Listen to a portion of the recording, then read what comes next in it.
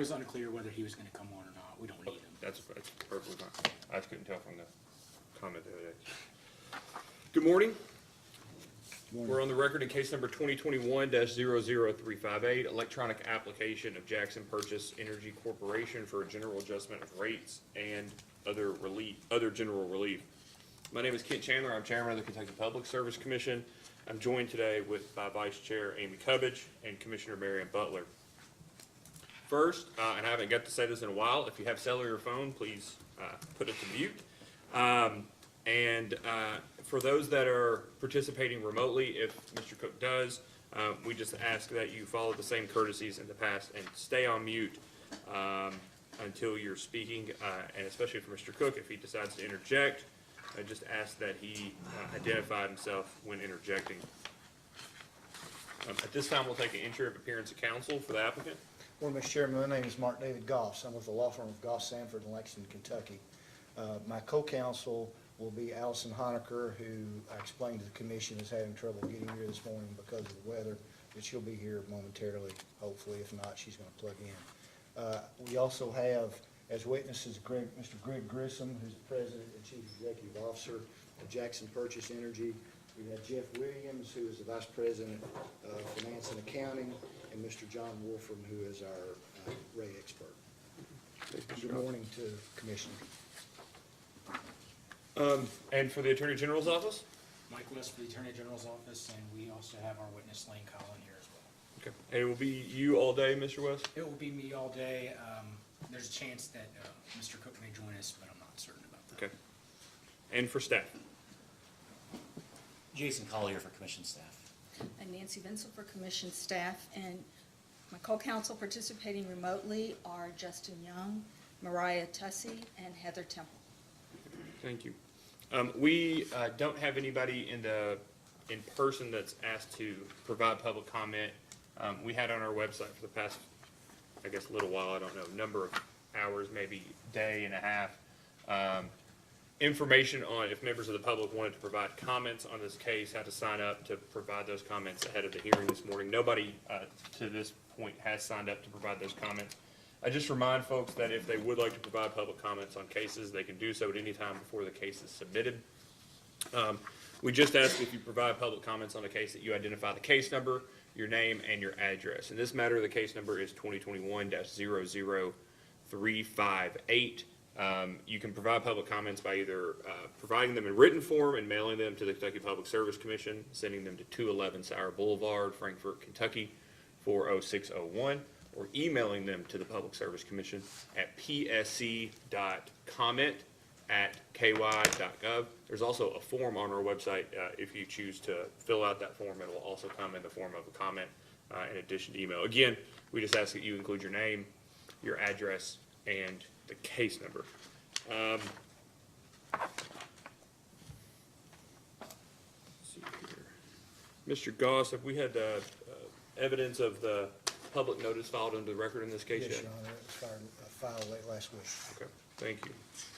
And do we have any motions or anything we need to take under consideration before the beginning of the hearing? Not as far as we're concerned, Your Honor. Okay, Ms. Denzel?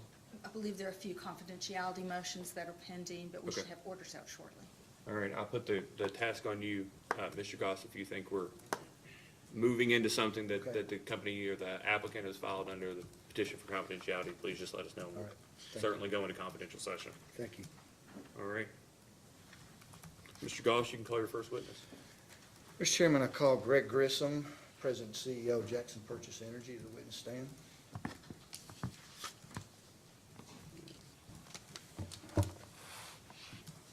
Grissom, please raise your right hand. Do you swear or affirm the testimony you're about to give is true and correct under penalty of perjury? I do. All right, please have a seat. State your name and address for the record. Greg Grissom, 193 Sequoia Trail, Cadiz, Kentucky, 42211. Mr. Goss, you may ask. Thank you, Mr. Chairman. Mr. Grissom, by whom are you employed, Jackson Purchase Energy, and what is your title for Jackson Purchase Energy Corporation? President and CEO, And how long have you been President and CEO? since September 29th, 2018. Now, have you caused to be filed, pre-filed testimony both in support of the application and rebuttal testimony in this case, as well as responses to data requests. Yes. Do you have any revisions, amendments, or edits that you would like to make today to any of your testimony or data request responses? No. Do you adopt your pre-filed testimony and data request responses for purposes of your testimony here today? Yes. And if you were asked the same questions today that were asked in the pre-filed testimony and in the data request responses, would your answers today be the same? Yes. Mr. Chairman, at this point, I would pass Mr. Grissom for cross-examination. Mr. West, any questions for the witness? Yes, I do. Please proceed. Hello, Mr. Grissom, how are you doing? Good morning. I have a couple issues I want to ask some questions on. I'm having a little difficult time hearing. Okay, I'll try to speak up. Okay.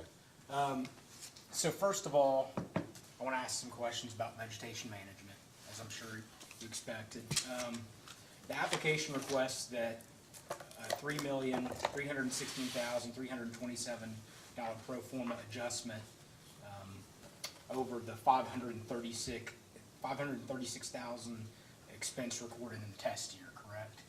Correct. Okay. And that's based on a bid of $10,760 per mile times 358 miles to be trimmed yearly? Yes. Okay. What's the basis for the company's proposal to trim 358 miles each year? Our policy asks for a 4-year cycle to complete the entire distribution system of overhead conductor. We push that to a 5-year cycle. And to give you some background with vegetation management, we consider logistics, terrain, cropland versus forested land, weather conditions. Really for the past 3 summers, we've seen very wet growth seasons, which has promoted more growth. All this to make sure that we have safe, reliable service to our members. Thank you.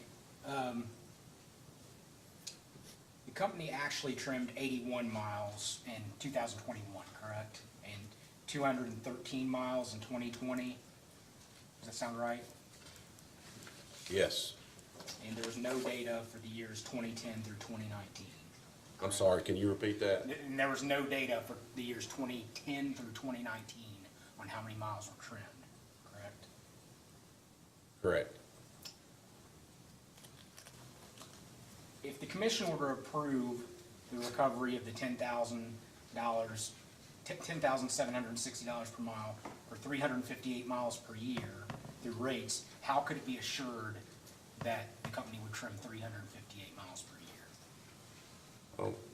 We have a right-of-way management procedure that we've adopted that essentially gives the detail on how we will execute the vegetation management plan through contract services. We have we now have a full-time operations person who is a right-of-way manager. That is his sole job, to scout each circuit and substation, to inventory the vegetation, to inventory the trees and the sizes. And then we put that into a plan with our contractor to execute that.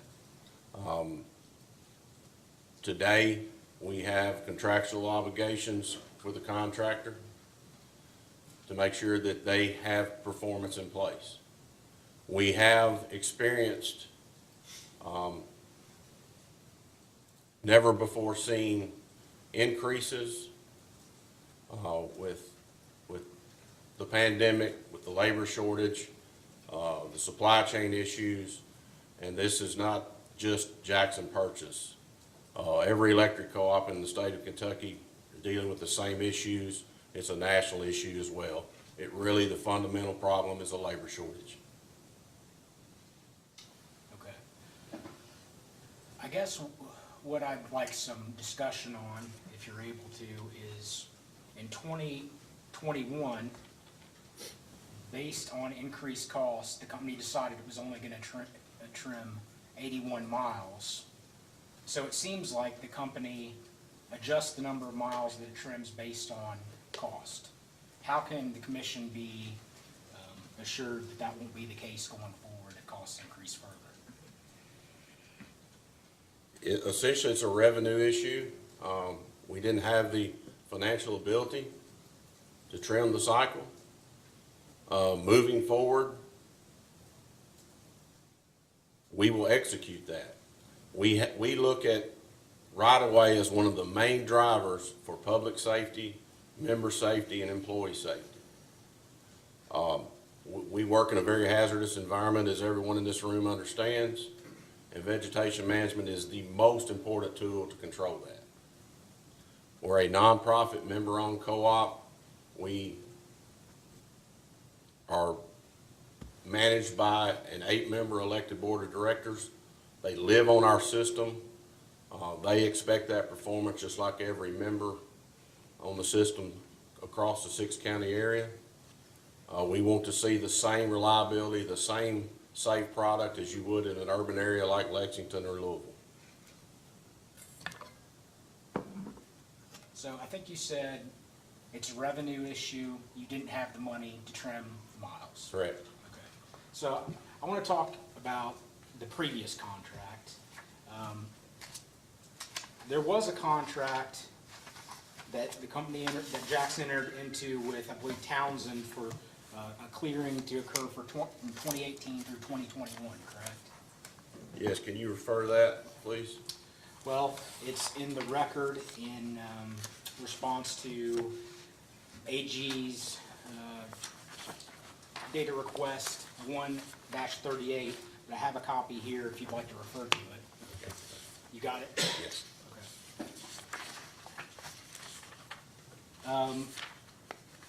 So was the contractor Townsend? Yes. Okay. And how many years did that contract cover? What were those years? 4. And that was 2018 through 2021? That's correct. Okay. And under that contract, what was the cost per circuit mile? Roughly $2,500 a mile. That contract was in place before I was employed with Jackson Purchase, so I can't give you all of the details. Okay. But $24.29 per mile, does that sound right? Sounds correct. Okay. And during the course of this contract, was Townsend to trim all 1,790 circuit miles? Yes, it was a circuit system bid. Okay. Did they complete the circuit? They did not. Okay. In fact, by 2019, Townsend was 300 miles behind on its performance. Does that sound right? Yes, we received notice in October of 19 that there were performance issues. At some point, did Townsend tell you that they could no longer continue under the contract? Yes. What happened then? We had no choice but to accept that, but we still had right-of-way trimming that had to be done. So we started a bid process to try to locate other contractors that were available to perform work on our system.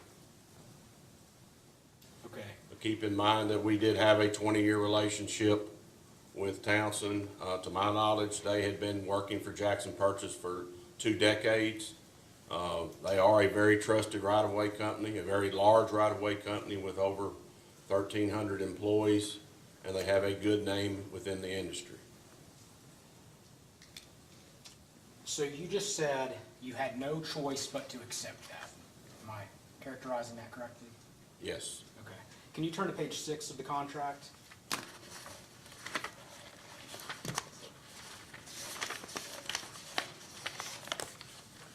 Sure. Wes, before you keep going, is this contract, can you direct the commissioners to it so maybe we can look at it while you're asking questions? Sure. Yeah, I've got copies if you'd like them. That'd be It's great. in the record at, I've got a copy for you, Mr. Goss. I thank you, Mike, I don't need one. Okay. And would you like to, I know it's part of the record, but would you like to identify it as a Hearing particular exhibit. hearing exhibit? If it's in the record, it doesn't matter to me. If you all would prefer it that way, that's fine. I'll leave it up. It's up to you. It's just Okay. sometimes easier to cite in briefs or, Okay. or whatever it may be. Then I'd ask that you make hearing exhibit. Is there any Go objection? ahead, since we're doing a hearing Okay. exhibit, let me take it, thank you. Do you No, have any? no objection. I'll just state, I think we have a preference if we're gonna pass around documents, just go ahead and mark them as a hearing exhibit, even if they're part of the record. It's just much more convenient for us. So we'll mark this as AG Hearing Exhibit 1. Thank you. So at the bottom of page 6, there's title and section, Article 5 remedies. If you don't mind, I would like to have you read that entire section 1 for us. Completion of contractor's default. If default shall be made by the contractor or any subcontractor in the performance of any of the terms of this proposal, the owner, without any manner limiting its legal and equitable remedies in the circumstances, may serve upon the contractor and the surety. If any, a written notice requiring the contractor to cause such default be corrected forthwith, unless within 20 days after the service of such notice upon the contractor and the surety, if any such default shall be corrected, or arrangements for the correction thereof satisfactory to the owner shall be made. The owner may take over the work of the project and prosecute the same to completion by contract or otherwise for the account and at the expense of the contractor. And the contractor shall be liable to the owner for any cost or expense in excess of completing the project. Materials, tools, supplies, equipment, appliances, and plant belonging to the contractor or any of its subcontractors which may be situated at the site of this project. The owner in such contingency may exercise rights, claims, or demands with the contractor, which the contractor may have against third parties in connection with this proposal, and for such purpose, the contractor does hereby assign, transfer, and set over unto the owner all such rights, claims, and demands. So Jackson did have other options available to it instead of letting the contractor walk away. Is that correct? I disagree. We sent RFPs to 15 different right-of-way contractors with very, very little response. We're in a dilemma where right-of-way vegetation management growth is at an all-time high. We are behind on circuit cutting. And we have a long-term reputable contractor that has been working for us for 2 decades. We had no option but to keep cutting trees. Certainly that's the case, but based on what you just read in this contract, couldn't that work have been performed by someone else and then a bill be sent to Townsend for those costs? It could, but it would not have remedied our problem. And just so I understand, are you saying that it would have put you in a bad relationship with that contractor going forward? Is that the gist of that comment? No. Okay, then explain. As I stated, I believe our intent was to make sure that we had reliable, safe service to our members and the public. And every day that we did not continue to try to performance trim our circuits, we were a day behind. But under this contract, you could have gotten someone else to do it and made Townsend pay. Isn't that correct? No one wanted to do it. At the end of the day, other RFPs were not answered and the costs were more. Okay. I don't want to belabor the point, so we'll just move on, but let's talk about what happened after this contract. Was a new RFP process begun? Yes. Okay, can you just walk me through what happened in that process? So in the middle of November of 19, we sent RFPs to 15 companies for bid. On 12/15, 3 had actually completed the bid process. 2 of those were eligible bids, and we started to try to plan for the next year. And So- next year being 2020? Yes. Okay. And am I correct that going forward, your right-of-way contracts were annual contracts instead of for a longer term? Yes, what we've seen really change, in my experience in dealing with vegetation management in the electric co-op industry, all right-of-way contractors 2 decades ago strived to have long-term agreements. That gave continuity to them, their revenues, and it gave continuity to us to make sure that the circuits were being cut by spec and on time. That has absolutely flipped upside down in the last 3 to 5 years with the opposite occurring. Because of the volatile labor market in the right-of-way industry, they can't find labor, therefore they're not willing to look at long-term agreements because of the labor risk and performance standards that accompany that. Well, let's talk about the outcome of the RFP process for the 2020 contract year. Who was the winning bidder and how much did they charge? So in 2020, we had the Halter Group and we had Townsend. We cut 212 miles, 3 of those through the 3 substations circuits at the Berna substation, 3 substation circuits at the Lovelessville substation, and that total was 1.204 million. Do you have a per mile number on that? 5664. Okay. So let's talk about the 2021 contract year. Who won and how much was their bid? In 21, 80 miles at 1027696. Do you have a per mile number on that? 12,750.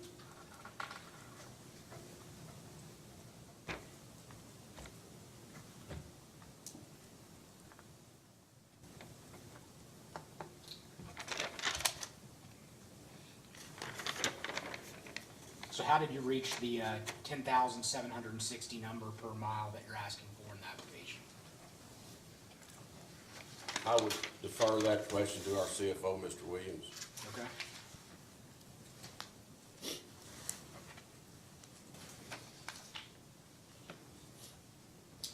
Do you know whether that, that number was based on a review of all circuit miles to be trimmed? I'm not sure. Should I ask Mr. Williams that as well? Excuse Should me? I ask Mr. Williams that as well? Yes. Can you describe the 80 miles that were trimmed in 2021?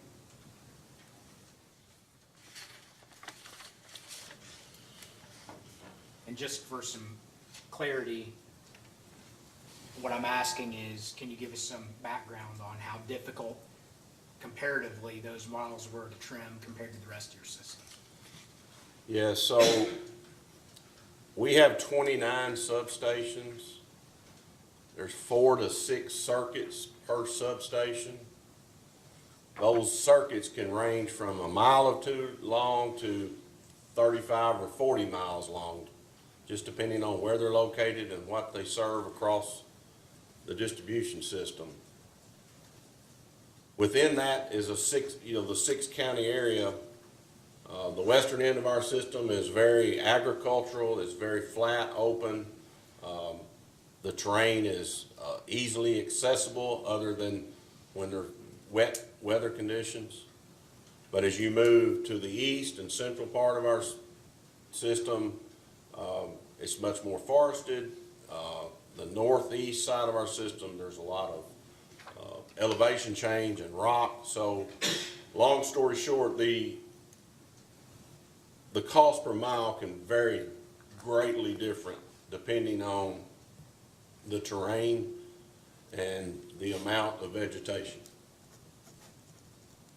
So for the miles that were trimmed in 2021, were those forested miles? Were those farmland miles? How would you characterize those? I would say that was a blend of all.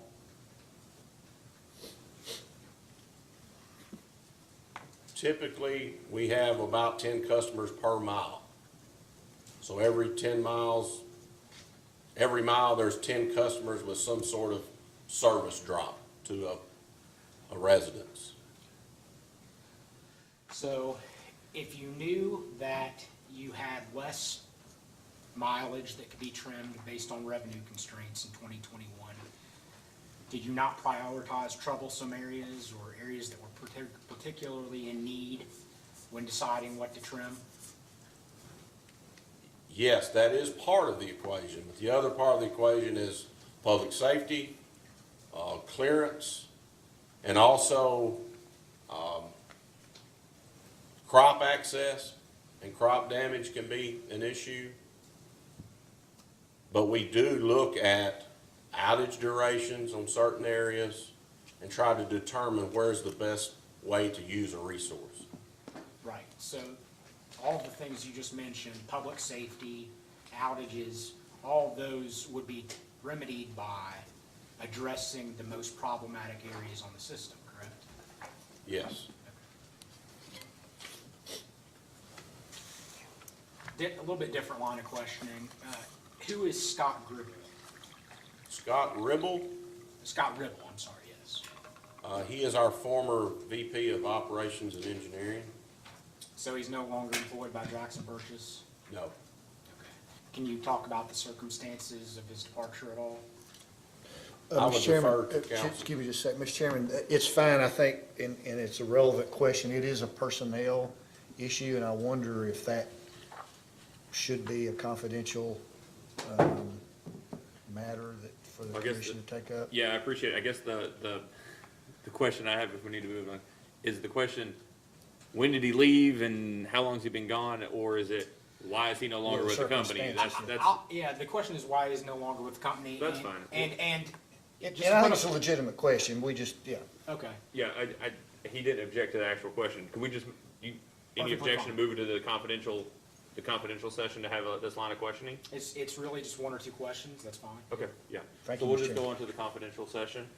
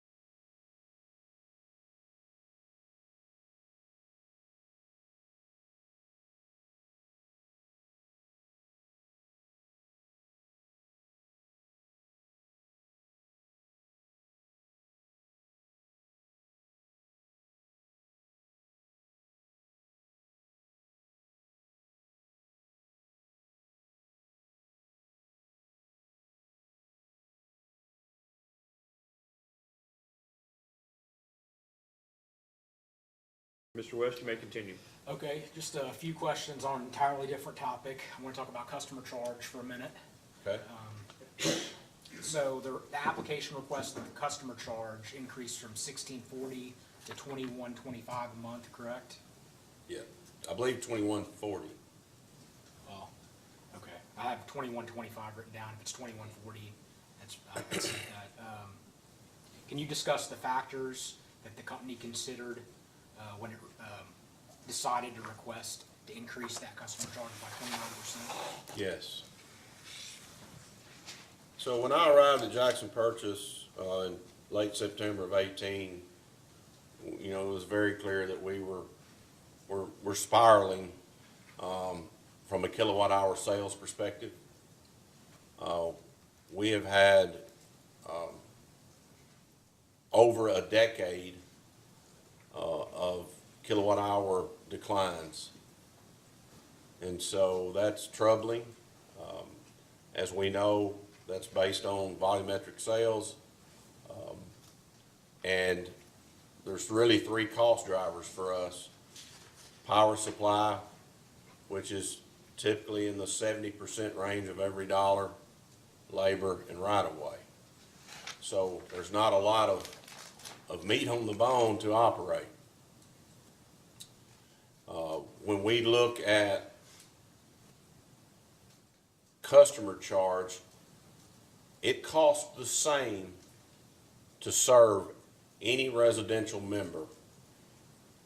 There's a primary line, there's a transformer, a secondary line, and a meter. That's the same for every residential customer.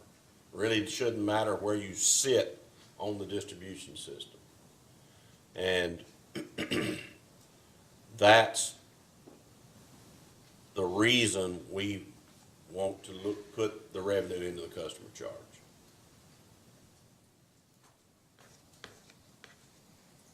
I didn't hear anything there about affordability. Did you consider how that would impact low and fixed income families? Yes. As I stated earlier, we are a co-op. We are not an investor-owned utility. We operate to serve our members. That's the only reason we exist. We have a local elected board of directors. They are member owners of the co-op. They are served by the co-op. And we don't have a profit motive or a dividend motive. We strictly want to serve our members. So every day, we try to be reliable and affordable. Do you agree, or does the company agree, that increasing the customer charge gives customers less ability to control their bill through their own behavior? No. Can you explain the reasoning? I believe that conservation is an educated habit. We have a monthly magazine, we have a website, we have social media, and we constantly try to give tips for conservation. Anytime a member calls in with a bill issue, we walk them through conservation measures. Again, I want every member to be happy. We want to serve them and serve them well. And we're happy if you can serve. We have no profit motive.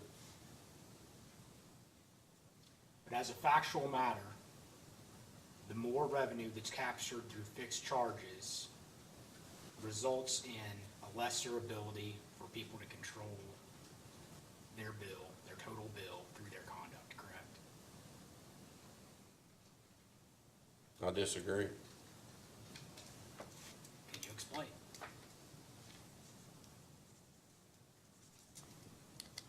Kilowatt hour sales are determined by typically the size of the dwelling,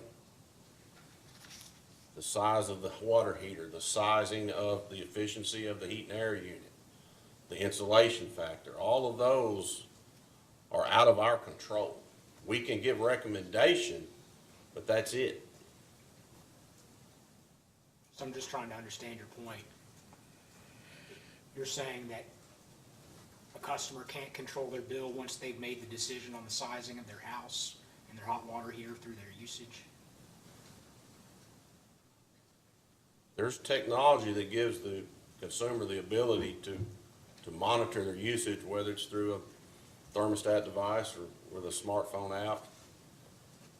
But beyond that, say you didn't have a smart meter or smart thermometer, just making your house a little bit colder reduces your bill, does it not? Yes. That's all I have. Ms. Vinsel, anybody else with staff have questions for Mr. Grissom? Yes, Mr. Young does. Mr. Young? Good morning, everyone. Good morning, Mr. Grissom. I just have, Yeah, that's, You hold on a follow. second. Hold on a second, Mr. We can't hear almost at all. You're gonna have to either put the microphone much, much closer to you, or we're gonna have to figure out something different with the speakers in the room. I can speak up a little. My microphone's attached to my camera, so I can't really bring it to me. Is this any better? Hold on one second. We're working on the technology side first before you do anything. So try again. Is this any better? A little better. Try again. Has it improved at all?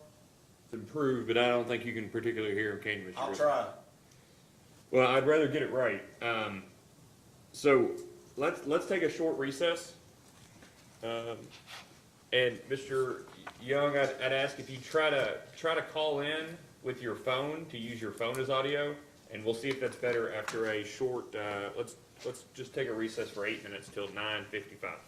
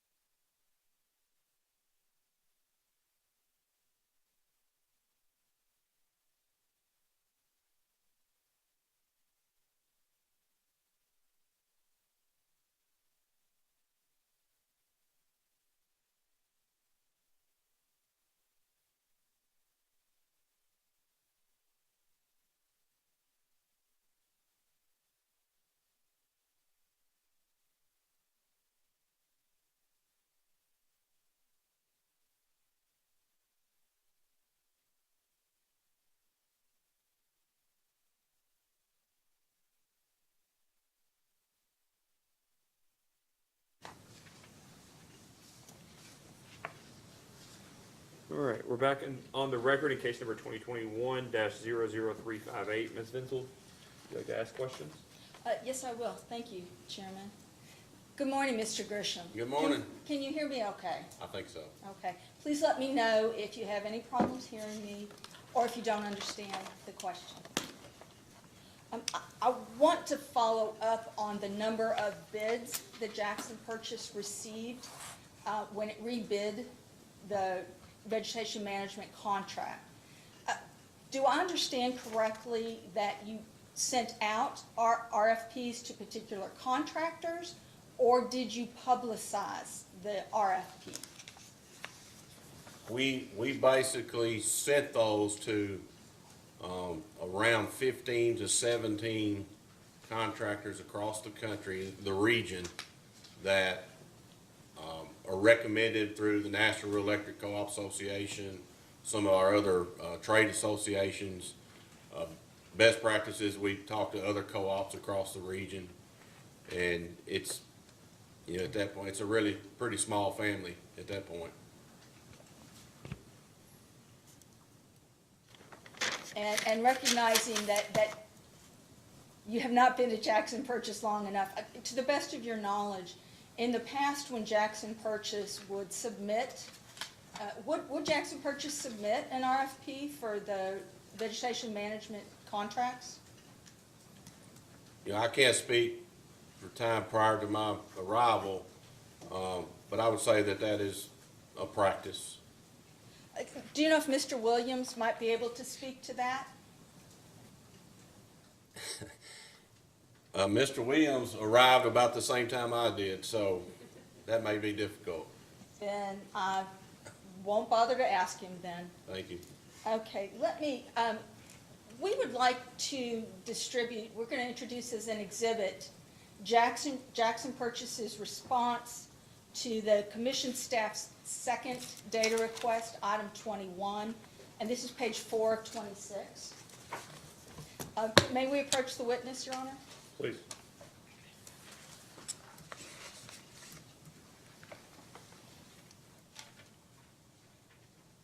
And as a housekeeping matter for our court reporter, I've provided you with a digital version of this.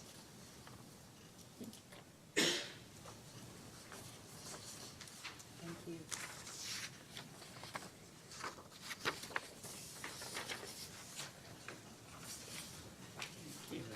Ms. Vinsel, would you like to identify this as staff hearing exhibit 1? Yes, please. Any objection, Mr. Goss? No objection. Where was that located in? It is Jackson Purchase's response to staff's second request for information, item 21. And this particular page is page 4 of 26 in that response to that data request. Can you just remark that as staff hearing exhibit 1? Thank you. You may continue, Ms. Vinsel. Mr. Grissom, please let me know when you've located it. Okay.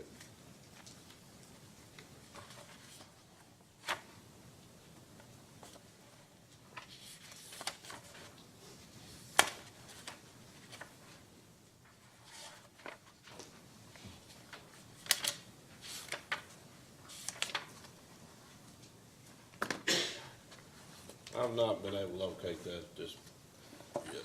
Would you like, we've got it, we've got a copy. Could I approach he has a notebook and he's just. That's may I fine, approach please. the-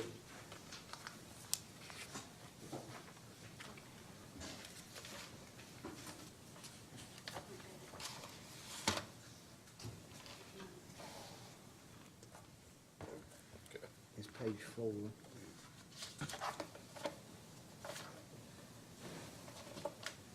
Just go back 2 pages. Fingers up. There we go. Yeah. Okay. He's got it now, Ms. Vinsel. Thank you. Sorry. Thank you, Mr. Goss. So, Mr. Grissom, earlier you had said that Jackson Purchase received 3 bids, but in this response it indicates that there were 5 bids for the vegetation management contract. Is that correct? Is this correct that there were 5 bids received? Yes, but these are hourly bids. Okay, and explain to me then, how many bids did you get overall?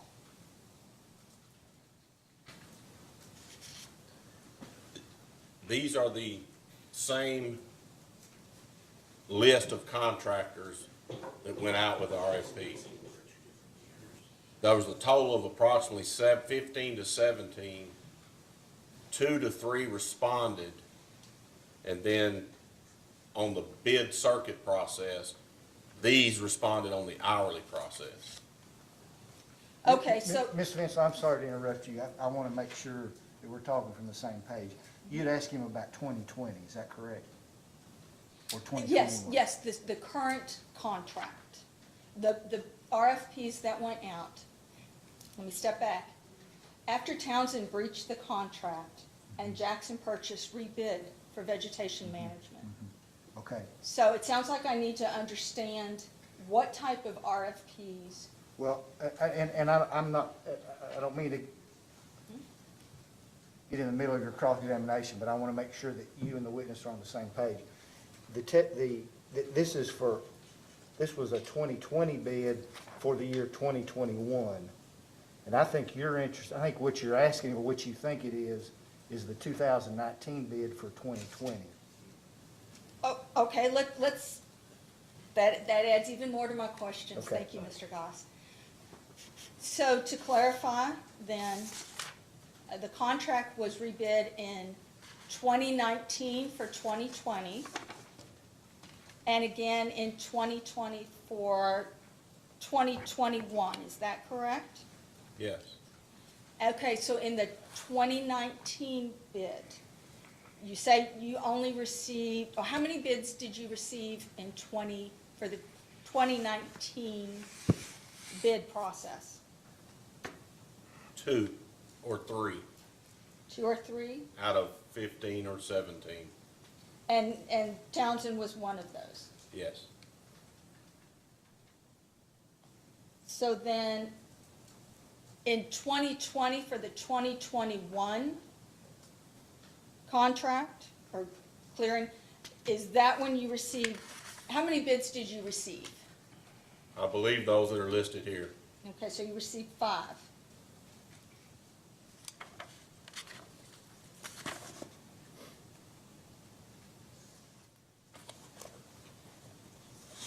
So it sounds like Jackson Purchase will be bidding out the vegetation management contract on an annual basis. Is that correct?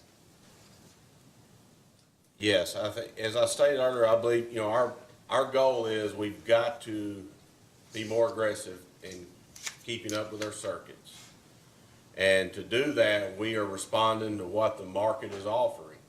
And in most cases, we can't find contractors that are interested in bidding on a longer-term basis. And so it becomes a short-term agreement or some sort of time and material hourly agreement. Well, let me back up again. So I want to make sure I had the dates correct. When did Townsend breach the 2018 contract? October of 19. Okay, and why exactly did Townsend breach the contract? Their bid was extremely low and below, it was an unsustainable bid. The market volatility due to the labor shortage and the pandemic basically put them in a position where they could not continue.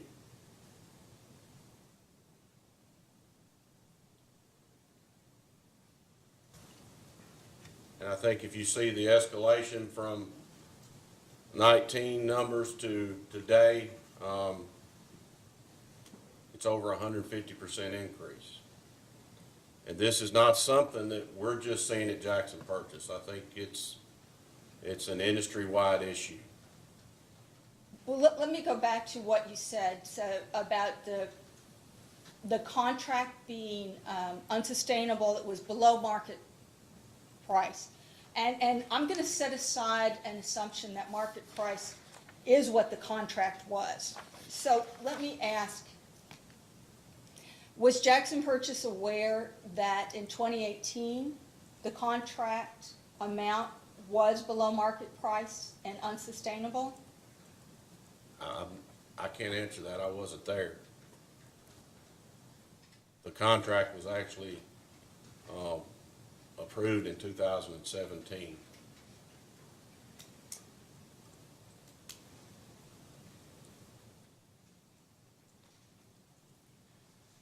I believe in Let me ask you December. just a fundamental question.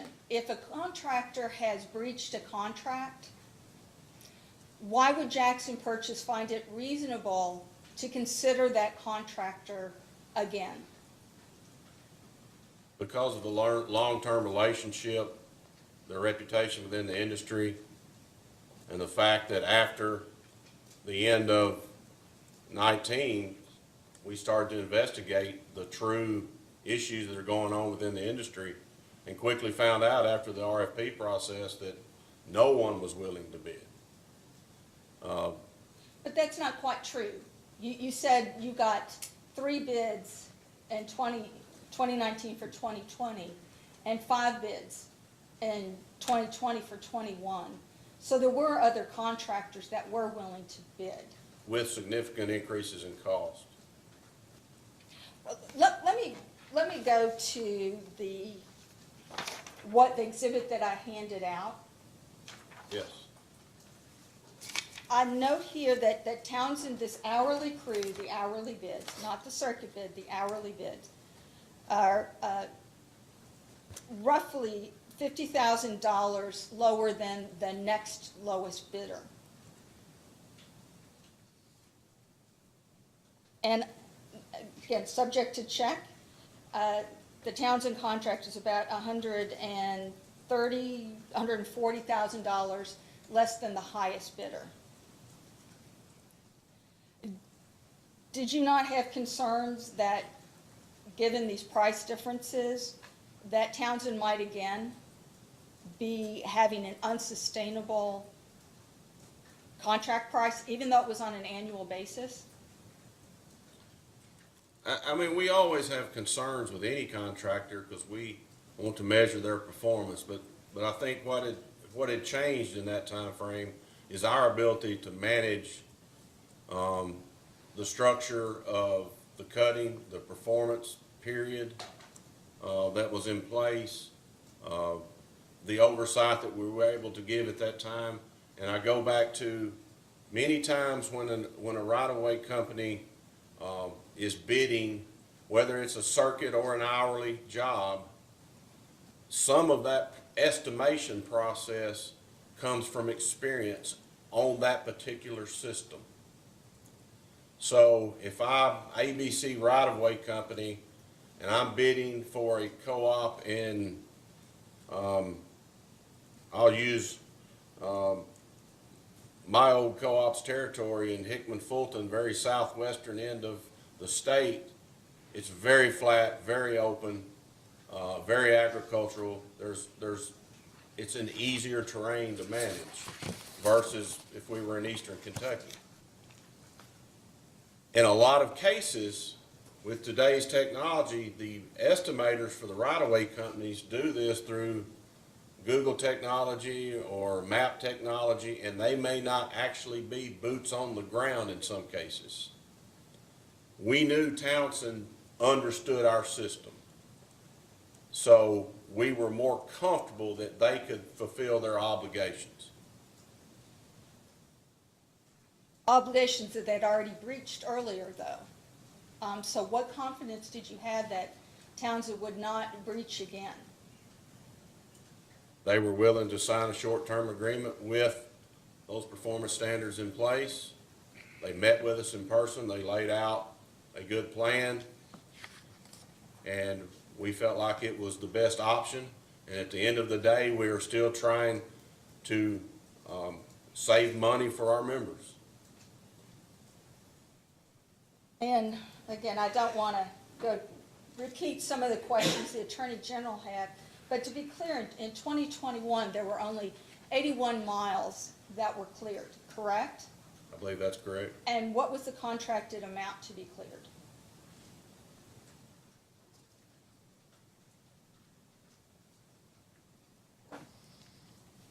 $360.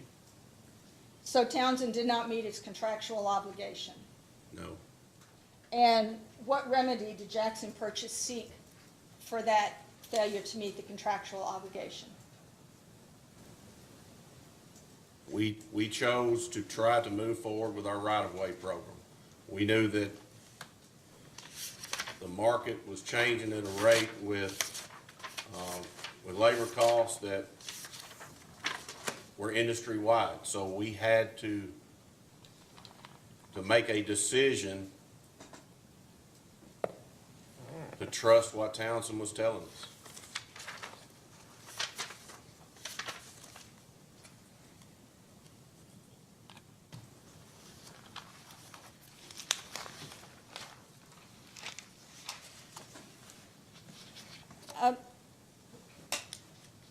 You said that you don't have, or Jackson Purchase does not have any data for the vegetation management mileage before 2019. That's correct? Yes. Why is there no data on that? I can only answer to what I know after I arrived. And my response is that we have taken aggressive actions with our organizational structure to remedy that issue.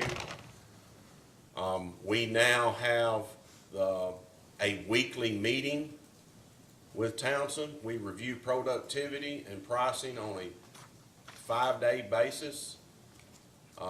We also review that with our operations staff at a monthly staff meeting, and we show all those performance standards to our board on a monthly basis. We have a full-time right-of-way manager today that was not in place before. It was a shared responsibility. And so I'm confident that we are heading in the right direction with our right-of-way management. To go back to my original question, is it fair to say that you don't know why there was no data maintained on the miles cleared in the vegetation management program? That's fair. Okay.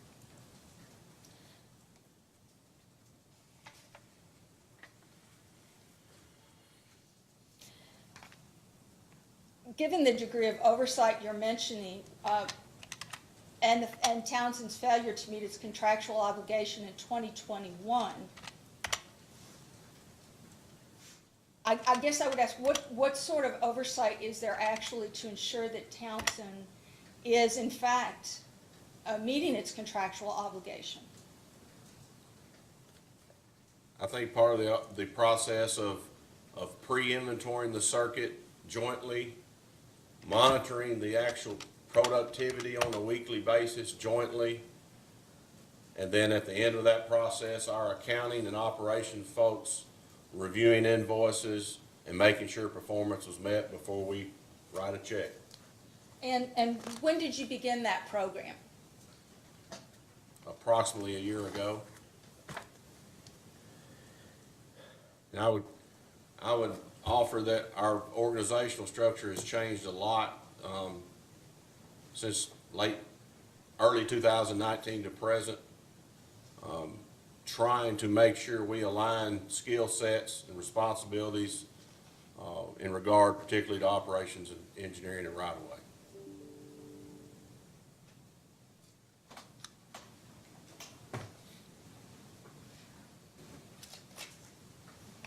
You may be happy to know I'm going to move on to a different topic now. Thank you.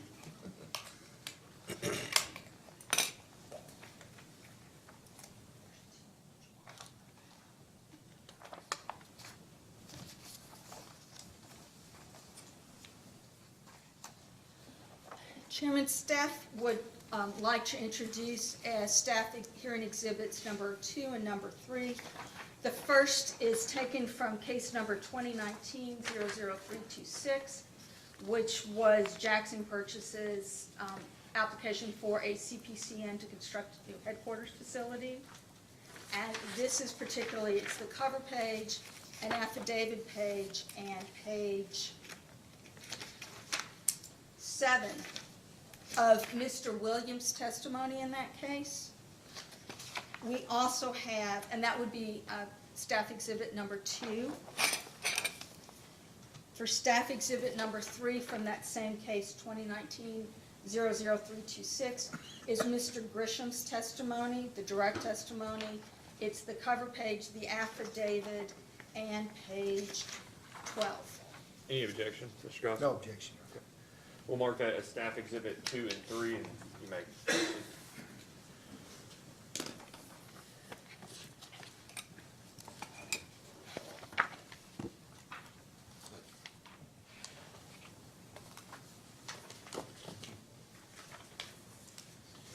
Mr. Goss, I think we'll be taking a break by the time your redirect comes about. But we'll, if you would like, we're happy to print off the entirety of these testimonies for your. I appreciate that. Let's see how the questions go and how deep we get in it, and if I need that, I'll ask for it. Thank you for offering this, Chairman. So Williams was 2 and Grissom was 3, or the other way around? That's how I have them marked, Okay. 2 and 3.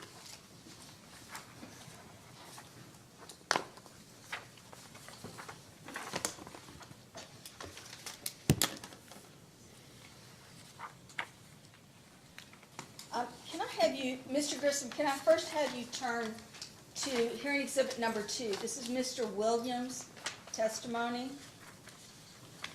And I want you to look at the table that's there at the top quarter of the page.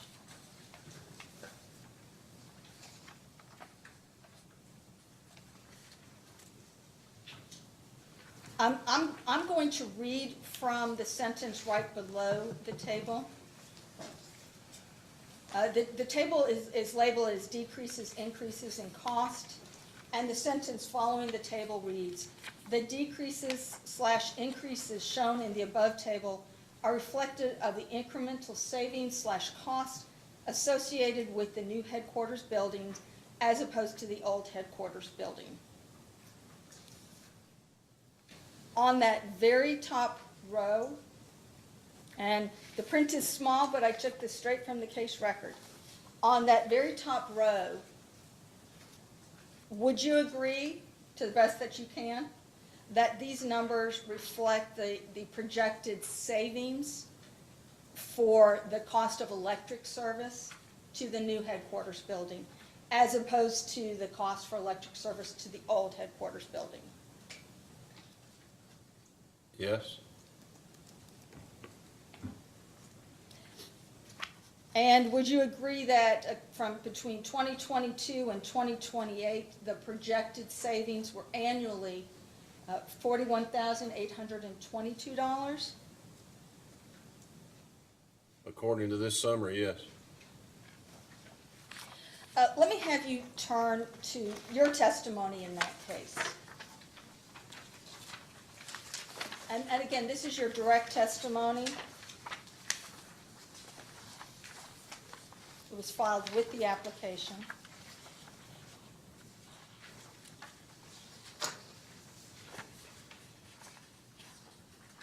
And just to make it so that you don't have to read this, I'm going to read from starting on line 3, where it's page 12, line 3, down through line 8.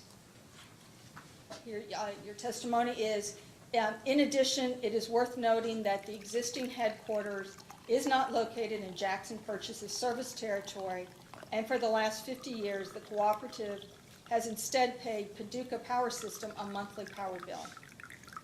The proposed headquarters will be located in Jackson Purchase's service territory, thereby saving approximately 35 to 45% off its current power bill with Paducah Power. Can you confirm that I read, what I read accurately it reflects what is in your testimony? Yes?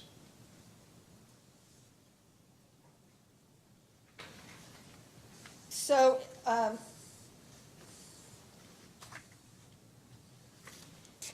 what has Jackson Purchase's electric savings expense been with the new headquarters? I would have to defer that to Mr. Williams.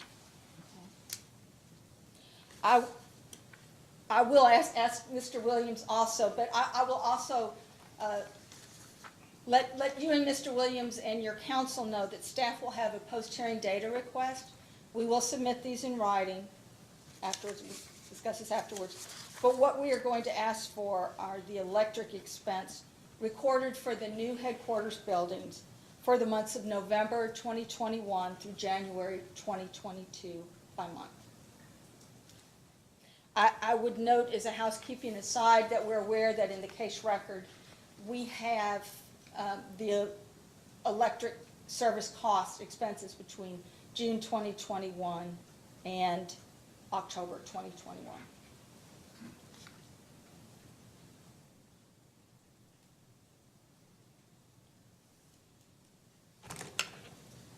Staff has no further questions for Mr. Grissom. Chairman, I would like to move PSC staff hearing exhibits 1, 2, and 3 into the record. No objection. Mr. West, any objection?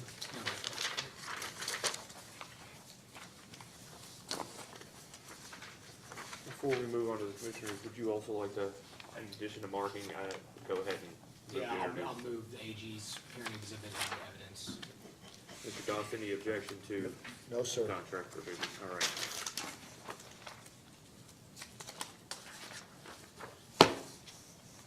Vice Chair?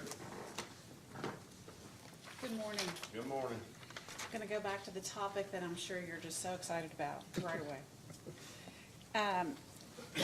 And I apologize, my computer has locked up, so I don't have the stuff in front of me I was going to ask about, so I'm going some on memory, and I can't tell you where I found these things, but I'm sure we can sort it out. Okay. I know first we'll start with the 2021 performance of Townsend, where they had only cleared they had only done 81 miles of the approximately 360 they were supposed to do. Because my first question is, they're paid by the mile, is that right? Or are they paid for the year? Really it could be circuit, it could be mile, it could be hourly. There's all sorts of different ways that these contracts are payable. I mean, how much were they actually paid? Were they paid for that 81 based on a per mile basis? Like, did they get everything they expected under the contract? They were paid for what they cut. Okay, that's what I was trying to get at. So do you feel that Townsend is performing the contract the way they're supposed to? Now, Oh, well, on an annual basis. I know that we're just under annual contracts. So were you happy with the 81 miles? no. Okay. But it's a situation of, again, revenue,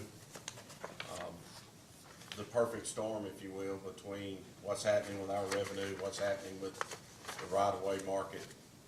You know, our goal is always to achieve a system-wide 5-year cycle. Then we hit every circuit, every substation on the system in that 5-year period. That gives us the best chance of maintaining reliability numbers, keeping the public safe. As that drags out, as that cycle extends, it makes it more difficult to maintain. Okay, so that anticipates my next question. So are you behind in the 5-year cycle? Is that right? Yes. Okay. Are there any plans to get caught back up by hiring a second contractor or anything like that? We would like to, again, depending on the outcome of our hearing, we want to achieve that 5-year cycle. And if that meant we had multiple contractors in place, we would like to do that. Okay, so is what you're asking for here reflect that cost that you believe is the cost to achieve Yes, I that? believe our asking is approximately 45% of the entire amount, and we believe that we can achieve that with that revenue. Now, that being said, we can't predict how this market is going to change. labor issue is still real. So do you think that what you've asked for might be too low because of labor costs? Well, I hate to try to predict the future, but it possibly. Okay. And now backtracking a little bit to when Townsend defaulted under the longer-term contract and came to Jackson Purchase and said, we've got to do something different. I saw some reference, and this is what I had up on my screen that unfortunately I got locked out and can't tell you what I was reading, was a reference to someone reporting to the board in February 2020 that a second contractor had come in to help, I guess, cover for Townsend. Am I understanding that right? Yeah, I believe you're referring to, minutes from our new VP of Operations, in regard to bringing in a second contractor on an hourly circuit basis for a short-term period. I believe that contractor's name was Halter. Okay. Was that charged back to Townsend under the previous contract because of their default? No. Do you know why? We were in a situation where if we continue to penalize Townsend, they're going to leave, and we're not going to achieve that circuit mileage. Okay. And this is not at all, well, it's sort of the same topic, but not really. Am I right that your service territory actually didn't get hit by the December tornadic event? We missed it by a mile. Okay. So I know you all gave mutual aid, but you all don't have any extraordinary costs of your own related We to do that? not. Okay. We helped West Kentucky Rural Electric through the tornado. That is all of my questions. Thank you. Mr. Butler? Good morning. Good morning. Thanks for being with us. I just have a couple of questions. So since you weren't able to complete your 5-year cycle, and you've got some overgrowth in some of the cycles, can you attribute any outages that you've had because you haven't been able to trim an area? Yes, I think there's some exhibits of graphs in the record that show right-of-way outages on a monthly basis. And because Townsend did not fulfill their contract and didn't get that cut, are you able to charge any of that labor to reconnect or to do the repairs back to Townsend? No. Is that because it's not in the contract, or is it just, maybe we can follow up with the data request? That's all, thank you.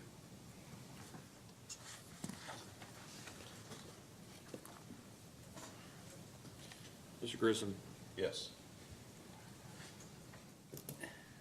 let's work with a hypothetical here before your attorney objects. I'm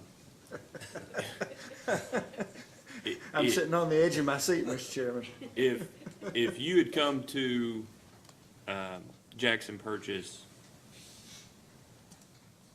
in 2017, right, well before,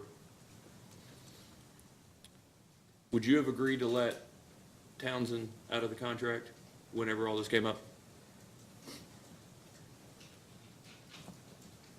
And it's unfair to ask the hypothetical, but so let me say that as in sort of the form of a question, but what I'm trying to get to is it your contention that you think Jackson Purchase did everything right, and that hindsight being 20/20, everything with Townsend, you would have done it again the exact same way? Or is your contention, we did the best we could under the conditions, the past is the past, but don't penalize us on rates for past decisions, whether they were right or wrong?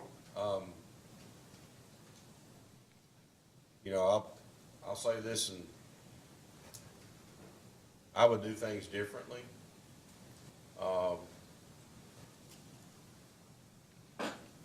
Knowing what I know now,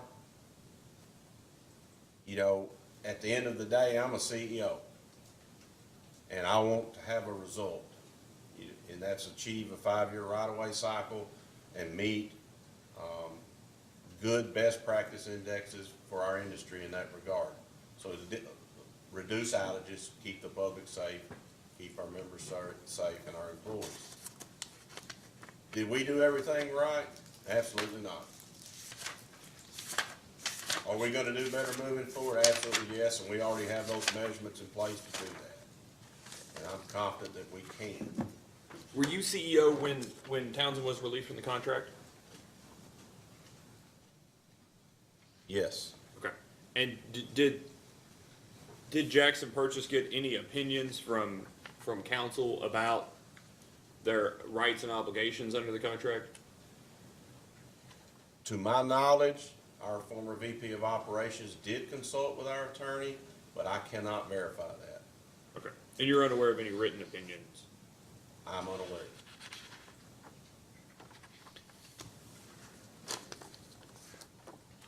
So it just seems, there's a reason it would seem that Townsend and other folks in this business want to do one-year contracts.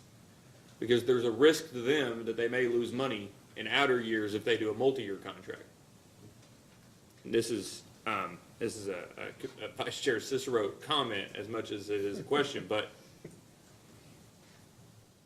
there really wasn't much risk if they're going to be let go of the contract when it goes to the point where they're going to lose money on it, right?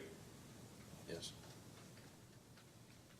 And the direct result of them not losing money on having to maintain the contract is instead of them losing money in competitive business, now Jackson Purchase's customers have to pay more than they otherwise would have for vegetation management, correct? I think you can make that assumption.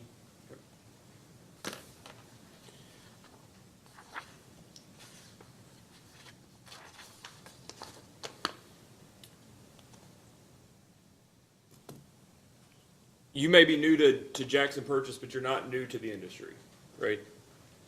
And you've worked at other utilities in the area, is that right? Yes. Okay. And have you worked with contractors like this before coming to Jackson Purchase? Yes. Okay. And is it your experience that there's occasionally a difference in pricing between 1 year and multi-year contracts? Yes. But I don't think the term is the only piece of that puzzle. The other parts are the type of equipment that's going to be used, whether it's more mechanical equipment such as a giraffe cutter or a Fecon skidder versus a bucket truck and a chainsaw. Very different ways of doing that. And then again, the terrain and the type of vegetation. Do you find that longer term contracts are more expensive or cheaper than shorter term contracts for these type of costs? If you had asked that question 10 years ago, I would have immediately responded that the long-term contract was cheaper, but I can't say that today. Yeah, and that's a function of the other party's risks, right? Yes, I believe the risk is labor. Yeah. And so they don't want to enter into today you would expect they charge more for a longer term contract because they're unaware of what their costs will be in outer years. Yes, and in most cases, they just refuse to even bid.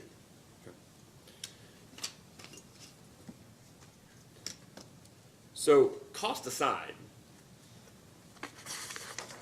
was the issue related to Townsend not completing the circuits that they were supposed to, or the mileage they were supposed to under the previous contract, exclusively an issue with Townsend, or was the issue both Townsend and Jackson Purchase? In the sense that Jackson Purchase obviously has to manage their, and, put expectations on their contractors. I would say both. And how have you rectified the issue with Townsend? So we've met and discussed, the breakdown in the past, and our expectations are much clearer. We do have a right-of-way procedure in place. We do have a budget plan in place. And we have reassigned personnel to 100% oversee that particular piece of the operation. That's his only responsibility. And we are monitoring it with our management team, the VPs, our management team, as well as our board.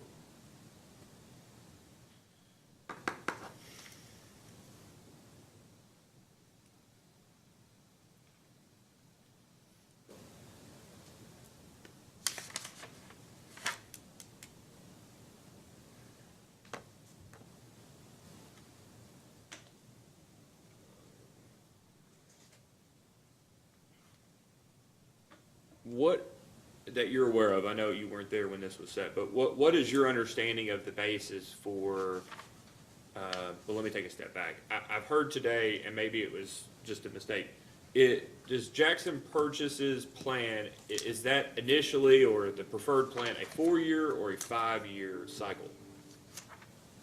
5. 5. And what is the original, do you know what the original underpinning was for a 5-year cycle as opposed to a 3 or a 4 or 6-year cycle? I do not, but I think if you looked at it from an industry basis, there are different philosophies there in different parts of the country, back to terrain and vegetation.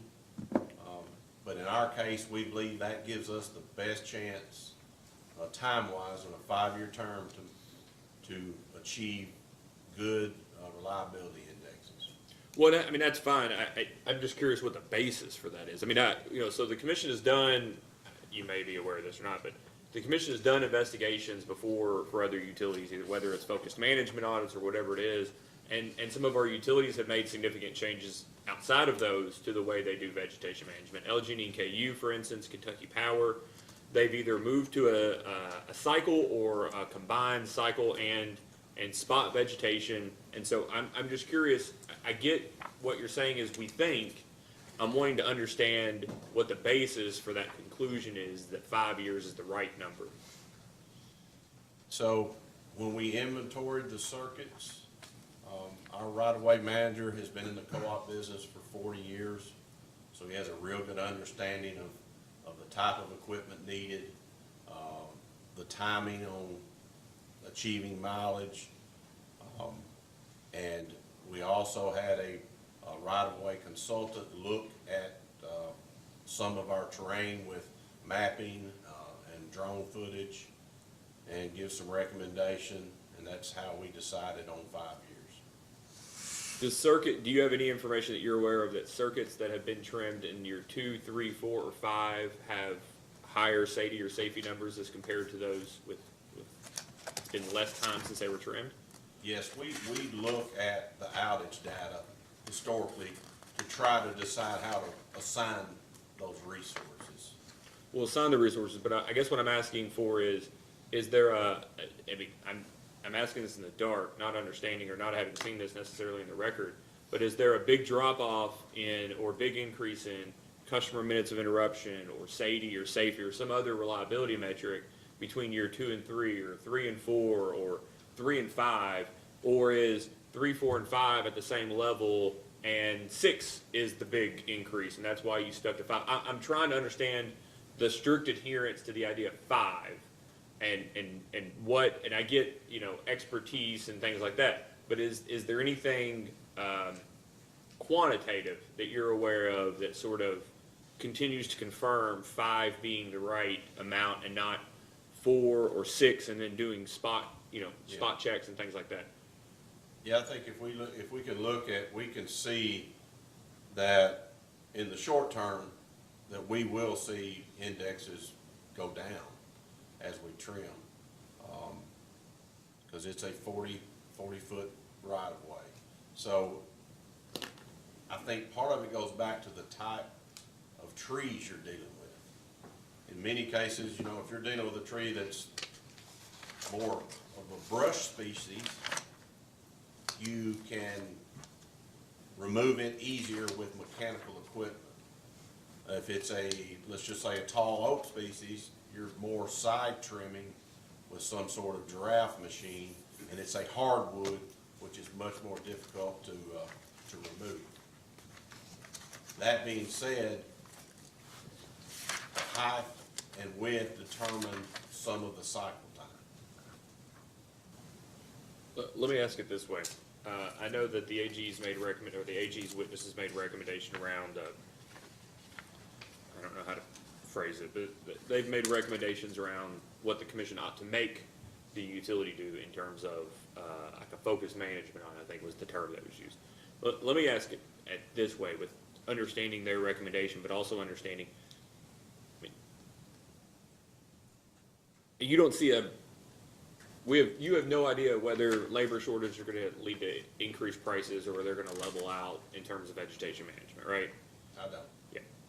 And vegetation management prices, costs have significantly increased over not just the last year or two, but really over the last 5, 6, 7 years, right? Yes. Okay. And would you agree that Jackson Perch is effectively doing the same sort of vegetation management process as they were doing 5, 6, 7 years ago? Yes. Okay. Is there any concern internally or do you have any interest in given the costs we know that are related to vegetation management, given the risk that costs will only increase under the current type of vegetation management, and appreciating that the utility has a specific concern about reliability, and to your question, responses to Mr. West's questions about your concern for cost to cost to your members, right? I'm sure Mr. Elliott is concerned, right? He's got to sit on a board. He's got to go to the grocery store with all these members. He's going to hear about it, right? That's how it works.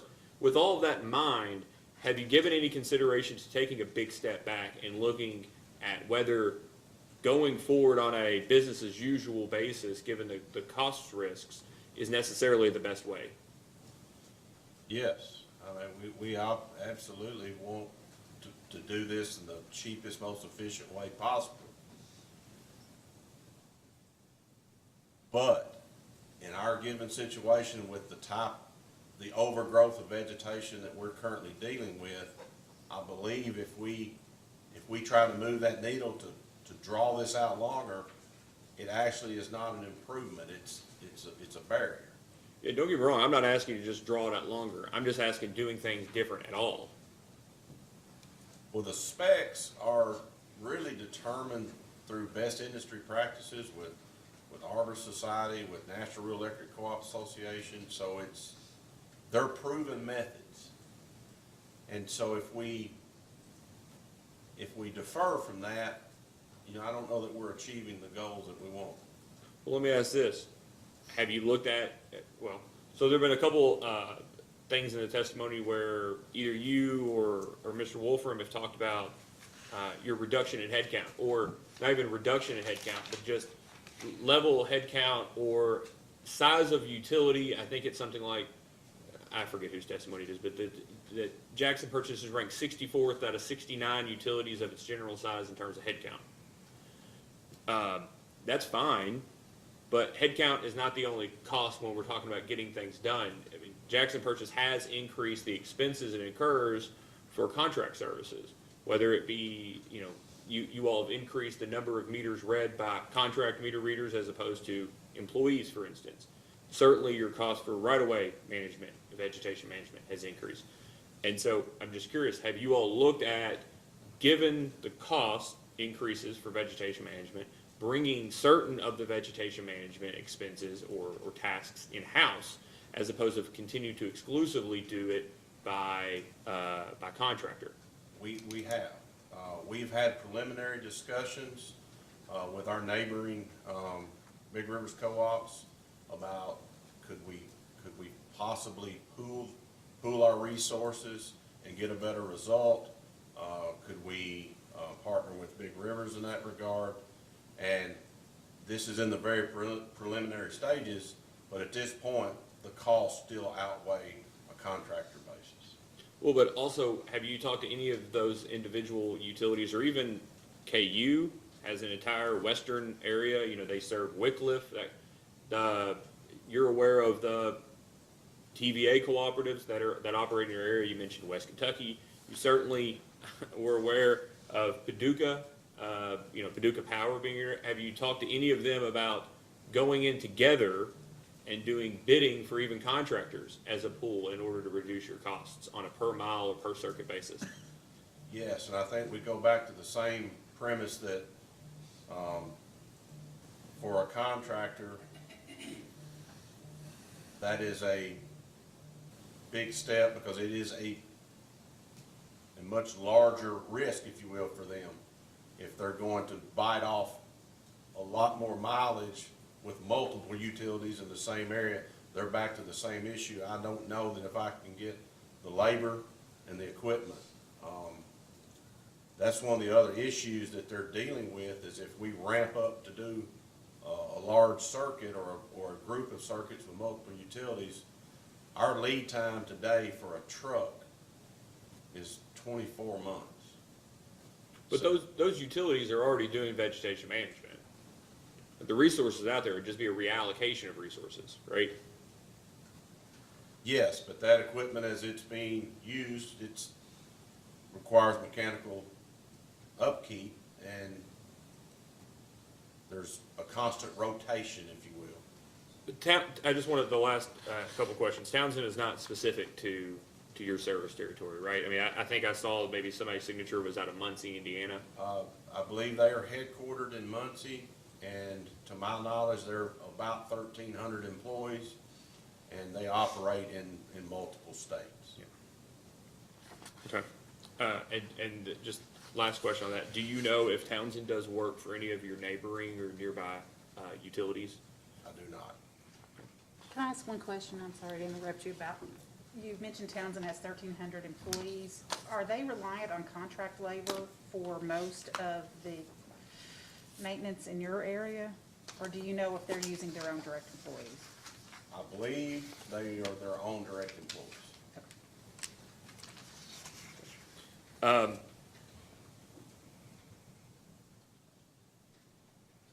I usually find out about rate cases being filed by the news releases the utilities do before they actually file the application. So this one's no different. I think you all had put out a press release to the Paducah paper, or it was picked up by, I don't know what other paper. I mean, I know there are weekly papers in your all's area, but it would have been the Paducah news station, I guess. Probably WPSD, that you all had a need for this rate case, right? And I think publicly a lot of it was vegetation management and to a certain degree the new headquarters. Is the headquarters a greater driver of costs now knowing, being there, right, having moved in or having it open? Is it a greater driver of costs in reality than what was expected when you all sought commission approval to build it? I would have to defer that to Mr. Williams. But no, I don't believe so. Okay. And the reason I ask is the time you were building it was not maybe the world's best time to be, maybe y'all got in early, but it wasn't exactly the best time in the world to be getting new,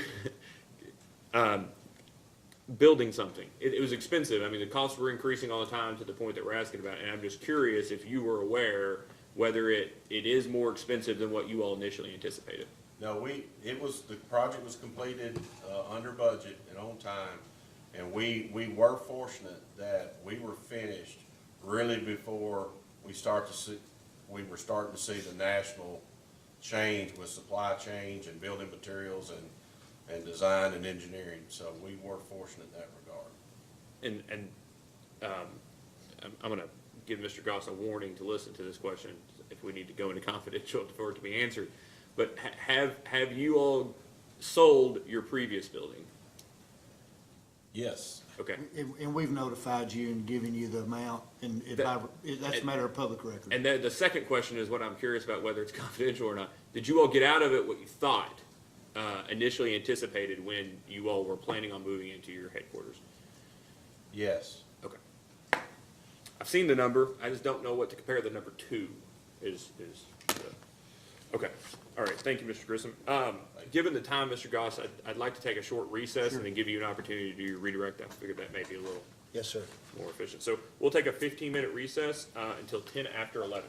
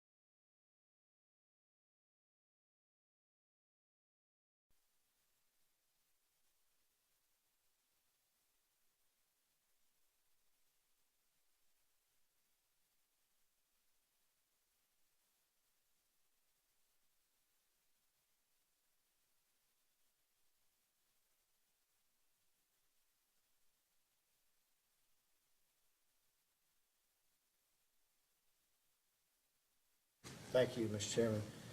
Mr. Grissom, I want to start my redirect examination by clearing the record up on a couple of items that I think are important enough to take the time to do. And that has to do with the amount of right-of-way maintenance that was actually performed in 20 and 21, okay? I want to ask you some questions about that, because I think there may be some misconceptions about a couple of things in that regard that are pretty important. Would you please refer, sir, to your response to staff's second request for information, item 21? Tell me when you're there. I'm there. That data request, generically speaking, asks for information about Townsend's right-of-way contract and all the information that we've been talking about here most of the morning. And I want to ask you a few questions about that. I had understood you to say in earlier testimony that Townsend in the year 2021 was supposed to have trimmed 350 miles of right-of-way, but only trimmed 80. Do you remember that? Yes. I want to clear that up, and I want to do that by referring you to page 6 of 26 of PSC request 121. I'm sorry, 221. And do you see, are you at page 6 of 26? Yes. So before we talk about that document, let's refresh everyone's recollection just a bit. As I think your testimony previously was that Townsend walked away or opted out of the right-of-way contract in the fall of 2019. Is that right? Yes. And so tell us again, very briefly, what Jackson Purchase had to do to keep cutting trees. So we essentially started the bid process over immediately after that. All right. And so that was 2019 bids for 2020 work. Yes. And let me refer you then to page 6 of 26 and ask you if you, that appears to be a right-of-way clearing contract. And if you go back, if you go to the end of the contract, there's no date stamp on the front, but the end of the contract indicates at page 14 of 26, I'm sorry, yeah, 13 and 14 of 26, that contract was put in place in March of 2020. Does that sound correct? Yes. March or April? And who is that contract with, sir? Halter Group. And who is Halter Group? Halter is another vegetation management company. All right, you need to speak up just a little bit if you would. And where are they located, do you know? Indiana. And had Jackson, prior to this time, had Jackson Purchase ever done work with Halter Group? Not to my knowledge. Had you ever done work with Halter Group at your prior two co-ops? No. This contract on page 1, and I'm going to ask you to refer to page 1 of that contract, which is page 6 of 26 in the record, and I would ask you to look at section 2 and tell the commission how many miles of right-of-way Halter Group was supposed to have trimmed in your service territory. 350. And if you go to page 14 of 26, which is the signature page, tell the commission what price Halter Group was supposed to do that work for. 544912.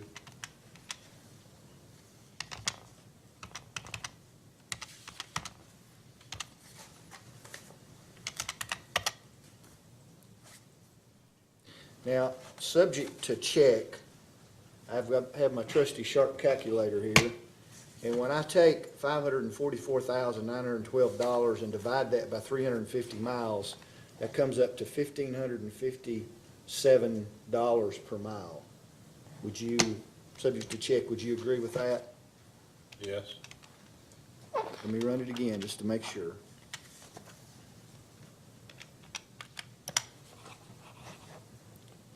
So, it appears that Jackson Purchase got a very favorable contract with the Halter Group to replace the one that Townsend walked away from pretty quickly. That be a fair statement? Yes. And tell the commission how the Halter Group's performance was following execution of this agreement.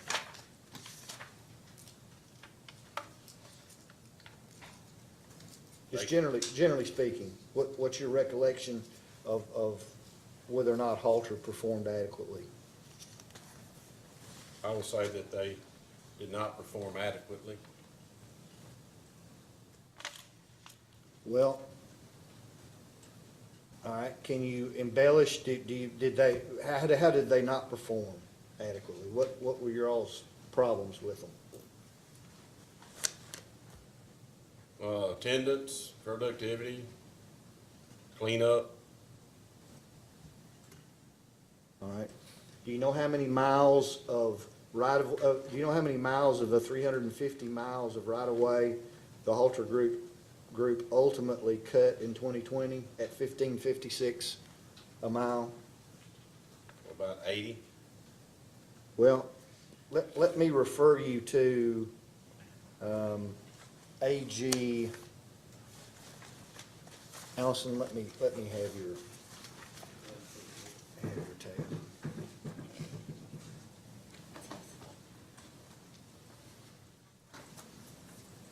For the record, Mr. Chairman, I'm going to refer the witness to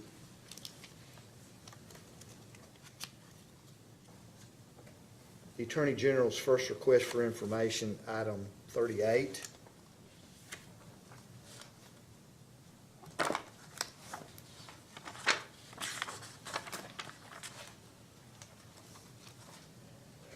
Specifically, Your Honor, page 57 of 74. May I approach the witness? You can.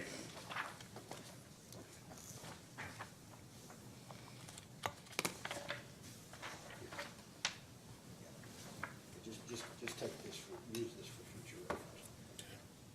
That item that I just handed you at page 57 of 74, it comes from an operations report that Jackson Purchase's management provided to its board of directors, I guess sometime in 2021. I don't know the precise date. Is that correct? Yes. And what does that chart that's on page 57 of 74 show? It shows the circuits, the substations, the mileage, and what was split with Halter and Townsend, and the dollar amounts. Let's look at the Halter Group column, okay? Okay? It appears, and you correct me if I'm wrong, I'm trying to speed this up, but it appears that the Halter Group worked on the Smithland Circuit and the Salem Circuit in 2020. Yes, those are in Livingston County. All right, and it appears that, that shows how much it costs per circuit and what the per mile cost was, what it ultimately ended up being, and it shows the mileage that Halter actually trimmed in 2020 at 39.51 plus 65.54. Am I reading that right? Yes. And again, using my trusty Sharp calculator, subject to check, that appears to be 105 miles. Would you agree with that? Yes. Can I extrapolate from that then that in 2020, Halter had a 350-mile contract with Jackson Purchase, but only actually trimmed 105 miles? Yes. what in the world, why in the world did they only trim 105 of 350? Unsustainable cost. Well, did they come to you similar to what Townsend did, and did you all have a discussion? Kind of tell us what happened, if you remember, if you know. Generally, our VP of Operations handled that discussion, but my general knowledge is they simply left. They left. All right. And, I mean, so,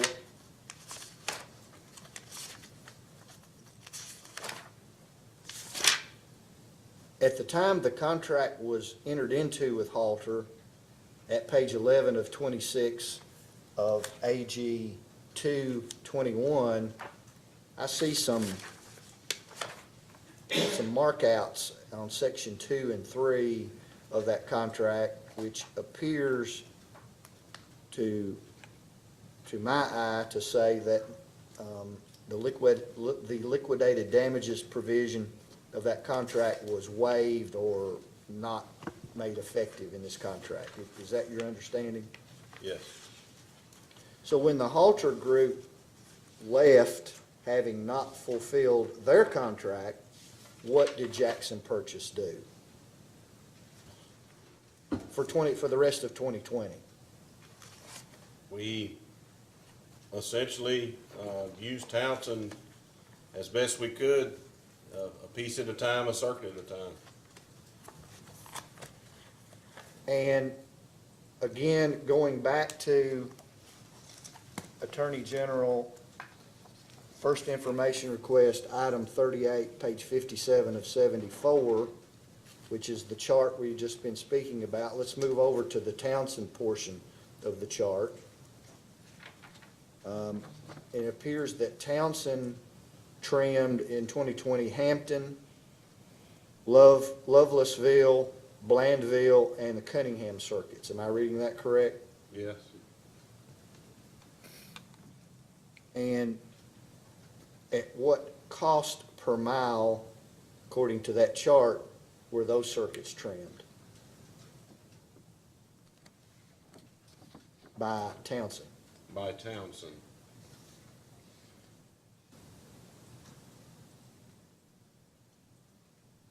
$56.64. Well, I think for and I think the 5664 maybe sorry. was all in.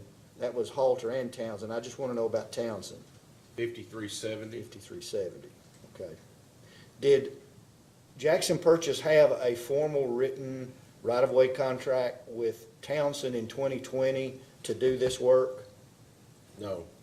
Was it just a handshake, or how would you describe the kind of arrangement you had with Townsend? To the best of my knowledge, it was a verbal agreement, a handshake with our operations folks to try to keep some productivity at hand.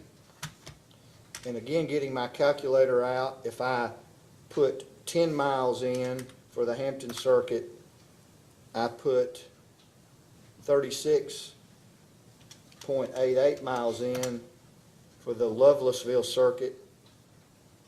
I put 15.24 miles in for the Blandville circuit and 45.36 miles in for the Cunningham circuit. I come up with 159, almost 160 miles of maintenance, right-of-way maintenance that Townsend actually performed for Jackson Purchase in 2020 pursuant to that verbal agreement. Would that be accurate to the best of your knowledge? Yes. So for total 2020, according to this chart, as I'm reading it, 212 miles was trimmed, and of that, 150, almost 160 was by Townsend, and the balance was by Halter. Yes.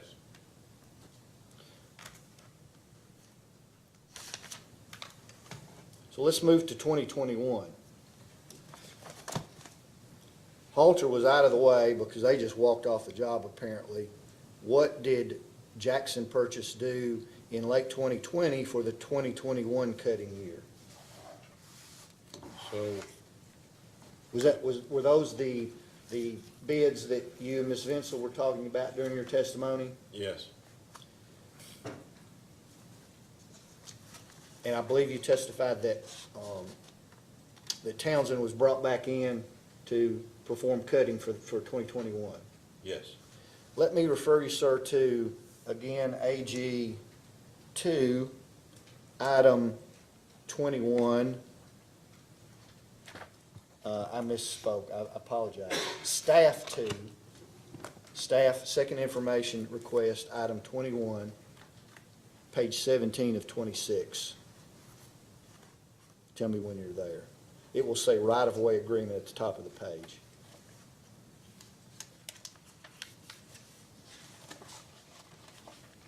Mr. Chairman, I apologize. I do not have hearing exhibits for these. I did not anticipate that I would need to, go through these agreements with this much specificity, so I apologize to commissioners for not having that No worries. available. I'm still looking. Okay? May I approach the witness, Mr. Chairman? You may.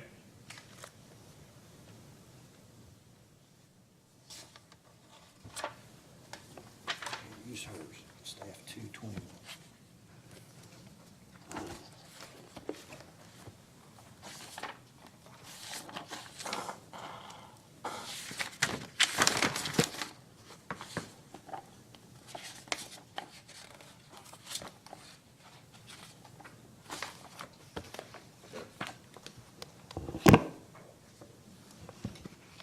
Now, staff 221, page 17 of 26, says at the top, right-of-way agreement. And that appears to be an agreement dated the 9th day of some month in 2021. The month is somehow not included on the cover page, between Jackson and Townsend for right-of-way services. Am I correct about that? Yes. And I've looked, if you go to the end of the contract, you can't, it doesn't provide a date for that. But do you have a general recollection about what time of the year in 2021 this 9th day of whatever would have been? Would have been early, mid-year, late year, what time of the year? Early. Okay. And if you would please, sir, turn to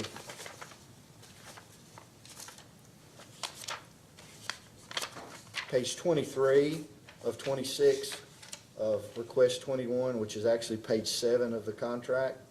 Yes, Look at section 17. yes, That appears to be the 3 cycles that Townsend and Jackson Purchase agreed Townsend would trim for trimming year 2021. Am I correct about that? it's the 3 circuits. And if you would read, that's a short paragraph, read paragraph 17.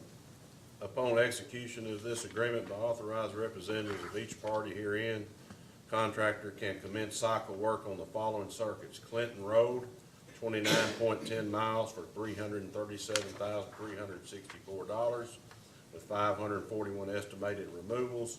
Airport, 14.60 miles for $129,791 with 142 estimate removals. And Wycliffe, 36.90 miles for $400 and 124,000 with 304 estimated removals. Said work shall include 2-phase circuits, single-phase circuits, 3-phase circuits, and disconnected lines. So Jackson Purchase's contract with Townsend for the 2021 cutting year was for, according to, subject to check, according to my calculator, 80.6 miles. Would you agree with that? Yes, And if you look at the next page, page 24 of 26, section 18, tell the commission what the cost for all of that trimming was to have been. 867,279.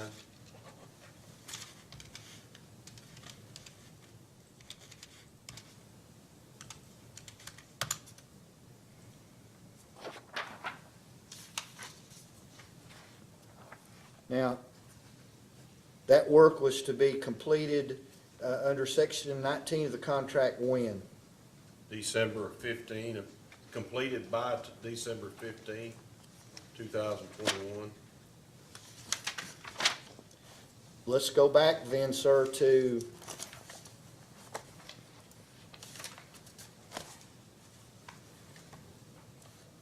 AG first information request, number 38. That was the chart that we looked at a minute ago. Yes, except I want to go to the next page of that exhibit, which is the 2021 year. I've lost it.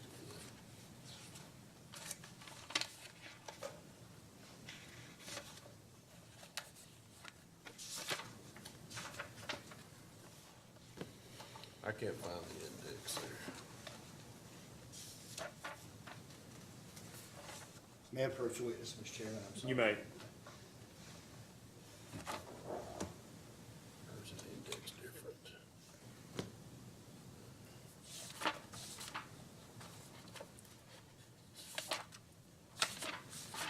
Yeah. Thank you. And Mr. Grissom, at page 57 of 70, I'm sorry, 58 of 74, there is another chart that says 2021 ROW plan. What is that? That lists the subs and circuits for the 21 plan. And the circuits that appear on that chart, don't let me say it, let me ask you, what circuits appear on that chart for Townsend to trim? Airport, Clinton Road, Wycliffe. And are those the same 3 circuits that we just discussed in Jackson Purchase's contract Yes, with Townsend? yes. And let me ask you, sir, in 2021, I think we've established that they were supposed to have trimmed a little more than 80 miles before December 15th of 2021. I would ask you if Townsend did that. Yes, Did they completely and totally perform under the 2021 contract as they were required to do? yes. Can I ask a question? Yes, sir. Mr. Goff, just so I'm clear, the contract in 2021 that you had with Townsend, that was the only right-of-way contract you had in 2021? Yes. And was that contract on a, and I know we have a copy of the contract, but I just want to make sure I understand, was that contract amount on a per job, per mile, per circuit, or per hour basis? Circuit. Okay. And the contracts that you have for 2022, are they on a per job, per mile, per circuit, or per hour basis? Circuit. Okay.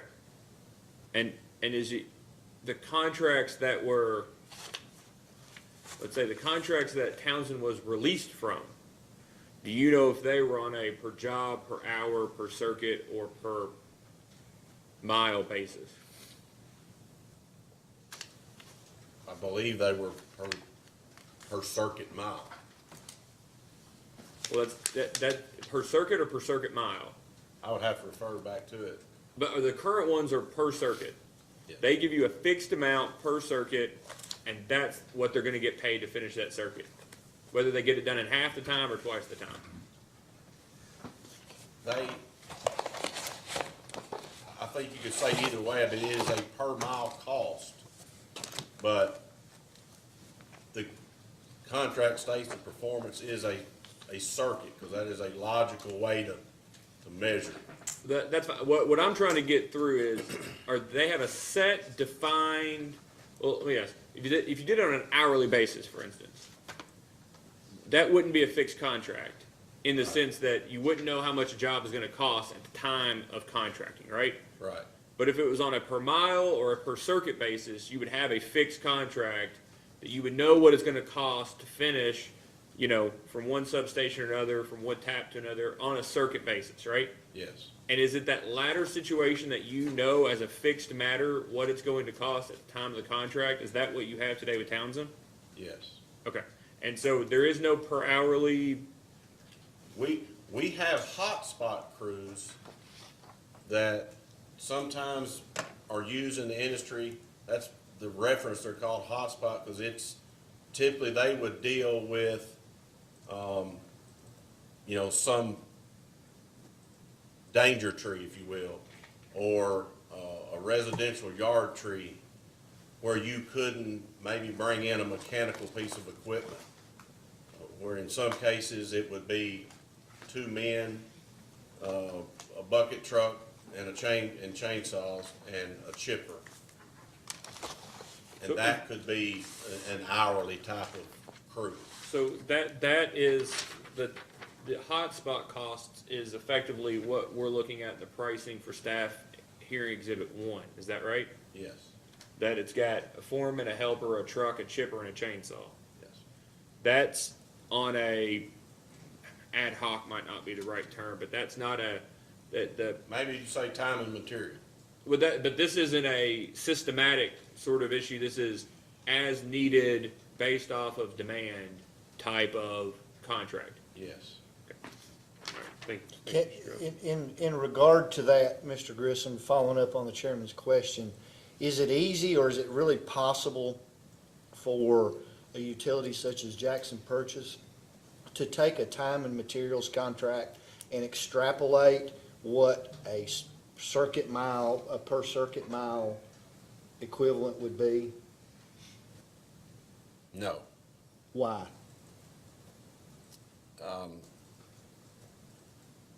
I mean, just generally speaking, I know you're not a mathematician or an actuary or anything, but why are those two things not equivalent?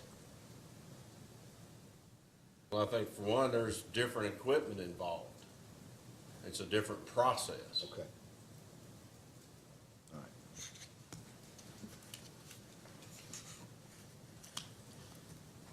The fact that Townsend, I guess, and I understand, everyone in the room understands that they were let out of the contract, and you've given the reasons why they were, but, getting past that, in 2020, it appears they stepped up when Jackson Purchase asked them to at a increased price, understandably, but they stepped up and cut about 107 miles of right-of-way for you. Yes, they And in did. 2021, they completely performed the 80-mile contract that you had with them. Yes, they did. Why didn't you enter into a full cycle with them? Why didn't you enter into a 358-mile contract with Townsend for 2021? Because they refused. Could you have afforded it at their price? Not based on today's financial integrity. If you had, and I say you, I'm if sorry, Jackson. Mr. Goss, I don't Yes, sir. understand that response. I'm sorry? I don't understand the response. At today's financial, what was the rest of the response? Based on today's revenue stream, as far as the budget that we currently have in place, based off of our rates. So, Mr. Goss, if you'll indulge me, I'm just curious. Yeah, oh, please, sir. Yes, sir. Because I do want to understand, this is all a bigger picture. So, have you all failed to meet your tier or O tier or DSC requirements for your lenders in the last 5 years? I would refer that to Mr. Williams, but no. Okay. And so were you all at risk of doing that in 2021? I mean, I'll withdraw the question. You're at risk of doing it in a year. I understand it's not a simple, straightforward business. Are you aware of what your tier was in 2021? I can't recall at this moment. I guess what I'm asking is that cost exclusively at what they would have said they'd do it, right? Would that have put you, just looking exclusively at that cost, would that have put you in non-compliance, at least for a single year, with your tier or O tier numbers? Are you aware of that? I can't say that it would have, but I know that we would have been in a very close situation. Okay, that's fair enough. I appreciate it. Mr. Goff? Thank you, Mr. Chairman. With respect to this whole business of letting Townsend, I guess, walk away, what, in your opinion, what would, as the CEO, having been in this business 21 years, what is your opinion as to what the ramifications to Jackson Purchase would have been had it hired a substitute contractor at, say, $12,000, $10,000, $12,000, $15,000 a circuit mile, and then filed suit against Townsend for the difference between what their bid was and what you had to pay to trim your system? I believe that would have put us in a situation, we were already backed against the wall as far as being able to find bidders. I believe that would have backed us more in the corner and likely would not receive any bids going forward. Why? Why do you have that opinion? Because I believe the right-of-way companies are watching these events as this market has turned, and they wouldn't want to do business with us. They have plenty of choices. As you sit here on February 24th, 2022, as a witness in this case, does Jackson, as CEO, do you think Jackson Purchase did the right thing or the wrong thing in not pursuing liquidated damages against Townsend Tree Service? I think we did the right thing. We avoided costly litigation, and we were able to maintain some productivity with our right-of-way schedule. And I guess at least for now, Townsend is still hooked to the Jackson Purchase wagon, right? Yes? All right.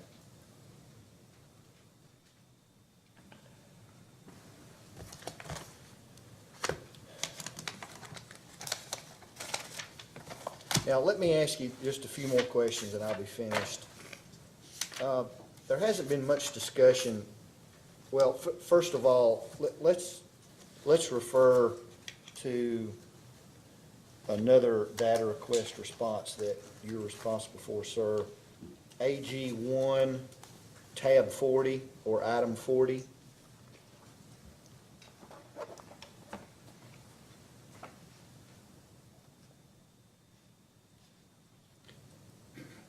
Probably the very end of the book. I think I'm there. Tell the commission what AG 140, page 2 of 3 is. So it's our internal procedure for right-of-way maintenance. We felt like we needed to put things in perspective and develop a written procedure that everyone at JP could follow and understand the dynamics of. We implemented that in January of 20. Prior to your coming to Jackson Purchase, was there any sort of procedure like this in place, written procedure in place? No, Why did you feel it necessary to do this? to better ensure we could meet our internal performance goals. Now, what is Jackson Purchase's, I guess there's maybe a little bit of a divergence in philosophies about tree trimming. I think the chairman asked you about that a little bit earlier. In terms of how much to cut, I'll ask it that way, which is somewhat inartful, but let's do it that way. How much to cut? What is Jackson Purchase's philosophy? So, to achieve a ground-to-sky specification, that on a three-phase line would give us 40 feet of clearance horizontally and ground-to-sky vertically, so that we would be able to access every connectivity point on the pole, span to span, and access that with mechanical vehicles in the event of an outage, as well as be able to treat that corridor with herbicide later. All right, I guess I want to back up even, you mentioned ground to sky. Tell the commission when I said philosophies, maybe options is a better word. In the industry, what options are there, if you're gonna trim a three-phase line 40 feet wide, what options does a utility have to direct their contractor how to do it? So we can narrow the corridor, we can eliminate side trimming, we can just trim, below the safety space, but all of those. Give me some specifics, Mr. Grissom, about what the safety space is. We're not right-of-way experts here, so we wanna know a little bit more about what you're dealing with. So if we don't trim ground to sky, and there is an outage event, we try to measure outage indexes and keep all outages under 2 hours. If we don't have that ground to sky clearance, and we cannot access that pole because of vegetation growth, then you will automatically extend that outage, because then it becomes a very manual process. So to achieve best reliability indexes, ground to sky is the best specification. And when you say ground to sky, you mean take everything out, Everything down to the soil. all right? What other options are there out there maybe that you could employ to save money, if any? So if we can achieve that ground to sky spec, we can typically treat with herbicide, and it's very likely that we could take that 5-year cycle and turn it into a longer cycle, which will ultimately be cheaper for our members. All right, but what I'm asking, are there other philosophies of how to trim besides just ground to sky? Yes. Okay, tell us about that. So, in some cases, based on, again, the growth rate of a particular species or the weather conditions in a particular region, some utilities may decide not to cut ground to sky and only horizontally trim below the neutral.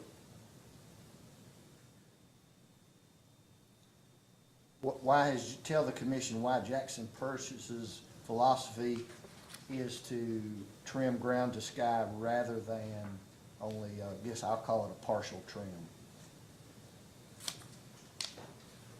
Safety is before reliability. Public safety is always the ultimate goal. And anytime vegetation is closer to the power source than the ground, that could compromise safety.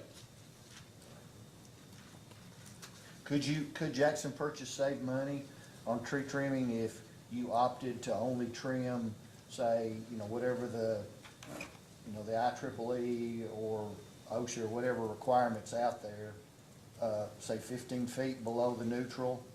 Could you save money by doing that as opposed to ground to sky? In the short term, but I think it would, it could extend outages, it could extend, response times. Okay. In his testimony, Mr. Collins says that the commission should reduce Jackson Purchase's pro forma adjustment for right-of-way trimming by $1.824 million. Do you recall that testimony? Yes. And his suggested methodology to the commission is that the commission should take the average cost per circuit mile for 2020 and multiply that by the number of miles in the system, or by the number of miles that you intend to trim every year, and that's what the pro forma adjustment should be. Are you aware of that? Yes. Do you have an opinion as to whether or not Mr. Collins' recommendation to use 2020 numbers is? Mr. Chairman, can I make an objection to this? This is rebuttal, not redirect. Well, I'm happy for Mr., that's true, it is. I'm just trying to save time. Mr. Collins, I presume, is going to testify to that on the witness stand. I'm very happy to call my witness back up in rebuttal to do it. I just thought I would take care of it now, but if the I chairman believe doesn't want me rebuttal to. testimony's already been filed,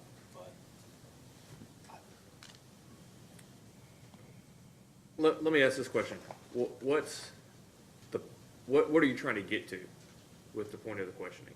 I'm trying to, the point of the question is to ask him why it is inappropriate to consider 2020 right-of-way costs as opposed to 2021 right-of-way costs, which are known and measurable. I'm gonna sustain the objection. All right. If for no other reason, and it may be helpful to you, I see those as being, first, I don't know that the witness can necessarily speak to those items as to appropriateness or what sorry, I always forget to take my mask off, or what is a known and measurable adjustment. You know, that's a somewhat a factual basis, but a legal determination. That's fine, Mr. Chairman. I guess, I'll move on. what I'd like to say is, I'm not gonna just say that you can call the witness again, after Mr. Collin, but we'd certainly entertain a motion to that effect and have an opportunity for Mr. West to respond. Okay, all right, thank you. The final question I have, Mr. Grissom, goes to, well, this is Mr. Collins' testimony on the management audit, so I, to later, after Mr. Collins testifies. Just one. Go ahead. This is sort of irrelevant, I guess. I shouldn't concede that, but I'm a commissioner, so I guess I can ask. You mentioned that you all cut ground to sky in the right of way. Have you all had any complaints from members about that? Yes. Very few. In most cases, because we now have the ability and the manpower to pre-inventory and scout those circuits, we knock on every door, we meet with every landowner, every tenant, and we give them knowledge of what we're doing. We show them photos of before and after, and in most cases, people are agreeable to that method. If they're not, do you compromise with them, or do you still do the ground to sky? We really try to achieve ground to sky. You know, once in a blue moon, we will have a member that is just absolutely no way, no how. And at that point, it may escalate up to me or usually a board member.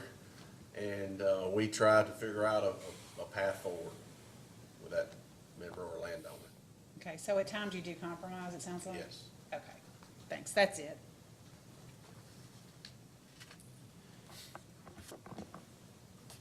I guess before we let Mr. Grissom go, although I assume he'll be available through the remainder of the hearing. Yes, sir. Mr. Goss, you'll continue to make him available. There's a lot you were just asking redirect on, and, you know, for the benefit of the record, if you choose to do briefing, it may be helpful to bring those specific items to the commission's attention. Yes, sir. To where those are on the record. I'd like to say that I followed all of it, but it was. I understand. It was a I lot. would have, as I said to Your Honor, I would have had those ready for you, but It's okay. didn't think I was gonna need them. I understand. We've taken more than the ordinary number of breaks today. I would ask, do the parties have a preference for beginning with Mr. Williams or taking a break now? I have a preference for maybe going for a while and taking a break maybe until, you know, taking a full hour for lunch, but maybe going for a few more minutes to at least see what we can, That's what kind fine of with ground we us. can pile. Mr. Yes, Williams, sir. is that okay with you? Mr. Chairman, that's fine with me. I did have a question as to whether there was an opportunity for a short recross of Mr. Grissom before we move forward. I don't think we're gonna be doing a recross.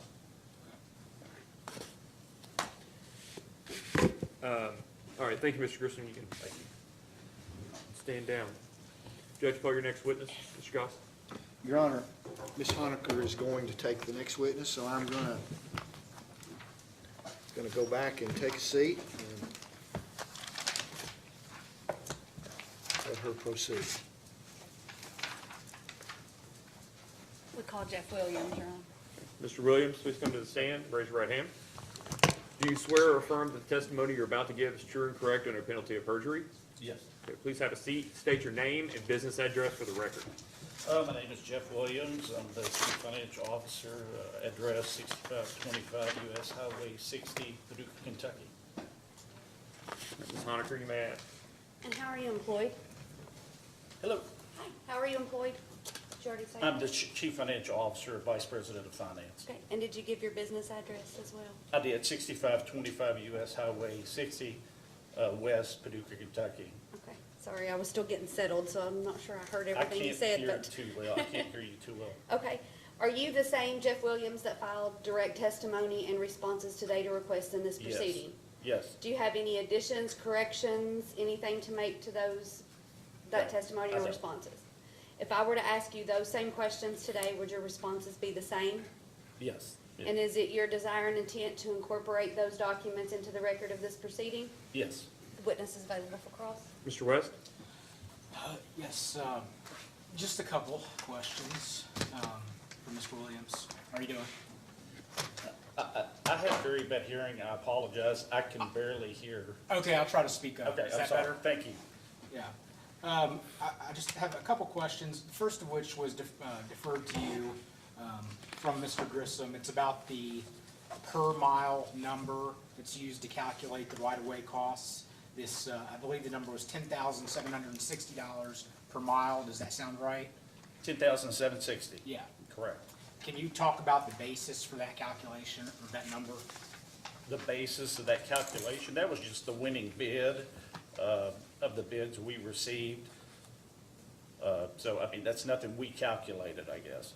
So you're saying the 10,760 number is the 2021 cutting year winning bid?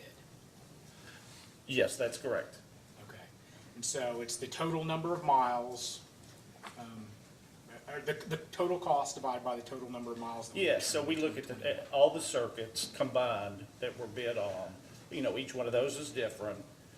So we just take the total mileage from each of those circuits and come to a total mile. You know, whether that was submitted in their bid, they could have submitted it both ways. We send them the miles, so they know, you know, here's this circuit, it's 10 miles, here's this circuit, it's 12 miles. So do they submit a per circuit or per mile? I would say probably both. I don't see those, but you can get to either number because you know the total cost per circuit and you know the mileage. So that's a simple calculation. So do you know whether that number, that $10,760 per mile, would have been based on a review of all 1,790 circuit miles to be trimmed? Or was No, it was, as we said in our testimony, it was those three circuits that year. However, that was the best absolute bid we got. There were several, the other bids that we got were, you know, definitely higher than that. So we knew that costs were going up. They have gone up for Kenergy, they've gone up for Meade County, which are sister cooperatives. And so, you know, we knew that costs were just going up. Okay. One other line of questions. You just heard what Mr. Grissom testified to regarding the contract with Halter in 2020? Yes. Okay. It was my understanding from that redirect that the calculation was done that the per mile cost for that contract was about $1,500. Is that what you heard? I did not hear that.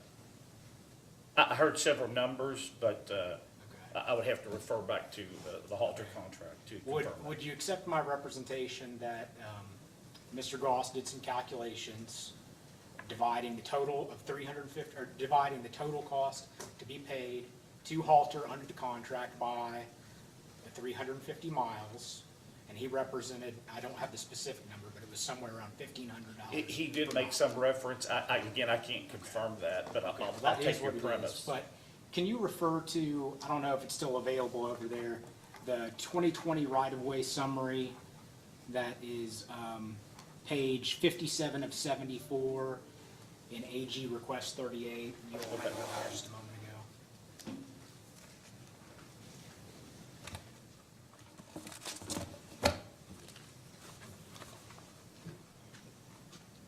What page did you say? It says 57 of 74. Okay. I'm there. Okay.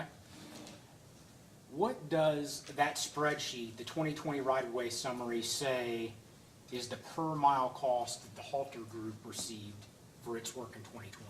Yeah, I think Mr. Grissom stated that, but it looks like 5,965, is that what you're referring to? That's the number I'm looking for. I may have missed it. I don't think he said that.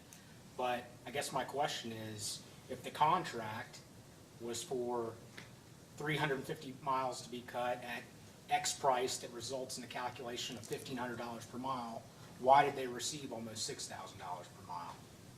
Again, I don't have the Halter contract in front of me. What are you saying it was 1,500? That's what I understood the testimony to be.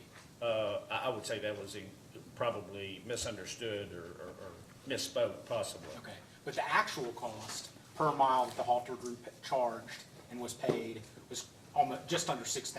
Yes, and that number will differentiate a little bit from the bid, and here's why. Okay. We bid circuits, and due to the high increase in the price, we excluded what is called takedowns, okay? Takedowns, and Mr. Grissom could explain it better than I could. But takedown is a tree of a certain diameter in the right-of-way. So as we have the contractors go through, they initially were picking, okay, we're gonna have to take down, 100 trees and brush in this circuit. So that's how they were pricing it. We said, don't do that. To reduce our costs, we will identify which takedowns that you'll achieve. So give us a bid that doesn't include takedowns. So sometimes when you see a price here, it will differentiate from the bid. It'll be a little bit higher because we'll go through and say, yes, take down these 100 trees, okay? Does that make sense? Yeah, but it wouldn't be 4 times the cost. No, I don't think I don't remember what the $1,500 number was. I'd have to look at the Halter contract. I would say I may have it's- misunderstood as well. I'm trying to get clarification on Yeah. that, but I think you've answered my question. Thank you. That's all I have. Ms. Vincel? I have just a few questions. I will follow up Mr. West and Mr. Goss by saying I just did the math also, looking at the Halter contract for the price and the mileage, and it does look like, yes, it was $1,556 per mile, excuse me, in the contract. So, there we are. I think I'm confused, and I may be the only person in the room, so I want to go back and make sure I'm understanding. And I know it was Mr. Grissom who just testified to this, but in the staff's hearing exhibit 1, which is a copy of the 5 bids received in 2020 for 2021 service, Okay. was that only for hotspot service?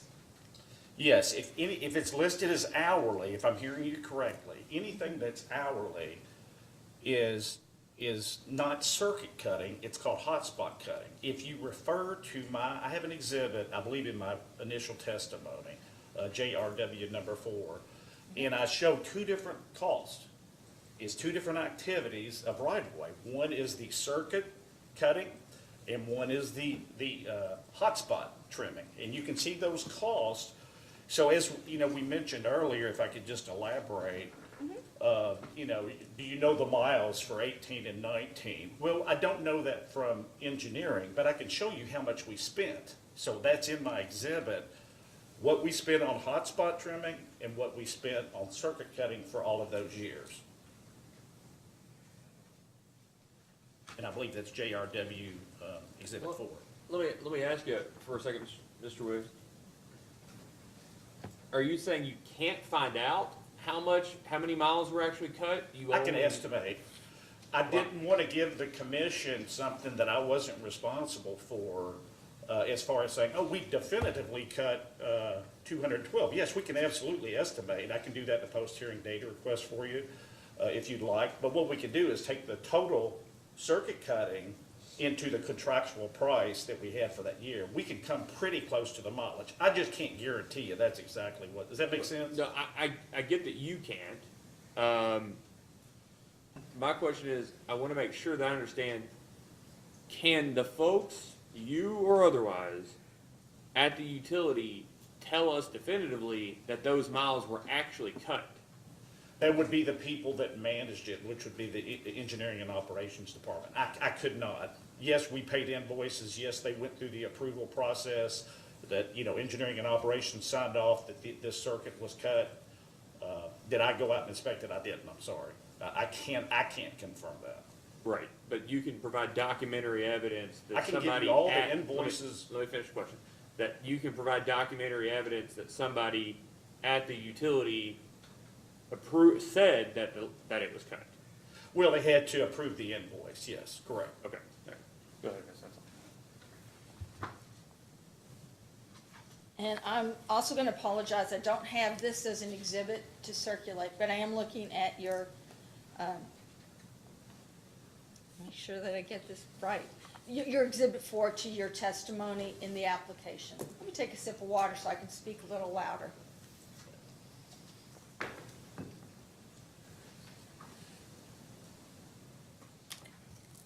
Exhibit 1, is that what you said? Exhibit 4? The one I just quoted? Yes. Okay, let me get there real quick, I'm sorry. I've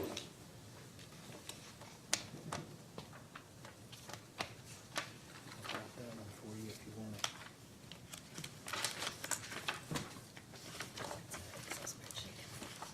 I mean, it's a, I don't know if you do or not, but it is. There's his testimony and there's JRW4.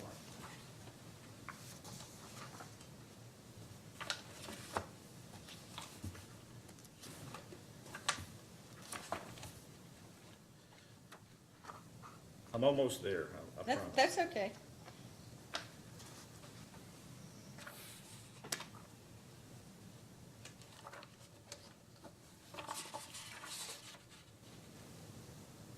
Okay, I'm there. Okay.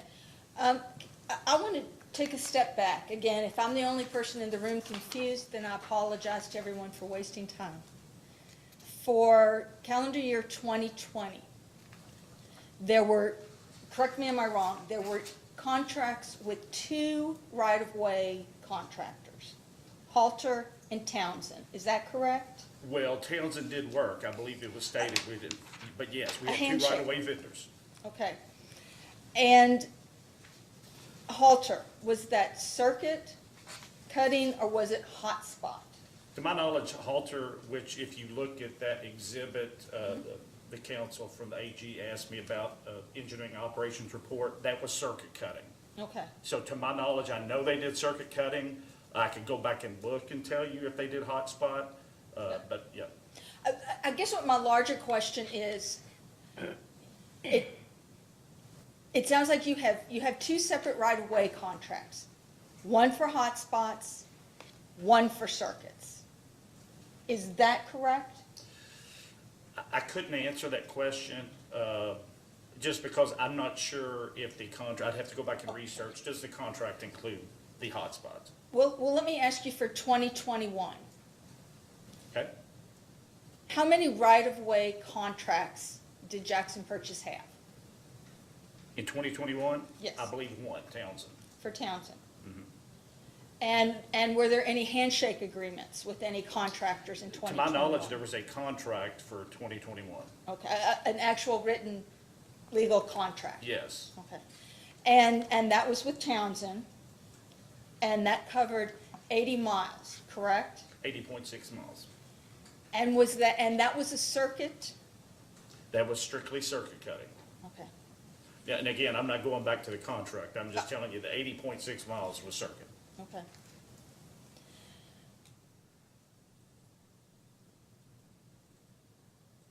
I just want to say, I'm looking here at the bids on the 2020 circuits Okay? that's in your exhibit. Shows 4 bidders, and the names of the bidders are not confidential, so I will just say, for everyone who can't see the page, it looks like Wolf Tree, Integrity Tree Services, Townsend, and W.A. Kendall all submitted bids for circuit trimming in 2020. Is that correct?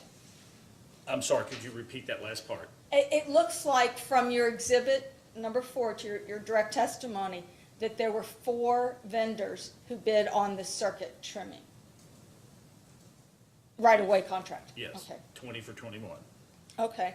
I think my confusion is now cleared up. Well, let me back up with one more question and make sure I'm understanding. That the contract with Townsend for 2021, the circuit contract, was for 80 miles rather than, say, 350 miles to stay on the vegetation management 5-year plan. Is that correct? That's my understanding. And the 80 miles was selected for financial reasons only? Yes, so, Mr. Chairman asked a minute ago, have we failed to meet, we've actually failed to meet O-tier the past 2 years. So, yes, it was, I mean, we failed to meet it, and that's even cutting back to 80.6 miles. So, we knew, we came in for a streamlined case in 2019. We haven't been in since 2007. I believe that order was issued in '08. We came in for a streamlined in 19, which we only asked for 2%, hoping we could utilize the streamlined process agreed on by the Attorney General of PSC. And then costs started rising, our kilowatt hour sales were going down, we failed to meet O-tier. Luckily, RUS for the COVID year did not hold that against us. So that's a long story to say absolutely. The main lever that we can pull from a budget perspective is that we control is right away, and that we don't want to continue to pull that year after year. But that's, as Mr. Grissom indicated, that's one of the biggest things that we can control, how much, and you can't keep doing 80 miles a year for long term. But yes, long story, that was complete budget restriction that I'm pushing on the other vice presidents. And thank you, you've helped me clear up my confusion, I appreciate that. Thank you. I think you also anticipated a question I was going to ask. This is going to be a post-hearing data request. Okay? Staff would like to get Jackson Purchase's tier and O-tier for the last 15 calendar years. Okay? And just so that we're not the only ones doing the math, also separately noting the greatest swing between the tiers from year to year. Sure. And again, this will be submitted as a written request. Sure, thank you.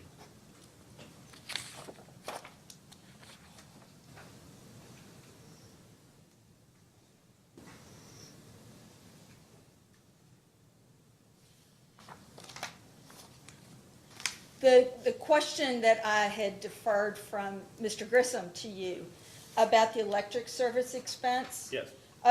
Do you know what the savings have been on electric service expense since moving into the new headquarters?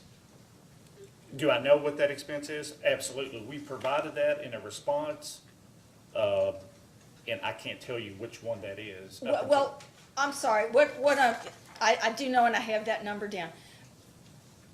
What is your projected savings? Well, as you quoted in case number 2019-326, I estimated a savings of approximately 35 to 40%. And, so far, it looks like we are achieving that, if you look at, but the main savings that we got from that is we moved off Paducah Power System, which is a municipality, into our own system where we're paying wholesale rates. So kilowatt over kilowatt hour, absolutely, we're achieving a 35 to 40%. When we initiated this case, if I'd have had a full year of known and measurable electric usage, I'd have been happy to adjust it down if I saw that. We haven't been through a winter yet. We have a much bigger facility than what we had before. We have heat in the floors. We have a lot of new technology that we anticipate in the wintertime will require more electric use. So far, we're paying less. I mean, we've provided that data, and I think it's been asked to, provide it through, we'll continue to provide it as long as the commission needs, and, so. Thank you very much, Thank Mr. you. Williams. You're actually making my job easier. You're anticipating some of my questions, so we'll get to Okay. move along a little quicker. Thank you.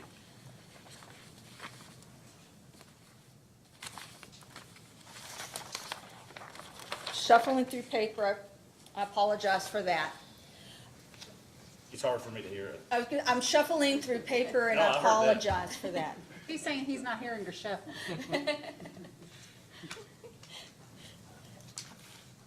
You know, everybody's got to be a comedian here, I think. Oh, I have a Try and fail, Ms. Bensel, and I'm talking about myself. It'd probably be best if we go ahead and take a break now, given it sounds like your trends, oh, yeah. I've got literally 2 more questions, and they're fast. Okay, please. I'm going to cut to the chase. We're going to have a post-hearing data request Okay. asking for cost support for the meter test request fee of $35. We had asked for that in the data request, and it was omitted. And whether it was inadvertent or not, it looks like it was inadvertent. We'll be happy to So we're going to ask for that. And the last question is, the meter pole perpetual lease fee. Is that charged on an annual basis, a one-time fee, or a monthly basis? It's in our tariff, and without referring to it, it's for mobile homes, so if, you Yes. know, that's basically a temporary service. So if, you know, most places will, if you're close to our service, we'll provide the line, we'll provide the pole, but if it's possibly a temporary service, we're not just gonna go run out and put it, you can move a mobile home. So, yeah, I think, I'd hate to answer that, I don't know, other than what I've responded. Well, then I'm gonna have to ask as a post-hearing data request, because I've read the tariff and it doesn't indicate the frequency of when that fee will be charged. So I'll ask that as a post-hearing data request. Well, I'd be happy to provide that. And with that, staff has nothing further. I don't have any questions. I have one question. Thank you. Hopefully my question's quick. You talk about circuit cutting and hotspot cutting. Is hotspot after an incident has occurred, and so you go out there to correct it? Or how do you define hotspot? So I think if I'm hearing you correctly, the hotspot, as Mr. Grissom alluded to, but as there's an issue that might be causing an outage, and our crew, you know, our employees may go out to it and say, holy cow, look at, you know, there's a lot of overhang here, there's a lot of growth right here, and we don't have this on the circuit cutting calendar, so we're gonna send an hourly crew out to cut, you know, half a mile, or, does that answer your question? Yes, it does. So your hotspot is more of a reactive. It where is. your circuit cutting is proactive. It is. Now, when you are doing your hotspot cutting, do you keep data to show whether or not it should have already been cut and your contractor just failed to cut that area? That would be provided by engineering and operations, but I'll just say this, we have so much detail at the staff level, at the vice president level, and at the board level, where we are discussing right-of-way, circuits cut, hotspot trimming. I couldn't speak to specifics, but I just will tell you, it's a huge focus of our board and a huge focus for us. So we're watching all of that very tightly. But what I'm getting at is hotspot cutting is much more expensive. Well, it's time and material. Yeah, it's more expensive. And so, if the problem is occurring, or the outage is occurring, or the flickers are occurring because your contractor hasn't cut that circuit due to their lack of whatever, I'm not sure if it's fair to put that on the ratepayers because of their inability to do their job. Well, let me address that. So the pro forma adjustment that we have, we make no adjustment for hotspot trimming at all. There is no change in current rates from hotspot trimming. There's no change in rates that we're suggesting from takedowns. The only rate change that we're suggesting is strictly on circuit cutting bids. So the money that we choose above and to spend above that, we're not asking for that in rates. Does that help? We're not asking for an increase in this proceeding, I guess is what I'll say. For circuit, I'm sorry, for hotspot or takedowns, we're only for the circuit cutting piece. Yeah, I get that, but I just don't know how much you're doing in hotspot at the same time you're doing circuit, I mean, if you're doing just as much, when if you had done that circuit the year before, you wouldn't be doing that hotspot, you would have saved that money. You know, I couldn't speak to that, but I thought it was JRW 4 where I show all the hotspot cutting and all the circuit cutting. That's probably my extent to tell you. I mean, I think that's a great question. Here's what I'll say. If we get a very good program underway, I would think after year 4 and 5, that hotspots would definitely Right. decline to, So. as long as we managed it. So would you have data that would show, we should have done circuit 3, 4, and 5 in 2019, but you didn't get to 3 and 4. But in 2020, you still didn't get to them, but you had 5 or 6 hotspots. That's entirely possible. So would you have that data to show that, those circuits weren't cut, yet you had hotspots on them when they should have been cut the year prior by the contractor? I don't have that personally. It's possible our engineering and operations department may have that. I know they're tracking that. We are looking at, you know, as Mr. Grissom indicated, our whole goal is to, you know, we want outage durations down. You know, small, we're out there, we repair your outage, you have your power back on. So is it having some impact on hotspot? I would say most definitely, and that's, you know, from the finance guy, but Maybe we can do a data request. if And we we'll have try to anything, I'd word be it. happy to provide it. Okay, thank you. So I just have a quick follow-up on some of your responses. So you were talking earlier about a 35 to, now that you're not on Paducah anymore, you're on your own system, a 35 to 40% savings, but you didn't say a savings in what? I didn't hear the last part, Mr. Chairman, I'm sorry. You didn't indicate a savings in what? You just said, Electricity cost. well, I know, but you didn't say, well, so is it on a, you're saying on a KWH basis? Well, I don't know that I said that in the case, but in that case number 2019-326, I did indicate, look, these are estimates. That building's a lot bigger. I didn't make any assumption for that. This building that we're currently in, if you read my full testimony, is less energy efficient. You know, I couldn't make that adjustment. I just said, look, if it's basically the same, we're gonna pay a lot less per kilowatt hour. And so far, Mr. Chairman, that has happened. It just hasn't been a full year yet. Looking, it seems apparent from the testimony that Mr. Grissom was turning to you to tell him the savings and stuff in his testimony. And his testimony that was provided earlier, it says, the proposed headquarters will be located in Jackson Purchase's service territory, thereby saving approximately 35 to 45% off its current power bill with Paducah Power. Yeah, But that was bill, the assumption. let me ask the question. Bill's a function of a rate and a usage, right? And so what you're saying is you all only assumed a 35 to 45% reduction in the rate, but made no, it sounds like here, you all were exclusively talking about the bill, not the rate, right? Well, that's a good question, and I would lean back to, all we had was a kilowatt by kilowatt hour basis.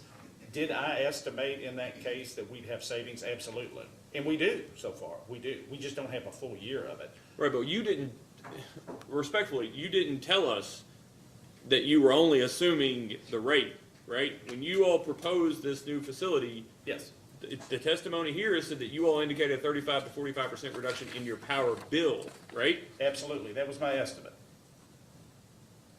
Okay, in the bill, Yes, that we would pay potentially 35 to 40% more. Now, I base Less. that, I'm sorry, less. yes. I base that upon, look, just kilowatt to kilowatt hour. What I gave the board every month when we lived in the old building was, if we were on our own system, here's what our power bill would be. And so I provided that in case number 2019-326, that, where we came up with that. So, I mean, there's other things on this chart, you know, property tax and property insurance, I Yeah. expect to go up. I didn't make a pro forma adjustment. I didn't have known and Well, measurable. let me ask this, when you check the property taxes, did you assume the same square footage as the current building or the square footage of the new building?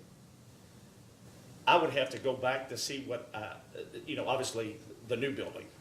I would have to go back and tell you exactly. Okay. But at the time we filed, I didn't have a year's worth of data.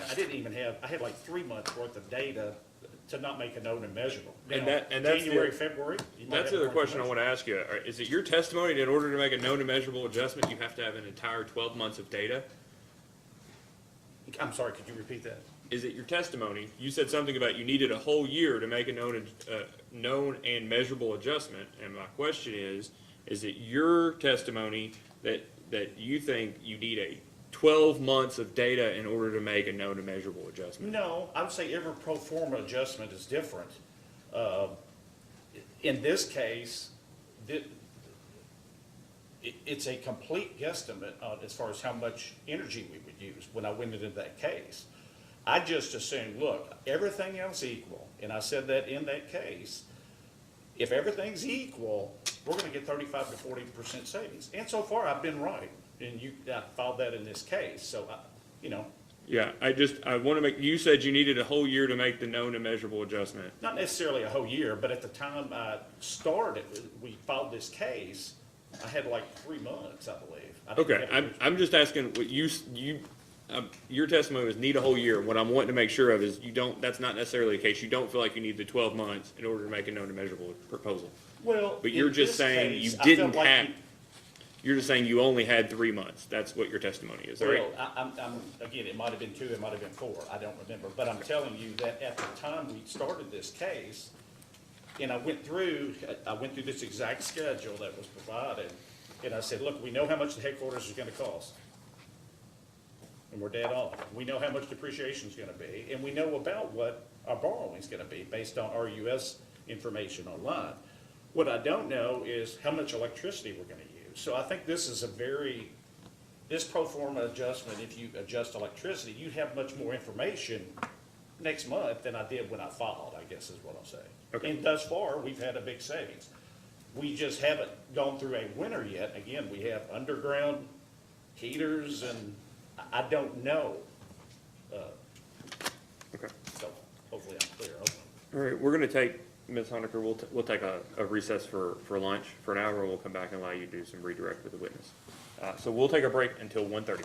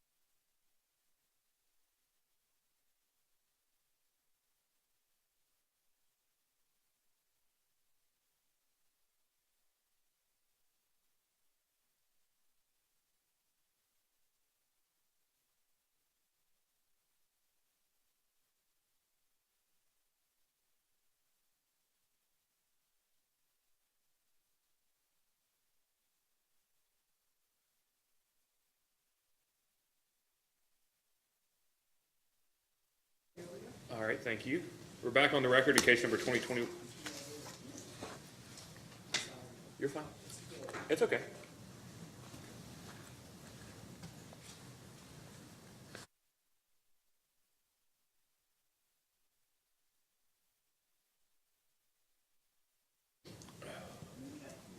Okay, we're back on the record in case number 2021-00358. Get all my stuff here together. Ms. Honaker, do you have any redirect of the witness? I think I only have one issue to kind of clear up a little bit. Please proceed. Mr. Williams, do you recall being asked a question by the Attorney General's counsel about the $10,760 number that's included in the pro forma adjustment? Yes. And you talked about how you got that, you had the number of miles. Can you tell us what that actually entails? Is that just the bid for circuit? Does that include any hourly? Does that include any hotspots? Yeah, so that's a good question. So to further clarify that, what I've tried, I know this is a complex issue, but a couple of things we've talked about are the circuit cutting, which the 10,760 is. That's all it is just the circuit. We also have the hotspot trimming that the Commissioner asked me about. And then we have takedowns. Now, sometimes you can have these takedowns in your circuit cost. We bid it separately. So we only wanted to see the circuit cost, and that would allow Jackson Purchase to effectively manage how many takedowns actually happen, rather than just giving that to the contractor and then to bill us. So it was really a cost savings measure. So as far as this case goes, the only thing that we've entered in for a pro forma adjustment, or actually an adjustment to rates, is simply the circuit cutting piece.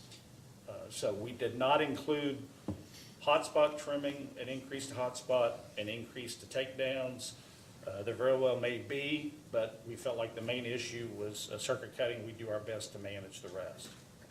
So the vegetation management costs could actually be more than this 10,760 number that you've asked for, but Jackson Purchase chose not to ask for the additional, just because that's more in your all's control. Is that correct? That's Those correct. other- So going back to that, I forget the exhibit, it was AG 138, I believe, and you get to the engineering and operations. That price most likely, I'd have to go back and look, had takedowns in it and some permitting costs. That's not what we're adjusting. We're not, so you'll see an actual cost sometimes that may be higher than the circuit cost, and that's simply because when E&O, or engineering and operations, looks at the total cost, they're gonna be looking at how many takedowns, how much did it cost to clear the circuit? Whereas we bid it just as a circuit, and that's all we're asking for an adjustment in this case. Okay, nothing further. All right, thank you, Mr. Williams. Nice to You may step down.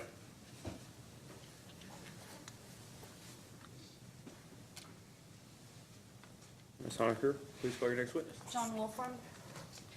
Will you be the counsel? Yes. I seem to get the financial people a lot. I don't know if that's the long straw or the short straw. Depends on who you ask. So, Mr. Wolfram, please raise your right hand. Do you swear or affirm that the testimony you're about to give is true and correct under penalty of perjury? I do, so help me God. Okay, please take a seat. State your name and address for the record. My name is John Wolfram. My business address is 3308 Haddon Road, Louisville, Kentucky, 40241. Okay. Ms. Honaker, you may ask. And how are you employed, Mr. Wolfram? I am the principal of Catalyst Consulting LLC. And are you here on behalf of Jackson Purchase Energy today? Yes, I am. And are you the same John Wolfram that caused direct testimony, rebuttal testimony, and responses to data requests to be filed into the record of this proceeding? Yes, I am. Do you have any additions, revisions, corrections to make to those? No, I do not. If I were to ask you those same questions today, would your responses be the same? Yes. And is it your desire and intent to incorporate those documents into the record of this proceeding? Yes, it is. The witness is available for cross. Mr. West, any questions? Yes, just a short series of questions. How are you doing, Mr. Wolfram? Hello. So you were the expert in Kenergy's streamlined rate case 2021-00066, correct? Yes. Okay. And that final order approving their rates was issued in June 2021, is that correct? Yes. And in Kennergy's application, they sought a pro forma adjustment for vegetation management expenses. Do you recall the roughly the amount of that? I recall the amount that was authorized, Okay, but not the amount that they asked for. okay. What number do you have in mind? I have in my notes that they requested $4,477,000 roughly. Is that consistent with your recollection? So my recollection is that they stated in the filing that their costs had increased by 1.7 or almost $1.8 million since their last rate case a few years earlier. I don't recall the actual amount of the pro forma adjustment. That's okay, okay, thank you. Do you recall roughly the rate per mile that Kennergy's request was based on? I do not. Subject to check, would you agree it was based on a rate of $4,910 per mile per signed contracts with contractors? Subject to check. Okay. And that number was based, at least in part, on bids received pursuant to an RFP process where bids were submitted before October 2020. Is that roughly consistent with your? So I don't know the dates, but I do know that Kennergy testified that they did execute an RFP process for their vegetation management. Okay. And those signed contracts in the amount of roughly $4,910 a mile, do you know what companies those were with? No. Subject to check, would you agree that they were Townsend and Halter? I don't know. Subject to check, I could accept that, but I don't know. Okay. And those are the same companies that would have been discussed here today, that Jackson Purchase has contracted with in the past couple of years, are they not? I assume so. I don't know. Okay, that's all I have. Ms. Benzel, questions? Yes, I've got a few questions. Good afternoon, Mr. Wolfram. Good afternoon. Please let me know if you can't hear me or if you don't understand the question. I will, and I'll ask you to do the same for me. Thanks. It's a deal.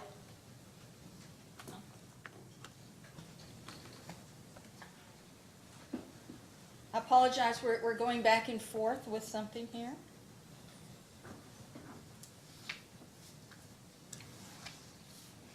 Tell you what, I'm going to get back to that question.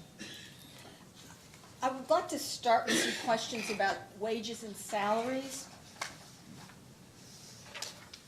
And we believe this is correct, but we just want to get a confirmation because there's been an issue about the basis for the wages and salary pro forma adjustment. Was the wages and salaries expense pro forma adjustment based upon April 2021 salary levels? Yes. And just to be clear, the adjustment was based on the salaries as of April 21, not taking into account increases that were anticipated for later in 21. Can I ask a clarifying question? So that's what I read in the testimony, but I don't know what "as of" means. Is it the 12 months in? Is it reflective of the annual expense for the 12 months ending April 2021, the 12 months beginning April 2021? Is it an annualized 12 times whatever that expense was in April of 2021? Can you explain that? Yes. The adjustment includes several parts. To come up with total wage expense, you have employee hours and employee wage rates, dollars per hour. There's regular time, there's overtime. So what the company did was took actual test year, meaning 2019, number of employees and hours and wages, and adjusted that to reflect everybody's hours at 2,080 hours a year, holding overtime hours constant, and replacing or recalculating the total dollars. Instead of using test period wage rates, those dollars were recalculated at the employee's actual rate, wage rates, dollars per hour, at a snapshot in time of April 2021. So if an individual was paid, say, $30 per hour as of April 2021, that $30 per hour was used to calculate the employee's annual salary instead of their, say, $29 per hour actual wage from the test year. Sorry for that long explanation. No, There are that's a couple parts. It is not clear in the record. That's why I ask. Have you done that before? Taken a single month's wage rates and multiplied them by a test year amount of overtime, and then presuming everybody works the full 2080? Yes, that's the common practice. 1 month? So when I say 1 month, it's a snapshot in time, and that's an hourly rate. So yes, I mean, the 1 month, it can be at the time of filing, whichever month it is, unless you've already announced a salary increase that is about to take effect or something like that. That's their rate at the time. So it's known, it's measurable, it's what you're paying the employee at the time. Okay. And so you're normalizing their current pay across the whole year, even if they didn't have that whole current pay in the test year. It's what you expect that they will have at least on a prospective basis. Okay. I'll let Ms. Fensel finish her line of questioning. I'll come back to it. Thank you. I'm going to follow up on something the chairman just asked. When you say the average wage rate, did you take all wage rates and create in the aggregate an average? So, I'm sorry, when I spoke of average wage rates, that was for example, and the exhibit, I think, shows, the schedule shows a rolled-up average, but to develop the schedule, it was done on an individual employee basis with their actual salaries from the test year and as of April 21. And then it was rolled up to produce the schedule in my testimony.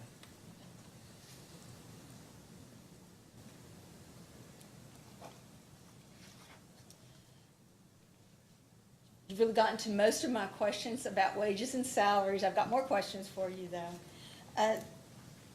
We will have several post-hearing data requests. We're going to ask for things like Jackson Purchase's payroll for calendar year 2021. And then a breakout of regular overtime and any other type of pay rate. We've got salary expenses for certain accounts that will indicate. We'd also like to know about the full-time equivalent positions for calendar years 2016 through 2021.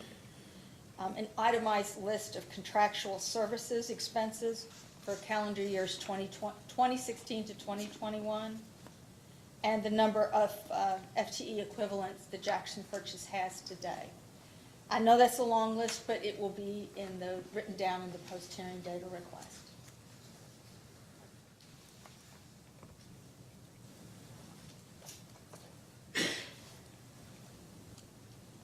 I know that Mr. Williams touched on this, but we would like to get your take, Mr. Wolfram, as to why there was not a pro forma adjustment for the electric service expense at the new headquarters that might be similar to in thinking of the pro forma pro forma adjustment to wages and salaries outside of the historical test year.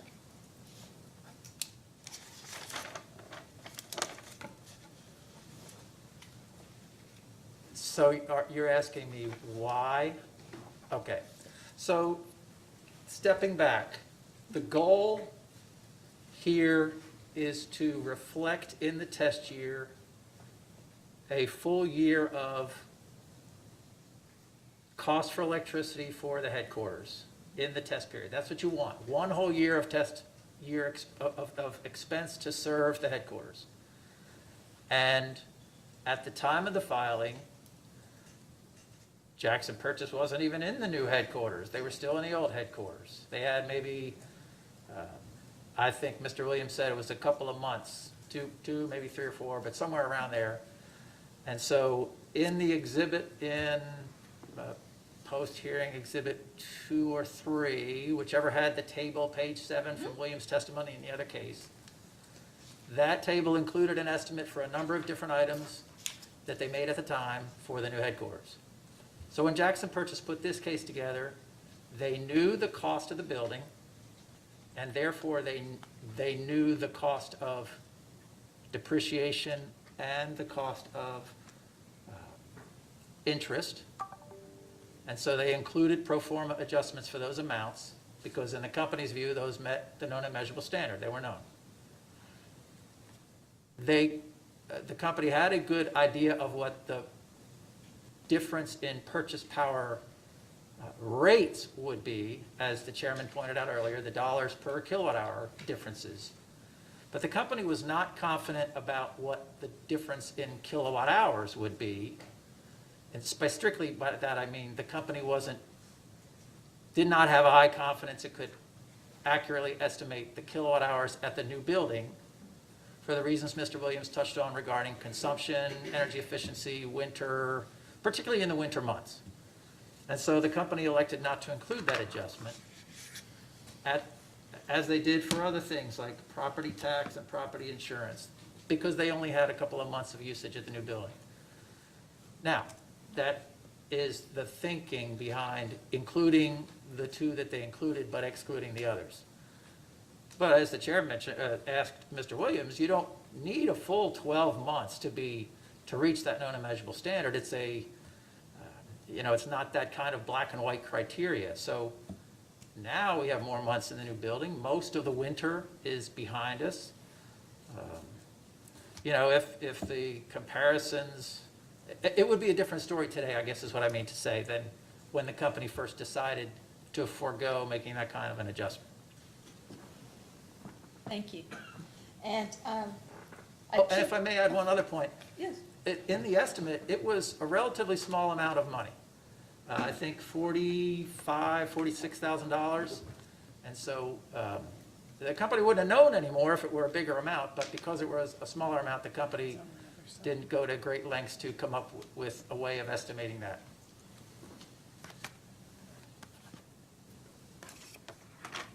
And I will just say, I really hope we are reaching the end of winter. Second that. We want to clarify that the test year costs for vegetation management, do those test year costs include the circuit clearing, the hot spots, and the takedowns? So I can say that the pro forma adjustment is determined based only on the circuit clearing amounts. Would that be something I should ask Mr. Williams perhaps to ensure that, we'll ask this as a post-hearing data request.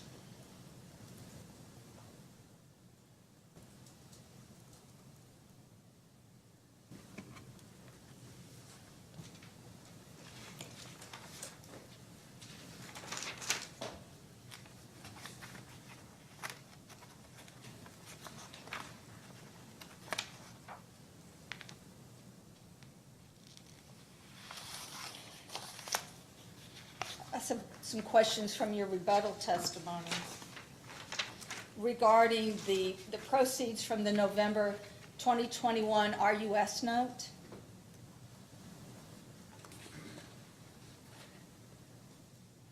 Now, from your testimony, we know that Jackson Purchase used those funds to pay off a line of credit agreement, but you also referenced that there were some extra funds received that allowed Jackson Purchase to avoid borrowing on a line of credit agreement for the foreseeable future.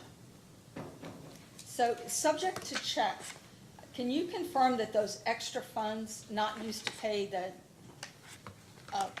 line of credit agreement totaled approximately $2.153 million?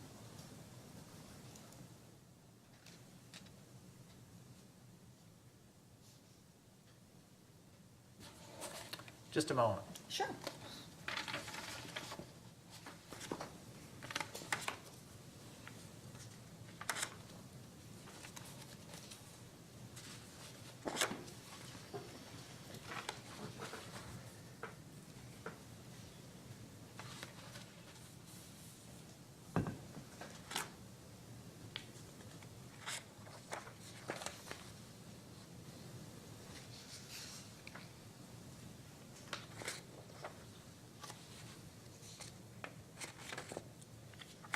So I don't think I know that amount.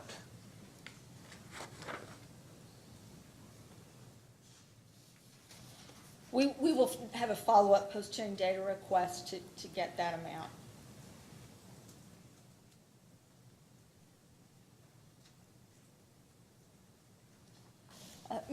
Mr. Wolfram, do you by any chance know how Jackson Purchase will proposes to spend those extra funds? I do not. Do you know what items, let me back up.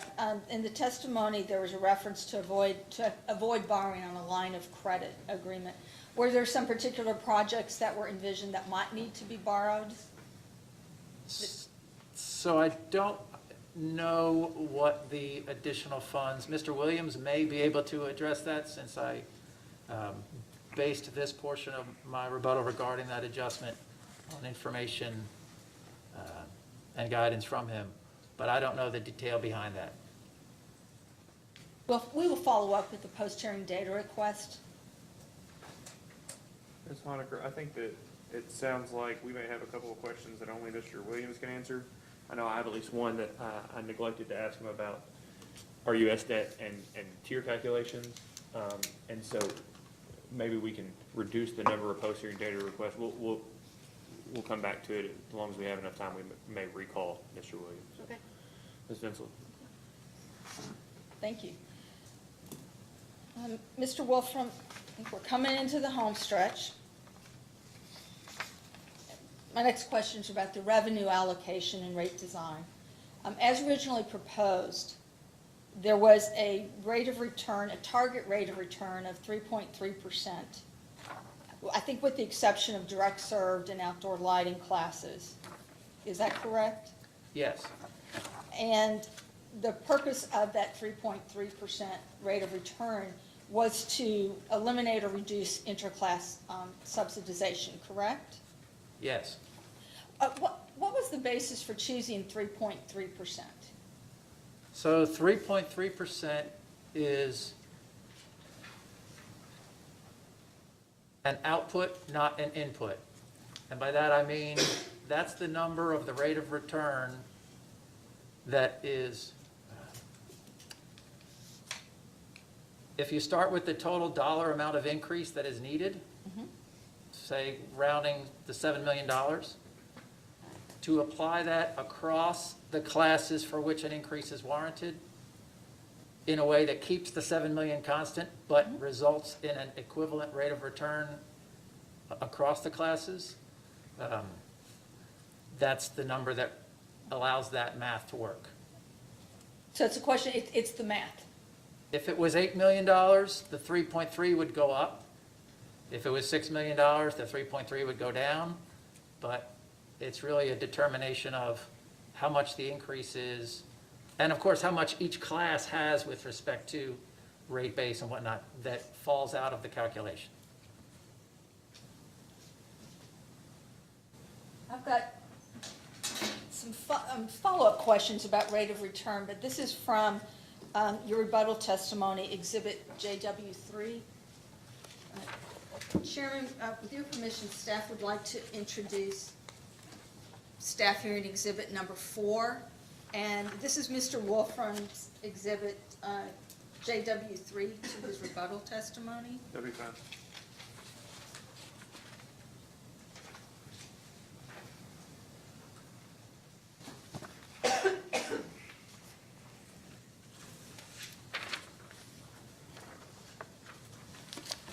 Okay.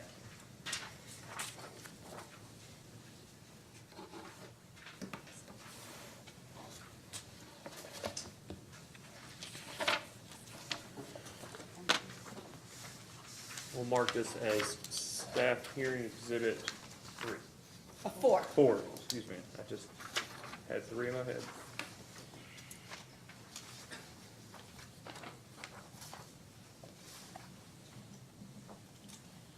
And Is this, Mr. I'm sorry, just to be clear, this is a direct exhibit or a rebuttal exhibit? A rebuttal exhibit. Okay. Please continue. And Mr. Wolfram, was an exhibit to your rebuttal testimony, correct? Correct. And this page in particular shows a summary of rates of return by class. Yes.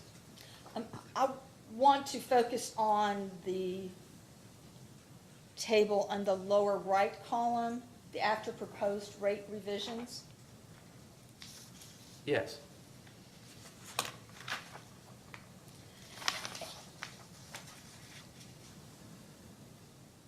Are the proposed rates of return on that particular table, is that based on the original revenue increase of approximately 7.3 million or the revised increase of 7.1 million? The former. Okay, And the reason for that is we updated the revenue requirement to reflect the information set forth in discovery and rebuttal.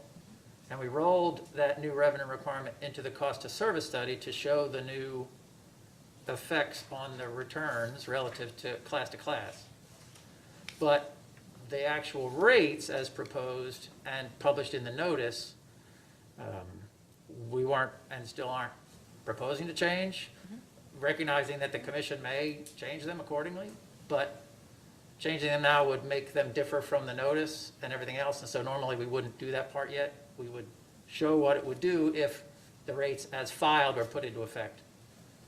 okay, you may have answered my next question then. In looking at this table, it's clear that as opposed to as proposed with the 3.3% rate of return, now the total average is 4.35 and the residential is 4.39%. And we're wondering why that move away from 3.3%. Right, so the reason that they're not the same anymore is because the revenue requirement that is fed into the cost of service study for determining these after proposed rate revisions. The revenue requirements changed, but the proposed rates that determine the increase in revenue haven't changed. And so technically, they don't quite line up with the revisions to the cost service. We've lowered the revenue requirement. We've made some other pro forma adjustment changes that might affect the classes differently than as originally filed. And so now, the step that remains would be to, let me say this. If we were to say that the filed revenue requirement and cost study were final and that no additional changes were made, then I could reallocate the increase across the classes such that the rate of return on rate base for the classes that warrant an increase would be equivalent.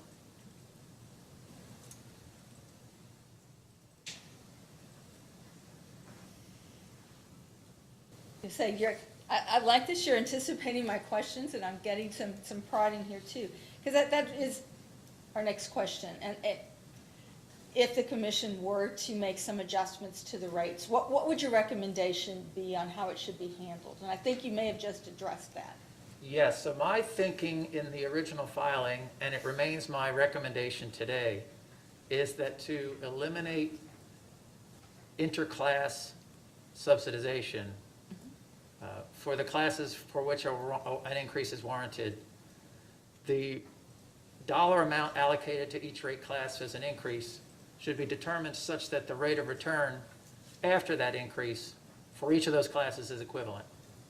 That is what I would call the most fair, the most equitable way to allocate the rate increase in order to move towards cost of service and eliminate inter-class subsidies. So that's what I would do. Thank you. Staff has nothing further. Vice Chair? Oh, I'm sorry, Chairman. Can I move staff hearing exhibit number 4 into the record? Ms. Honaker, do you have any objection to No, you're. Mr. West? I assume no objection. All right, we'll make this PSC staff exhibit 4. Any questions? No questions. Mr. Butler, any questions? I just have a few, Mr. Wolfer. So I'd like to go back first to these questions. Can you say, ignore rate of return for a minute, class rate of return, and focus exclusively on unitized rate of return? What would your recommendation be if the revenue requirement is not the same as filed by Jackson Purchase? So in order to spread the increase across the cases in the most equitable fashion, you would do that such that after the proposed rate revisions, the rate of returns are equivalent. Now, Which rate of returns? Both. In other words, the actual pro forma rate of return on rate base or the unitized rate of return on rate base should be the same. I don't mean the same as each other. I mean across the classes that are changing, they should all move to the same amount. So you're saying bring the classes into parity on a rate of return basis? Correct. Okay, so that every class would effectively have a unitized rate of return of 1. The overall increase has to be 1, like, because that's what you're comparing the unitized rate of, but every class would also be 1, is what you're saying. If, with one or two small qualifications Okay. for detail. One, we're not changing all the classes. So right out of the box, that kind of messes it up a little bit. The lighting and the direct serve aren't going to change. So because those aren't going to be 1, none of the others are going to get to 1. But whatever they get to should be the same. Okay, so for rate R, C1, C3, D, non-direct serve, and IE, you would want the same rate of return post pro forma adjustments? Yes. And if you look at the way I know this with certainty is when I look at the filed exhibit. This exhibit is a rebuttal exhibit, but it is also an update to filed exhibit direct JW3. Okay. And when I look at that, I see the unitized rate of return for all the classes you just listed are all equal to 0.84. And so it would be some number less than 1 because these other two classes are greater than Yeah, 1, but I they don't- would all be the same. I don't see that on this exhibit. Oh, I'm sorry. I meant to say, this exhibit you're looking at is a revised version of an exhibit like this in my direct testimony, direct JW3. Okay, And in the originally filed version where I did have that equivalent rates of return, they're all coming in at 0.84 unitized. I see what you're saying. And the reason it's 0 to 84 is because the unitized rate of return for lighting and direct serve are in significant excess of 1.0. Correct. So to get the total system to 1, those others have to be slightly less than 1, but they are equal to one another. All right. Post pro forma adjustment, rate of returns equal to reduce all subsidies except for those that are being provided by direct serve and lighting. Correct. Inter-class subsidy. Okay.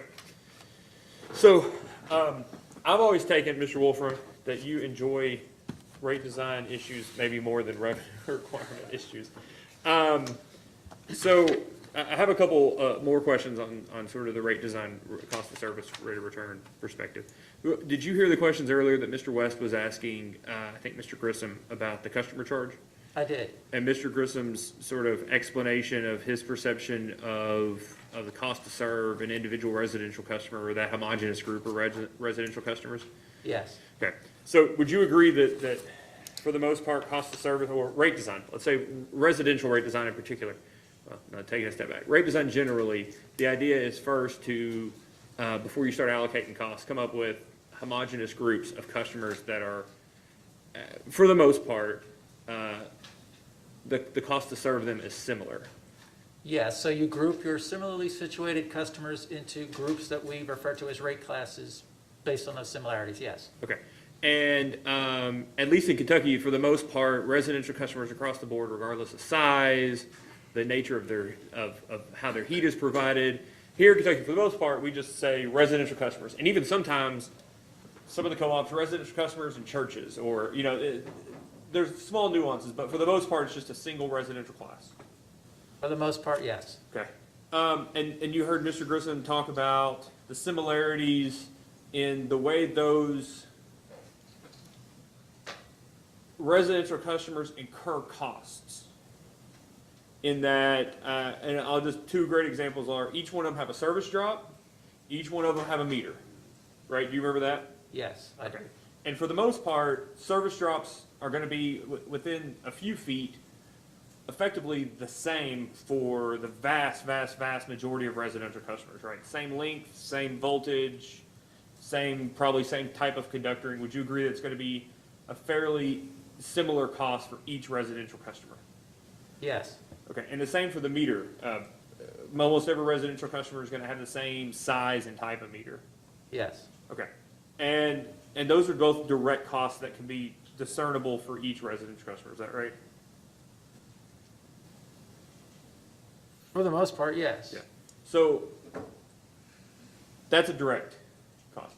Then there are sort of indirect costs that the amount per customer could vary, and maybe indirect's not the right word, but I think of poles and distribution conductoring, right? In that some homes are closer to each other, and therefore there are less poles before the next home, and some are further apart. And that those costs could vary between one house and another. Would you agree? Yeah, so I think I would characterize that as the customer-related portion of distribution costs. Can vary based on, yes, they can vary based on the individual premise. Right. And for the most part, the types of costs are the same.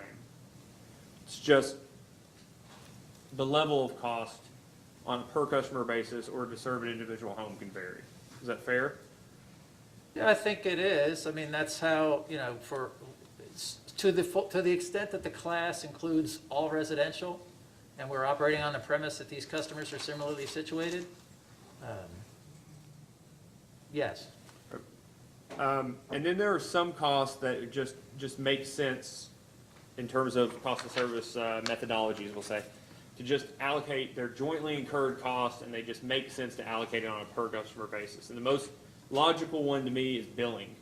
Everybody's going to be sent a single bill, whether it's quarterly or monthly or whatever it may be, but everybody is being sent the same type of bill. It's the same single piece of paper, and the costs are almost inarguably related exclusively to the number of customers, or based off the number of customers. Would you agree? I would agree, because that is largely set forth in the NARUC cost allocation manual for electric utilities, where the NARUC is the utility commissions organization that sets forth how those particular costs are allocated by specific utility accounts in the uniform system accounts. So billing, customer services, sales, all those things, they're specified in the cost allocation manual, yes. And those are like, I mean, you do this in other jurisdictions. Does anybody ever argue that a meter, service drop, and billing are not customer-related expenses? With a straight, are you aware of any commissions that don't agree that those are customer-related expenses for purposes of cost of service study? I'm not aware of any, but then a lot of the customers I work for, distribution co-ops, they're not IOUs, they're different, they just report to their boards. But even the boards largely accept the standardization set forth in the cost allocation manual. Yeah. So the other stuff that is considered to be customer-related, conductoring and number of poles. For purposes, forget rate design for a second, just cost of service study. This idea of using different methodologies to determine what portion should be related to customer and what portion should be demand. I'm just curious about, for instance, the use of a minimum size versus zero intercept study. The zero intercept study, as I understand it, correct me if I'm wrong, but as I understand it, is like a statistical analysis to determine a relationship between a particular type of cost and number of customers. I mean, it's a simplification, but is that in general what the zero intercept study looks at? Yeah, it uses a linear regression to determine the theoretical cost for connecting a customer of size equal to 0 to the grid. And of course, no customer is size 0, which is why it's a theoretical, mathematical approach. And that assumption, sort of it may not be the inverse, but it related the minimum size says taking the minimum conductoring we use and the minimum size pole we use, what cost would we incur to connect the next customer, effectively, right? Right, so the minimum sized method tries to do the same thing, but you might, in simple terms, it doesn't take it all the way to the 0-sized customer because it can't. So it gets to the smallest size that we have available for those items you mentioned, the poles, conductor, which is overhead or underground, and also for transformers. So then we switch to taking what cost of service study, what I understand you did was take the cost of service study, take the things that the costs, total cost that you allocated on the basis of customer numbers to each class, and effectively took that number and divided it by billing determinants, which would include customers and months, to come up with what you believe to be the supportable customer charge calculation. Is that right? I'm sorry, can you repeat the beginning of that? Okay. So in the cost of service study, you have a bucket of customer-related costs by class, right? Yes. So you have one bucket, you have lots of buckets. I don't know what else to use for cost of service study other than buckets. Sure. You have all these buckets. One of the buckets is residential costs that were allocated on the basis of customer count. Yes. And you have another that's commercial, same thing. Commercial will also have another one, demand. Okay. And so your residential customer charge is just taking that bucket of residential customer-related costs, dividing it by 12, and then dividing it by effectively the test year number of customers that you expect. So the total bills that you're going to put out in the test year, right, for residential customers. Basically, yes. Total dollar amount of costs, customer-related cost for a class, divided by the number of customers in that class, divided by 12 to get to a monthly cost-based, what we're calling the customer charge. Yes. And I ask all of that to get to this. Forget the costs that we can all agree that are directly related to serving an individual customer. Service drop, meter, billing, right? And even billing is sort of an allocated amount, but there's definitely, it's very straightforward to determine the per customer cost of billing. Those conductoring, those poles, overhead, underground, whatever they may be, is it in your opinion inarguable that those amounts that you allocated on, what portion of those costs that you allocated on a per customer basis are customer related? Or is there any, is there any reasonableness to either allocating them on a greater portion of customer or on a greater portion of demand? Is it unreasonable to allocate it any differently than what you allocated it as on which portion you allocated to customer related? So I guess as I interpret your question, another way of asking it is my way the only right way? Yeah. So not if I'm wrong, if I interpreted it correctly, then of Is course it- the answer to that is no. is at least a portion of that subjective, or is it entirely objective? And if it's subjective, what does it depend on?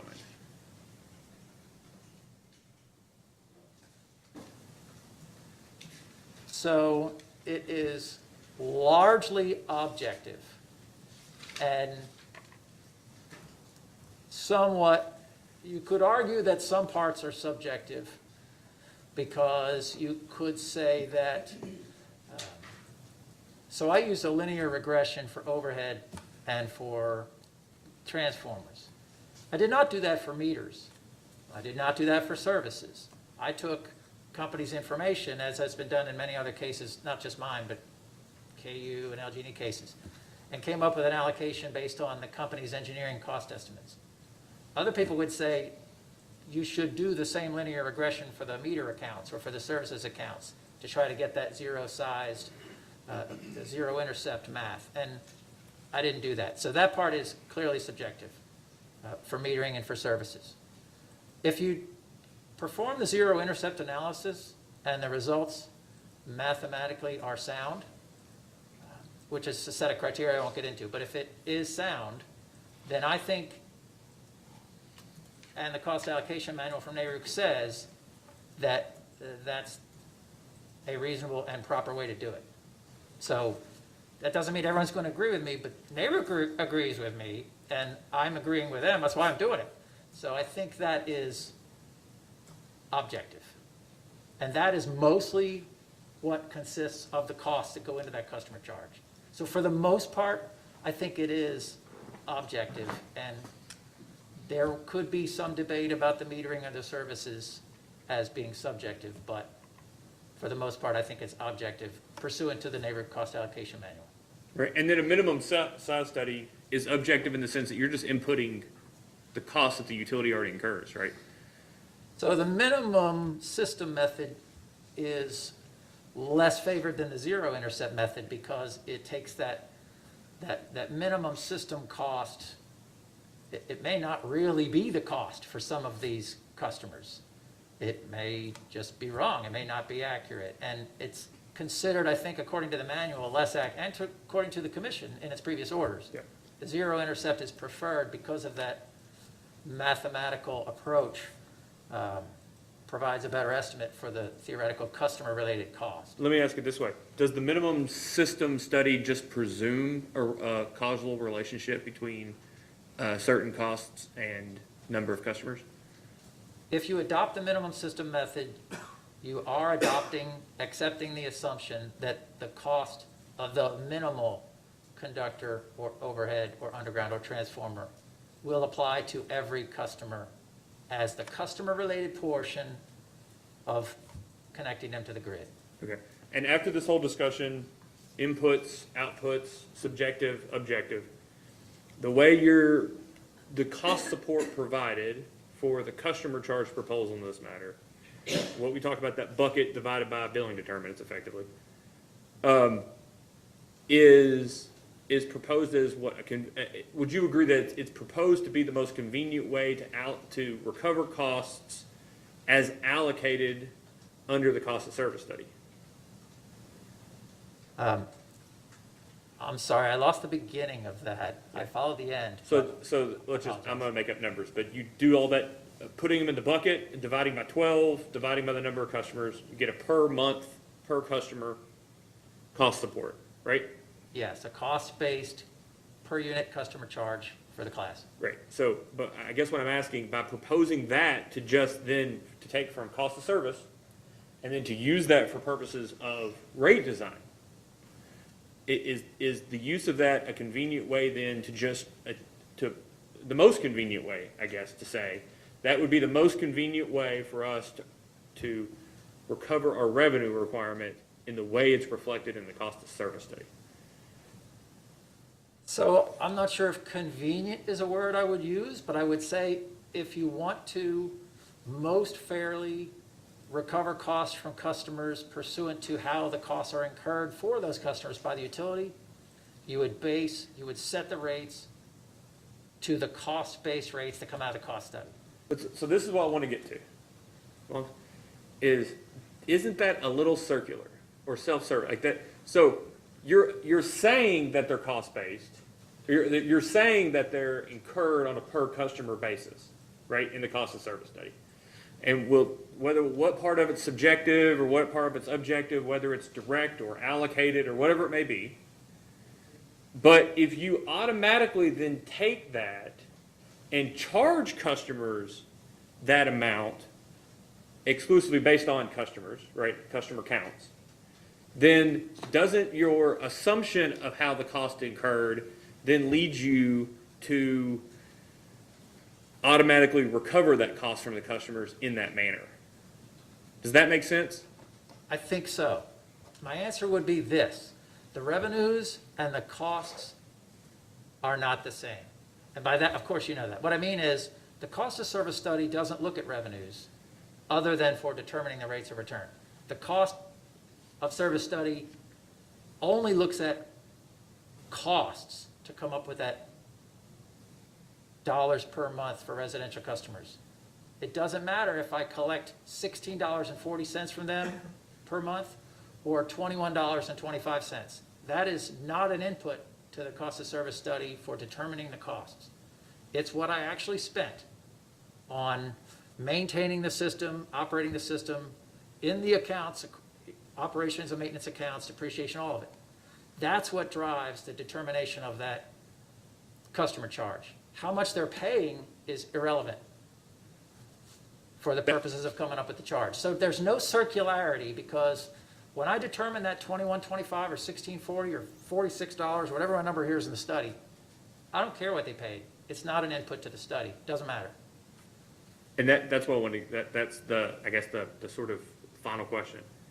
If the number of customers stays constant throughout the year, the billing determinants actually come out the way they are, and we get to experience a full 12 months every year, although every year I'm a little worried we're going to cut it short. We get to have our full 12 months.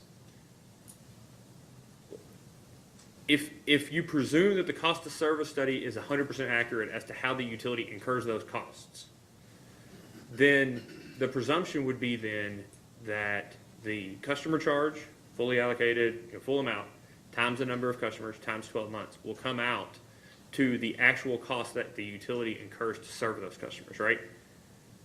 If you're charging them the cost-based rate, yes. And all else being equal, yes. And is there any, I mean, has anybody ever actually figured out that you're aware of that has ever looked at, are those the actual way costs are incurred after the fact? So here's what I'm asking. These kilowatt hour charges, I hear from utilities all the time that they're including fixed costs, whatever they want to define fixed costs to be. And there's this significant difference between the way we're incurring costs and the way we're recovering revenues. Is there anybody out there that's recovering a fully allocated customer charge that says, yep, it's exactly accurate. Every year we're incurring costs the same way we're recovering them on a customer-related basis? It would seem to be that this gets danced around in every rate case and every state commission all across the United States, a half a dozen times in each state per year at least. And it seems amazing to me that we haven't had a utility that has actually gone out and been able to prove it after the fact. That is a great set of questions. Let me unpack as briefly as I can. So first, many utilities across the United States, of which I'm aware, particularly electric co-ops like Jackson Purchase, are not regulated, and they have higher customer charges than we experience here in Kentucky for that reason. And many of the co-ops that I work with, again, they're not IOUs, they're different than IOUs, so there's no regulator, so there's no shareholder interest, so there's no concern about charging customers too much to compensate investors. All that's gone. You're just dealing with co-ops, and the board will say, if the cost to serve, the customer charge should be $35, well, and it's $16.40 right now, let's make it $30, and they'll do it. Because they can, and they realize they want to move to cost-based rates. They don't need to, do they go back to, do regulated utilities ever do what you said? Come back and do a study to sub?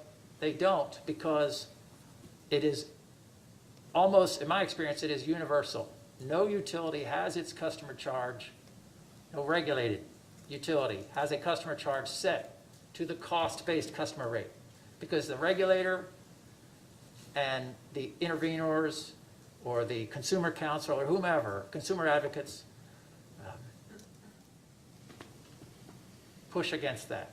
And rightfully so. It's a concern. They have to balance the interests of all of the customers, or they perceive that to be the case. They don't want to, you got to get from here to there. And if the customer charge begins at $10, but the cost study says it needs to be $40, no utility is going to jump that cost from $10 to $40. No regulator is going to approve that. No consumer advocate is going to support it. Heck, even the utility isn't going to want to do it. It's too much. So they adopt the principle of gradualism, and they move towards that by moving it up a couple of dollars, $3, $4, $5 each time, as long as those cost studies support that. So there's no real and they're making up the difference in the energy charge anyway. So as long as their bottom line is sufficient, they're not going to come out and say, let's make the customer charge what the cost study says it should be. Because for regulated utilities, that number is going to be too high for what the Consumer Council and what the state commissions are going to want to authorize historically. That's my experience, my observation. You do see, however, significantly higher customer charges across unregulated co-ops. I'm sure Mr. Grissom would tell you that the customer charge for the TVA co-ops are often north of $30 per month per customer, per meter.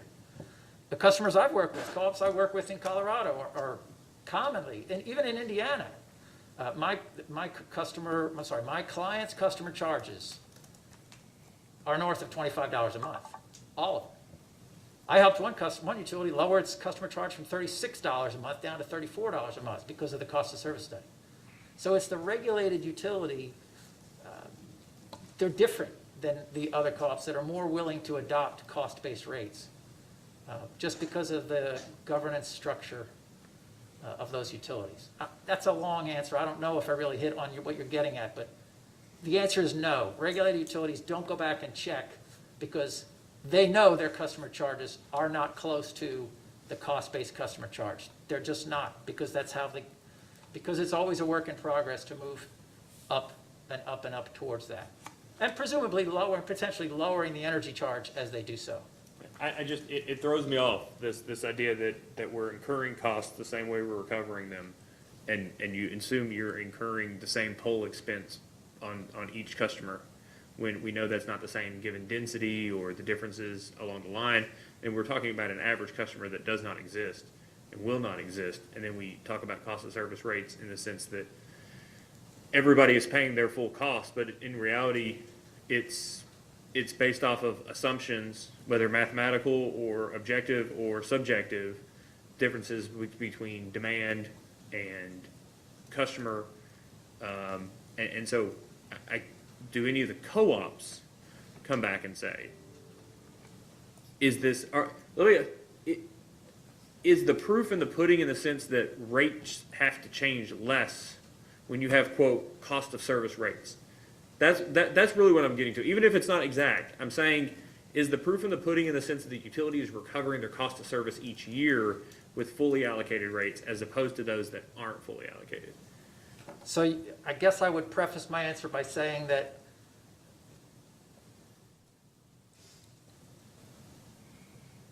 it's not fixed.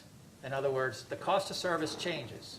I recommend to clients they do a cost study every 3 years because costs change. Not only do your total costs change, but the costs that you incur to serve different classes may change as your industrial or commercial or residential classes move around.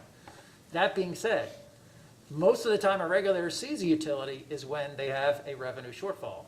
They're not coming in here when everything's great. They're coming in when they need an increase. So they're automatically short on revenue. So they have to get it from somewhere. So they're not recovering their costs. They don't have, even if they had cost-based rates, they still have a shortfall because it's, they don't have enough money. That's why they're coming in. Last but not least, if I may, the customer charge is one component. The energy charge or demand charge, if there is one, are a second and third components. And then there's more than one class. So even if the whole utility was making enough money, like say a company that comes in for a revenue neutral rate change, it doesn't mean the customer charge is high enough. It could be that the energy charge is too high and the customer charge is too low relative to the cost of service study for the residential class. It could be that the commercial class is too high and the residential is too low. So those kinds of differences are also there. And so there's a lot of moving parts. Instead of just saying, I can't just look at the customer charge for residential in isolation. I have to look at the total revenue of the utility and if it's enough. And then I have to look at whether there's inter-class subsidization. And then I have to look at whether there's intra-class, call it subsidization between the customer, energy, and demand components. So I've heard the intra-class, instead of being called a subsidy, blending. Somebody felt more comfortable saying that. So, and then just, I guess finally, the other issue is that cost of service is a backwards looking methodology, and whether you're actually able to earn your revenue requirement is into the future, right? It's taking historically incurred costs, trying to set rates in such a way in which you actually earn your revenue requirement going forward, right?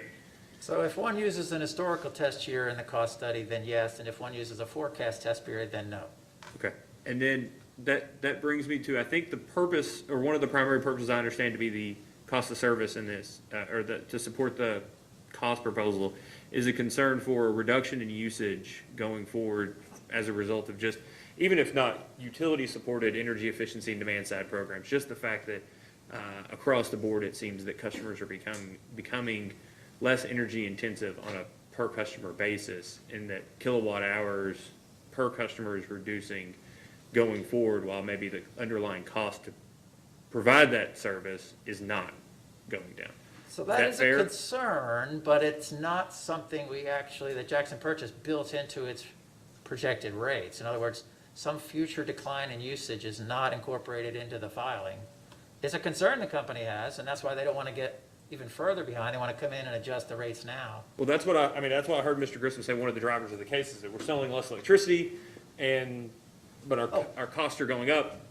I'm And- sorry, and- he did say that, but what I mean to say is that drop occurred over the test period.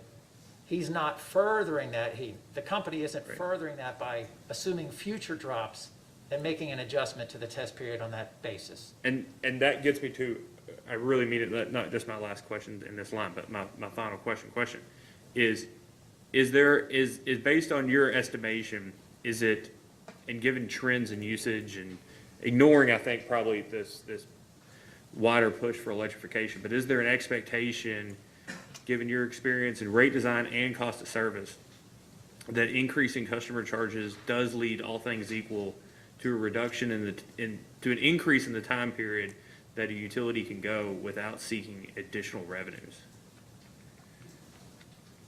So to make sure I got it right, you're asking me if in my experience, moving the customer charge up closer to cost-based customer charge, if that is done, will it increase the time between the period between utilities' next rate cases? Yeah, and I think asked differently, I don't even just mean raising the customer charge, because some, to your point, may have a 36 and you go back down to a 24. But is it your experience that having rates reflect the cost of service study, is there an expectation that would allow, all things equal, the utility to go longer periods of time without rate increases than rate designs that don't necessarily 100% reflect a cost of service study? So moving rates towards cost of service rates, whether it's up or down, demand, energy, moving them all closer to what the cost of service study says, absent other external factors like a huge storm or a new power plant or a new substation or whatever, yes, it will eliminate the kind of revenue swings that stem from consumption changes. Because if you're at cost-based rates, you don't care how much anyone uses. And I don't mean you don't care, I apologize. I mean, you're economically indifferent to how much they use, because the rates are set appropriately. So you're going to recover the actual cost if people use more, and you're going to recover the cost if people use less. If your rates are, the further your rates are from cost-based rates, the less likely that is to happen. So all else being equal, yes, it should delay the time between rate And cases. this is sort of a comment, if you truly had allocated cost-based rates and you are unable to earn your revenue requirement, it would seem that you may be incurring costs differently than the way you're recovering them, or in excess of what you expected to recover. I don't know if I could agree with that. I think that would require a case-by-case evaluation of the actual cost drivers of the case. But does anybody, that was the question 5 minutes ago, does anybody actually do that? Or they just do another cost of service study and move on with life? So they do another cost of service study because they recognize that it's never all else is equal. All right, I appreciate it, as always, but this is helpful. We don't have very many hearings these days on customer charge, and frankly, it's the most overlooked, but also it's what the public seems to care almost the most about. So it's, there seems to be a mismatch between those two things. But I do appreciate the opportunity, Mr. Wolfram. Do you have any redirect, Mr. Wolfram? I think I have one. Do you remember when you were talking with the chairman about, you mentioned the difference in unregulated co-ops, regulated co-ops like Jackson Purchase and IOUs and the things they are concerned with and how they have to set rates?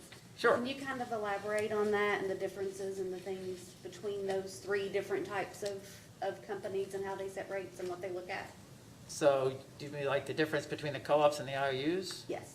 So the co-ops are not-for-profit, and the investor-owns have, well, they're for-profit entities, right? So they have investors and they have customers. And in a rate hearing, when you're setting a customer charge or any other rate for an investor-owned, the company has an incentive to maximize that ROE, the return on equity, because that's going to go to the investors. And that's not what co-ops do, because they use tier, they don't use ROE. Tier is not the same as ROE. Tier, the investor owns want ROE to go up as high as they can because it returns money to the investors, even if the customers have to pay a little more for that. And that's why, part of why they're regulated, because we have a commission to help balance those two interests. With the cooperative, distribution co-op, you've got members, meaning customers, who are the investors. They're, the shareholders and the members are the same. And so the whole culture is different, the whole attitude is different. Tier, you don't want to, co-ops don't want to maximize tier. They just want it high enough to be able to cover interest plus other expenses while still attracting investors for borrowing. And so they don't want to maximize that tier. They're more concerned culturally, in my experience. I worked for investor-owned utilities for 20 years. And then I left and became a consultant, and I've done consulting for more cooperatives than any other kind of utility for 10 years. Be 12 years this summer. Co-op culture is very different, and they focus they focus on providing reliable power to their members at low rates. They're not worried about rate of return. They're not worried. They got to hit their requirements for the lenders, but they're not worried about a shareholder if there is none. So they don't want to maximize tier. They just want tier to be at a reasonable level. And the same thing for customer charge and everything else. They're interested in keeping that reasonable because the members are the shareholders, no difference. So that's really all I meant by that. So do you think it would be reasonable to do a tier lower than 2.0? No. Nothing further. Can I ask a question on that? So you know what interest rates are today, and I don't mean like, specific interest rates, but you generally know the level of interest rates, right? Yes. Yeah. If interest rates, all else equal, the only thing that changed in this case is that the prevailing interest rate was 15 times or 10 times or whatever extraordinary number, the interest rates were that much higher than they are today. Would you agree that the tier should stay exactly the same? I'll answer it a little bit backwards. Changing interest rates, in my view, should not automatically drive a change in tier, because tier is a multiplier. So if interest rates go down, interest expense goes down, my tier can still be 2.0. I'll get less money for that because the interest went down, so my multiplier doesn't have to change. I'm going to get less margin through tier by virtue of the interest itself going down. So I don't think the rate should change based on interest rates. I think it should, you still need that extra for things like swings in the fuel adjustment clause, which I think some utilities, some co-ops have seen recently, or storm recovery expenses, or other sort of right-of-way, other varying volatile expense items. 70%, let me think, 72% of Jackson Purchase's costs are the wholesale power bill. Right. And so the remaining portions, it's a very small lever, and the tier allows them margin to cover that. Yes, it also has to attract investors and whatnot, and meet the lenders' minimums, but interest rates aren't the only factor. I think there are lots of other drivers, cost pressures on the co-op that drive the basis for a tier at the historic 2.0 level or higher. Well, the reason I ask is, and I'm sure Ms. Honaker and Mr. Goss remember this, but there have been experts that have testified in front of the commission that have proposed, especially in light of the low interest rate since 2008, that tier should be higher than 2.0 to reflect the fact that there's less cushion, all else equal, the fact that interest rates are lower. The utilities' own debt rates are lower. And so a 2.0 tier 10 years before is different from a 2.0 tier today because of that reduction in tier. And I guess really what I was asking is the inverse also true? As interest rates increase too, I'm not saying, 1 basis point higher, all of a sudden tiers should change. But I'm just asking, is the inverse of that true, that as interest rates increase, all else equal, that cushion is going to double or triple as interest rates double or triple? It's definitely true that the quote cushion is going to shrink in nominal dollar amounts. It's going to shrink as interest rates go down. That's mathematical certainty. So it is going to do that, yes. Okay. All right. Sorry, Ms. Allen. Nothing further. Thank you, Mr. Wolfram. Thank you. Maybe seated. But before, I was gonna see if you wanted to call Mr. Williams again before I think we that go would be on. before you end your case, I think that would be great. Jeff Williams? They want to recall him? That'll keep Mr. Goss and I from having to change seats a bunch of times, Steve. Safety first. All right, Mr. Williams, please have a seat. Just a reminder, you're still under oath from earlier. And Ms. Vincel, you have additional questions? Yes, we do. Thank you so much. Good afternoon, Mr. Williams. Good afternoon. I'm going to try to go through this fairly quickly. Sure. So I hope that you heard that question. In the test year numbers for vegetation management, does that include the circuit clearing, hot spots, and takedown costs? Okay, so that's a very good question. And if you go back to my exhibit, I'll just answer real quickly and then I'll explain it. It did not include, so the 535, I believe, was the amount. That does not include hotspot. It does include takedowns. So we were very conservative in our pro forma because we allowed everything that hits that activity, which is circuit cutting and some takedowns, to be in what was in the test year. And then we only asked for circuit cutting in the 10760. So I thought we were very conservative, did that on purpose, rather than, pull out a couple things from that activity code. No, thank you. That answered what we needed. I think there's a little confusion about hotspot, and I don't want to go too far into this, but I wondered, would you agree with me in general that hotspot trimming is, I've got it written down so I make sure I say this correctly. Hotspot trimming is trimming outside of a right-of-way cyclical plan that addresses typically unusual vegetation growth that causes service outages. My understanding of it, and Mr. Grissom could answer it probably better than I can, is that hotspot is simply an area we hadn't planned on addressing with our circuit cutting, but due to a storm, maybe we had a big outage and we track, oh goodness, this section of line is horrible and we don't plan on doing it that's my understanding of hotspots. So as somebody put it, I forget, it's reactive, whereas the circuit is the proactive part of our management. Okay, thank you. Just not to go too deep into it, but another example would be if I went a little crazy and decided to plant Bradford pears right near a distribution line, knowing that these are very fast-growing trees and likely would be growing into the system, depending on the cyclical plan. So it could be a storm outage, it could be just fast-growing trees, but I think you've expressed it very well. The need to clear areas other than the cyclical plan. Yes, So there could be any number of causes for the hotspot. that's my understanding. And to the best of your knowledge, would Jackson Purchase capture the different reasons for the hotspot? Somebody else did ask that question, and I said our reporting I thought was very good. We definitely track outages, the causes of the outages that we have on our system, whether it's an animal, whether it's right-of-way clearing, whatever it is. And that's, so I would assume probably so. I don't know it's summarized in all one spot, but I think we have some very good information on that. Oh, thank you. We may be clarifying that post-hearing data request, and I wanted to make sure that that would be information that potentially you would have. So, Potentially. potentially. And then the other piece has to do with the proceeds from the November 2021 RUS note. Yes. And as we talked about, I'm going to call them extra funds. The funds received in the proceeds that were not used to pay off the line of credit agreement.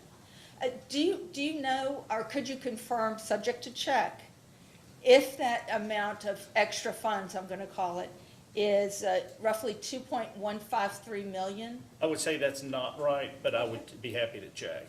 Okay, Again, we paid off roughly about 17 million on our line of credit, which left the remainder of that 21 million. Now, what that 2 million may be, and I don't remember, it may be, well, this portion was headquarters and this portion was non-headquarters. That may be what it was referring to. Without checking and reading, I couldn't tell you. okay.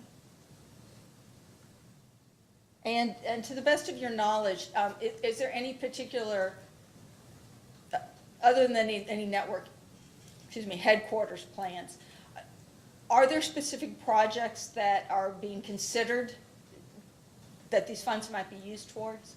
Absolutely. So we have a 4-year construction work plan. We detail that with RUS. It's approved by RUS. And so they know every project we plan on completing in a 4-year process. And I think this current one goes through 2023. I think it was 2020 to 2023. So from the financial aspect, we retained as much funds as we can.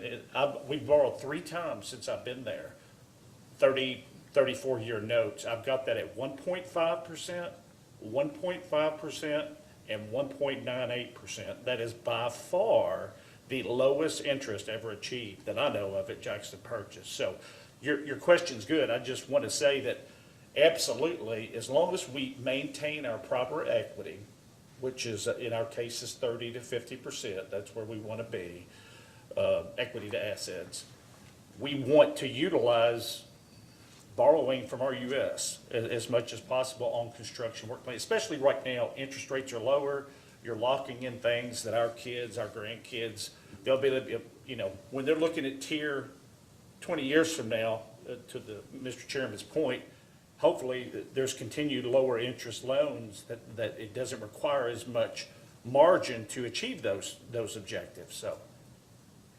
No, thank you very much. And just one last thing to clarify, one of the earlier post-hearing data requests, we're going to ask you for tier and O-tier.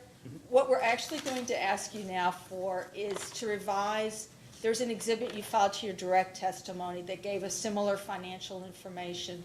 We're just going to ask you to expand the number of years backwards, and also for 2021 to provide that same information by month. Sure, and can I expand on something real quick? Sure. So I mentioned earlier, we did not hit O-tier, operating tier. That's just your operating margins rather than your bottom line margins. We did not hit 1.10 for 19 or 20, and we are not hitting it for 2021. That's not yet final.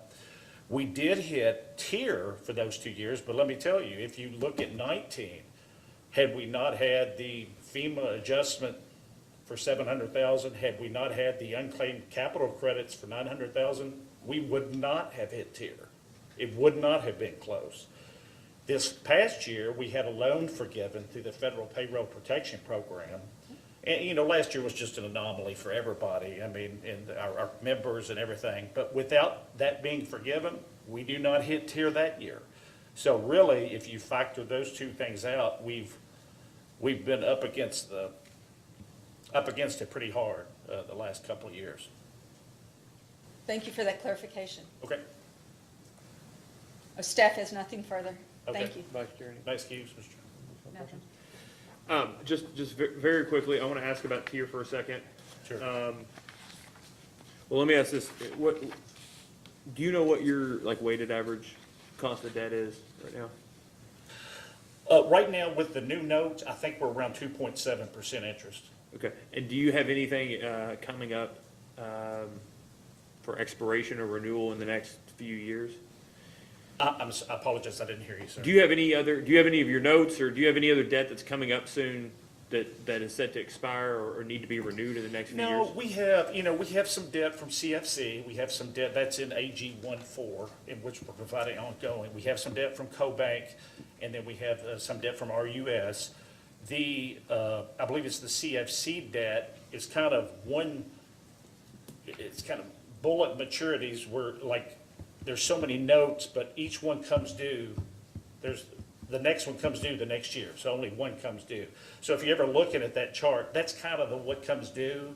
Okay. Also in our audited financial statements, it's always listed, current portion of long-term debt, so that's all the payoff and everything going, toward the debt. I guess what I'm really asking is, do you expect your interest expense to increase or decrease over the next couple of years? I'd say as we pay off those higher interest notes, to keep decreasing, Okay. to some degree. I mean, it all depends on the capital, the market with RUS and, how much we can continue to borrow from, but Okay. yes, And that's just my expectation. just to be clear from your answers to Ms. Vinsel, that RUS will fund your construction work plan items as long as they're timely included in the construction work plan and approved by RUS, is that right? They will, some things they don't cover. Was that your question? Yeah, what don't they Absolutely. cover? What are those? Yeah, That's a good question. Some piece of the headquarters building, they did not cover, and for the life of me, I don't know if I'd hate to answer, but there's some minor things they don't cover. We could choose to go out and borrow from CFC and CoBank. We have no plans to do that. okay, Because we're getting enough coverage from the money we're borrowing. We can fund some of that spend, based on the money you get back through your depreciation in cash. You can fund a little bit of capital that way, so. great. All right, thank you very much. Okay. Do you have any redirect, Mr. Williams? No, no. All right, you can step down again, thank you. Okay. Well, let me just ask, Ms. Honaker, do you have any additional witnesses today? No, we're Okay, that's the case from the company? All right, or company, I lost myself. Said somebody the other day, 3/4 of the electric utilities we regulate are not companies, they're cooperative. So, we will take a short recess, a 5-minute recess. We'll take a 7-minute recess until 3:05, and then we'll come back and let Mr. West call his next witness.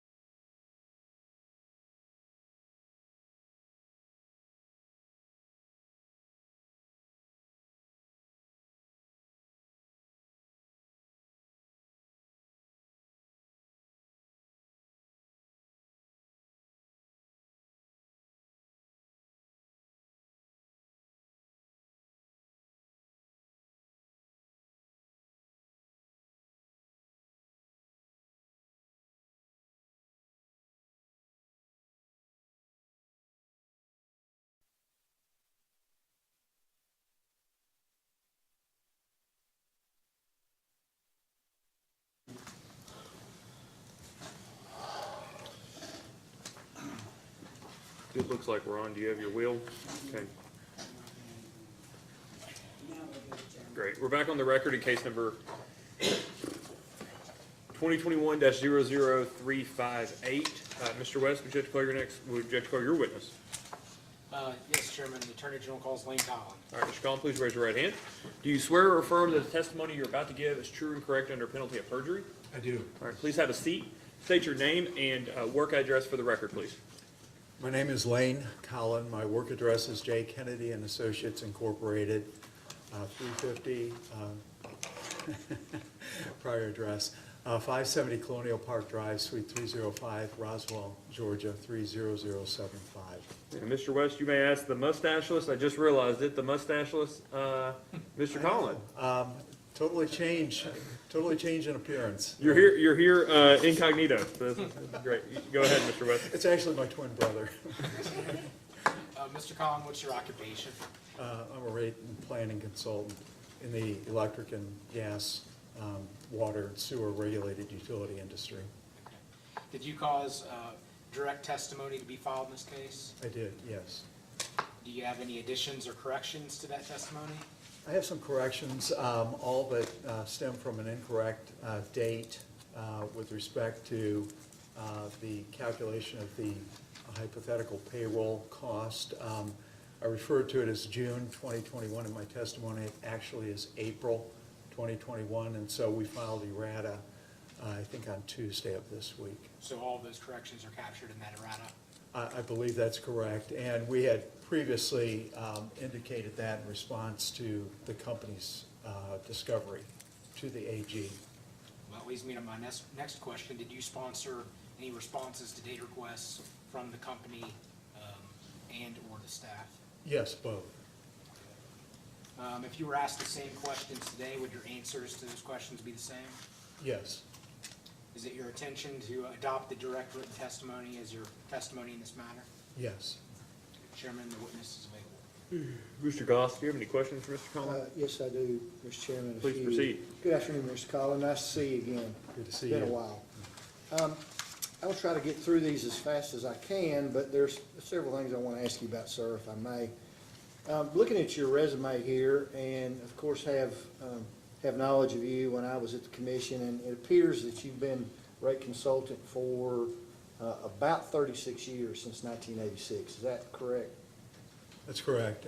Prior to that, I worked for an electric, gas, and steam utility. I did quite a bit of rate work, but not as an expert witness.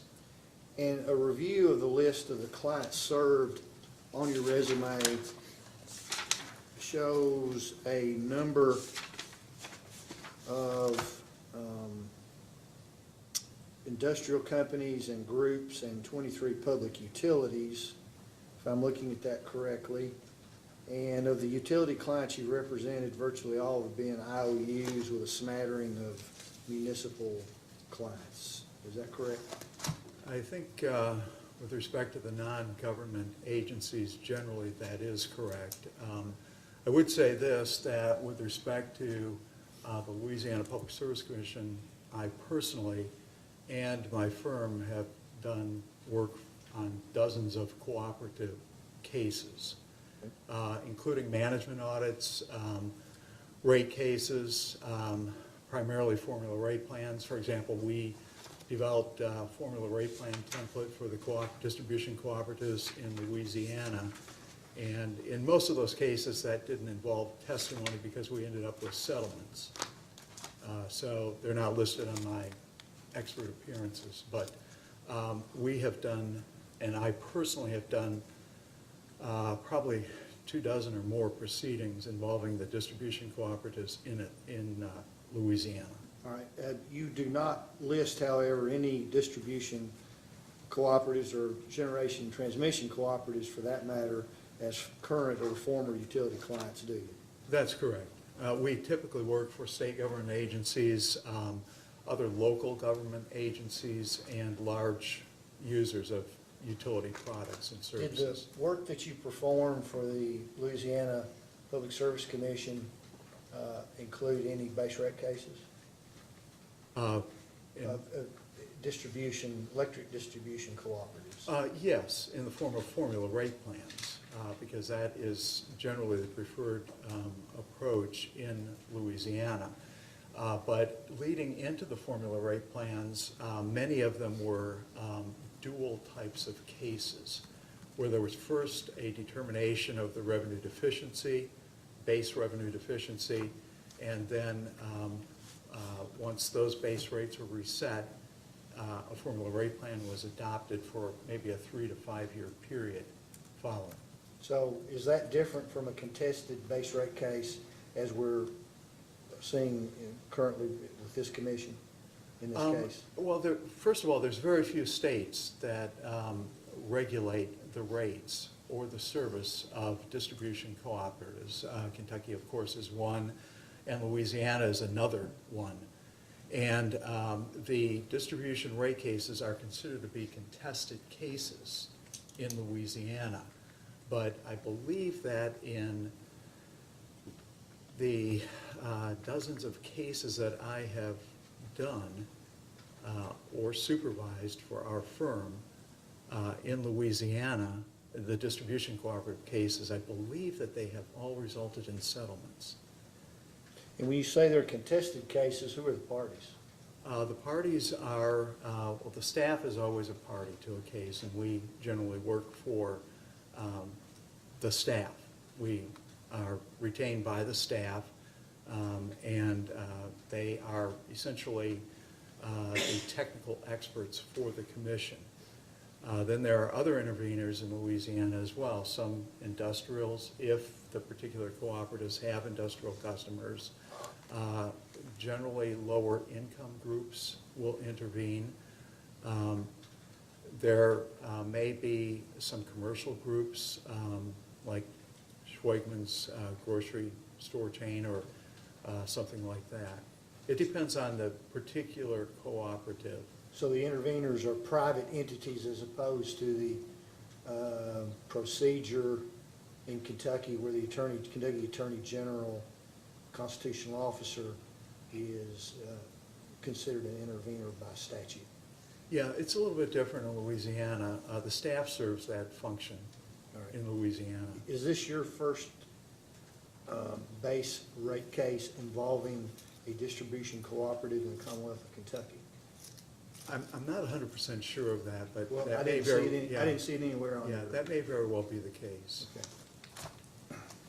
Now, Mr. Collin, your final recommendations to the commission in this case on behalf of the Attorney General is to reduce Jackson Purchase's requested increase by almost $3.6 million or 49%. Is that correct?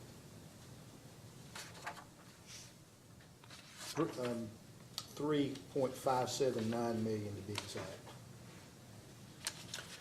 Yeah, I have a table on page 4 of my testimony that shows the company's original request of $7.305 million, and then a series of revisions that the company filed, and then my recommendation at the bottom of the table of $3.726 million.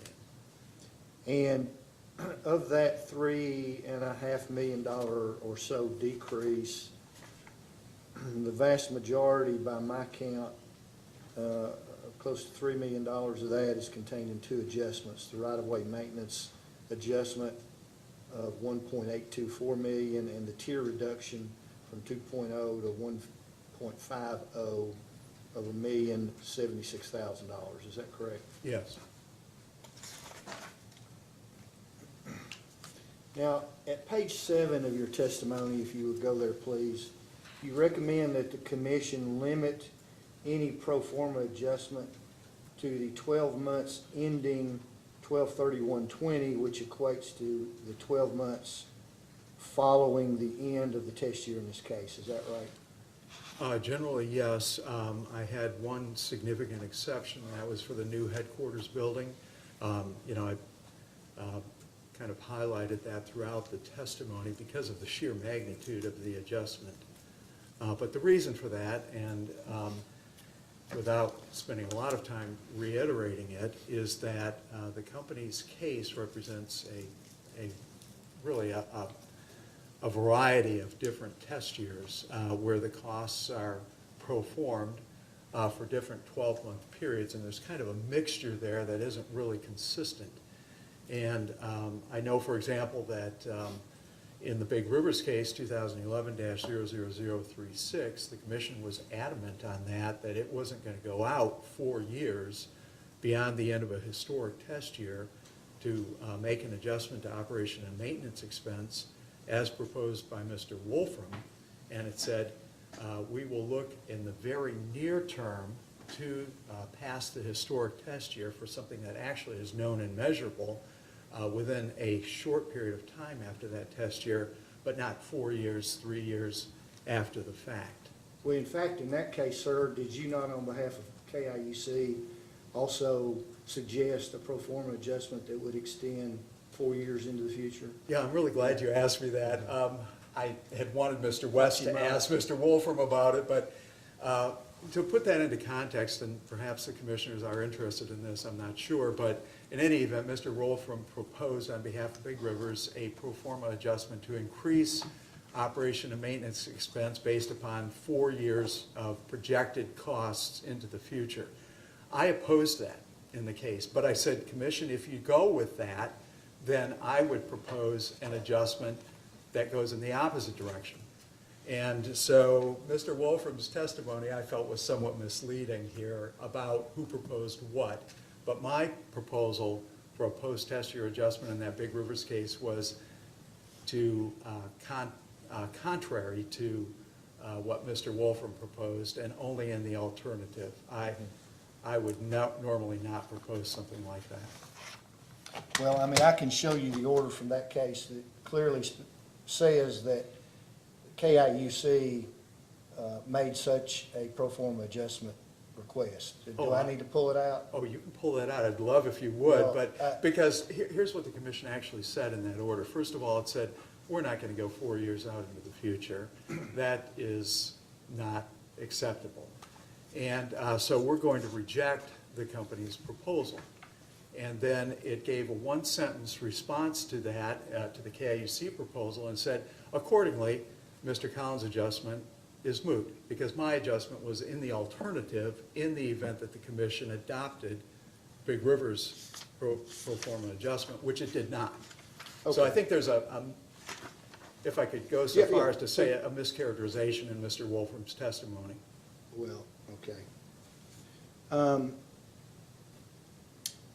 Back to this case, the 12-month cutoff, I'll call it a cutoff that you propose in this case, even though it may not apply to the headquarters, it does apply to the two big ticket items in this case, which are right-of-way maintenance and the tier. Yeah, and it also applies to other adjustments as well, for example, Yes, the payroll it does. expense. And I just think it's very important to have a consistent application of the test year construct, because otherwise you get into this type of situation where even if revenues grow in a post-test year period, the utility ignores that on the one hand, but then expenses grow on the other hand, and the utility puts that in as a pro forma adjustment. It's really an inequitable approach when the utility just selects revenue and expense components on an inconsistent basis. Do you know, Mr. Collin, let me strike that, let me rephrase. Can you point to this commission anywhere in Chapter 278, Chapter 279, the Kentucky Administrative Regulations, or commission precedent for that matter, that provides a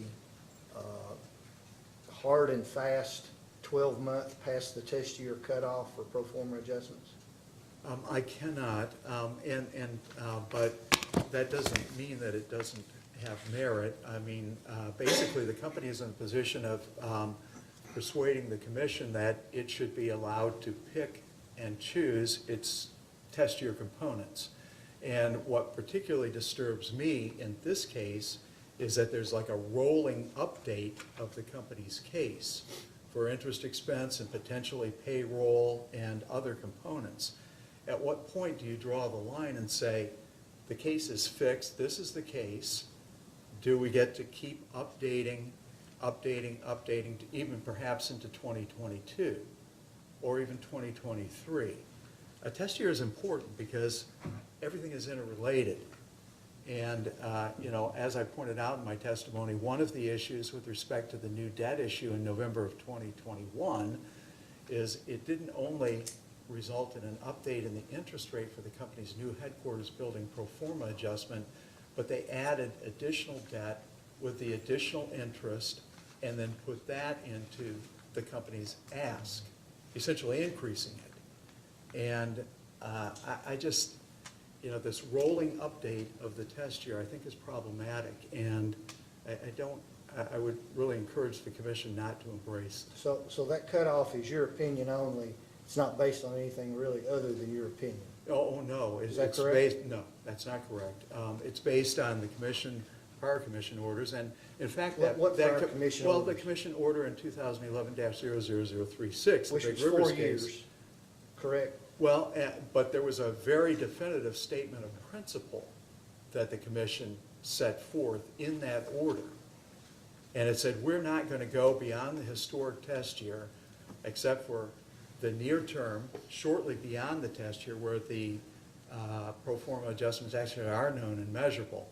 It never would, that statement of principle would never encompass going past a historic test year from 2019 to 2020, 2021, and even into 2022.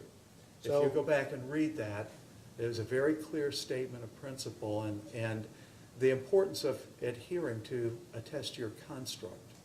And your adherence to the test year construct by cutting off the pro forma adjustments at 12/31/20 happens to be the 2020 pandemic year, doesn't it? Well, that's true. It did happen to be the 2020 And pandemic are you year, aware but- that that's precisely the reason that Jackson Purchase chose not to use 2020 as the test year, the historic Well, test no, year in this yeah. case? I understand that that's what was said, but keep in mind here that one of the things that is at issue in this case is the right-of-way maintenance expense. And that had nothing to do with COVID and the fact that, people were at home or anything like that. It had more to do with the company's financial situation and its willingness to let its contractor just walk away from a contract. And in that particular case, again, it didn't have anything to do with COVID, but there were still the company managed to clear 250 miles or something like that of circuit miles.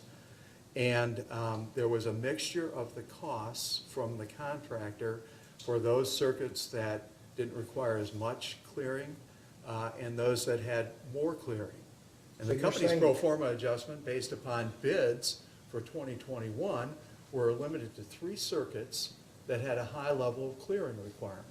So, it's just, you have to look at the underlying basis for the pro forma adjustment. And the best evidence that we have for that particular pro forma adjustment is, in fact, 2020. Well, I plan to ask you about that in just a few minutes.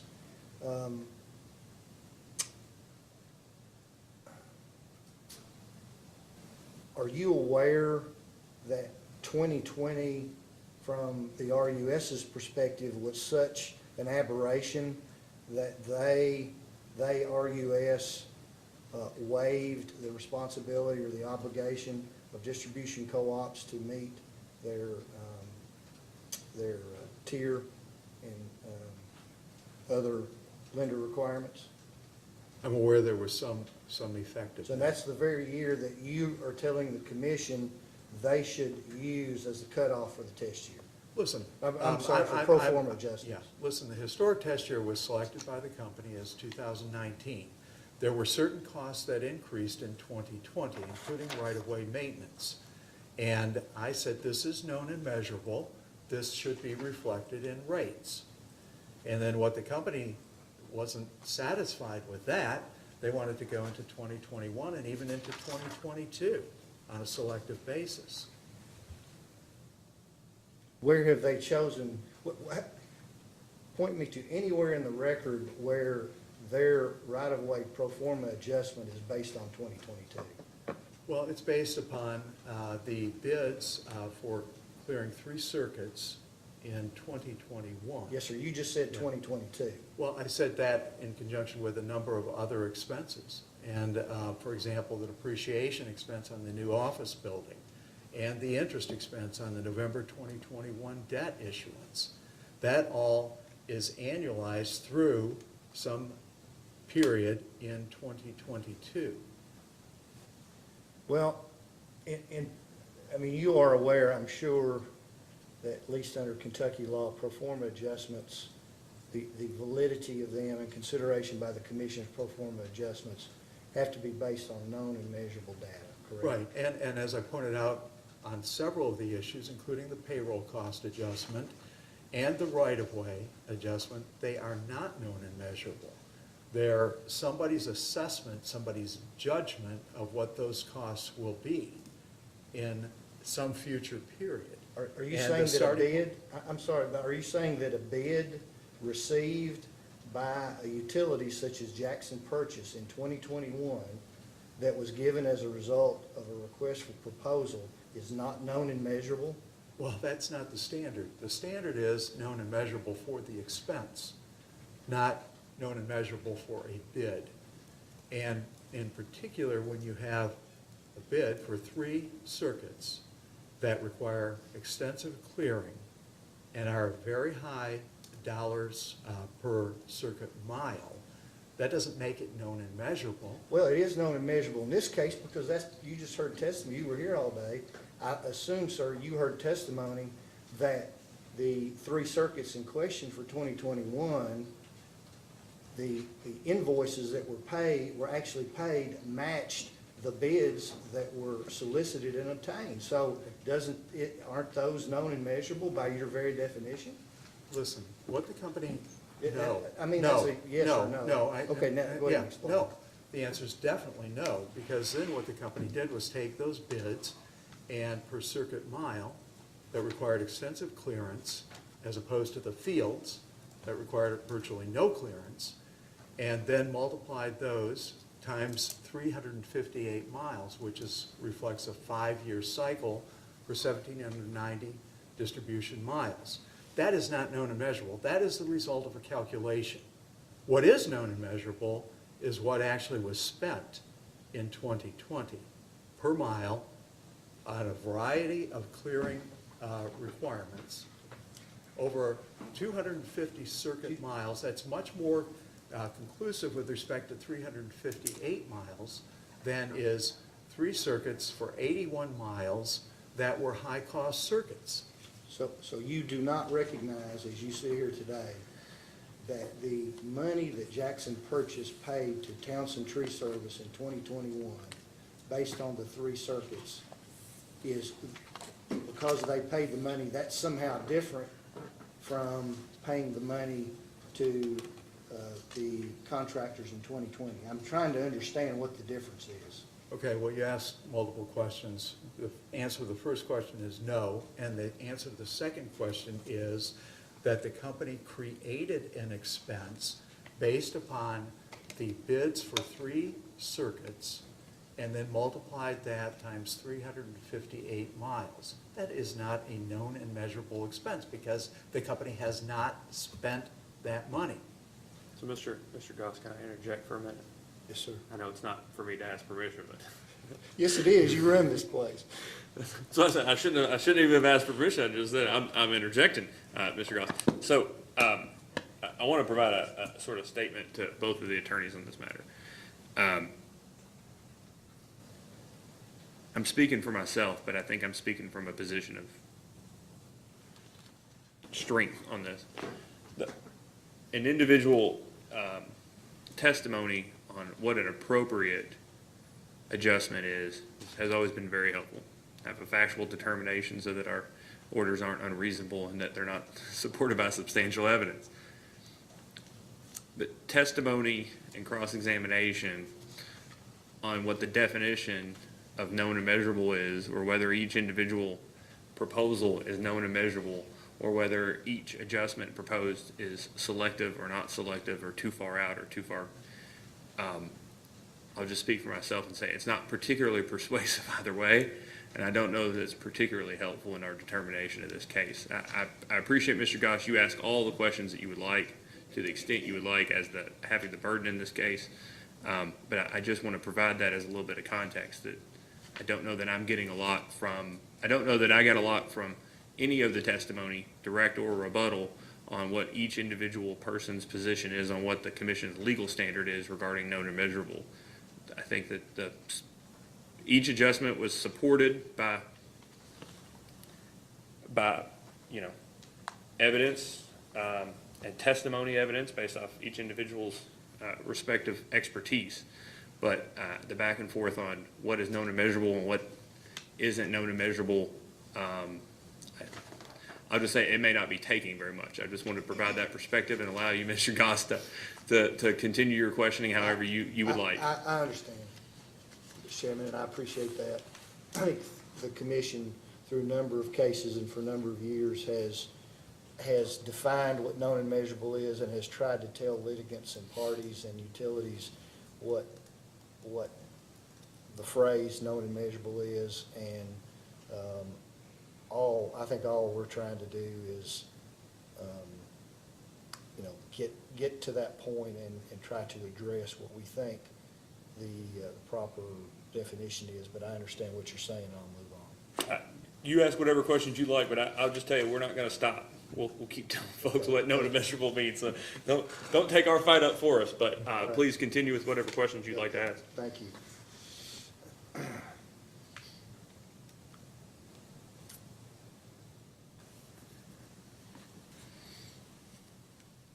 And I'll just also say, I have a meeting that I do have to take in a minute, but Vice Chair Cummings will take over for me. Well, and I'm actually very close to being finished, I think, Mr. Chairman, so.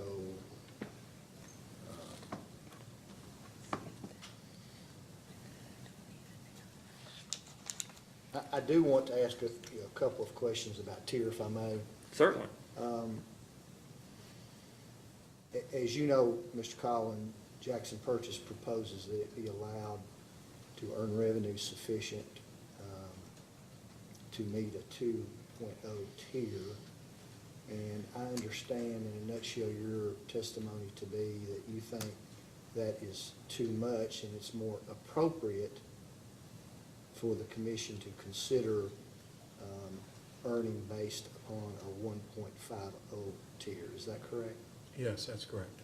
And the result of your recommendation is to reduce Jackson Purchase's revenue requirement by a little over $1 million? Well, it reduces the request, and we can debate whether it's a revenue requirement or not, but it reduces Jackson Purchase's request.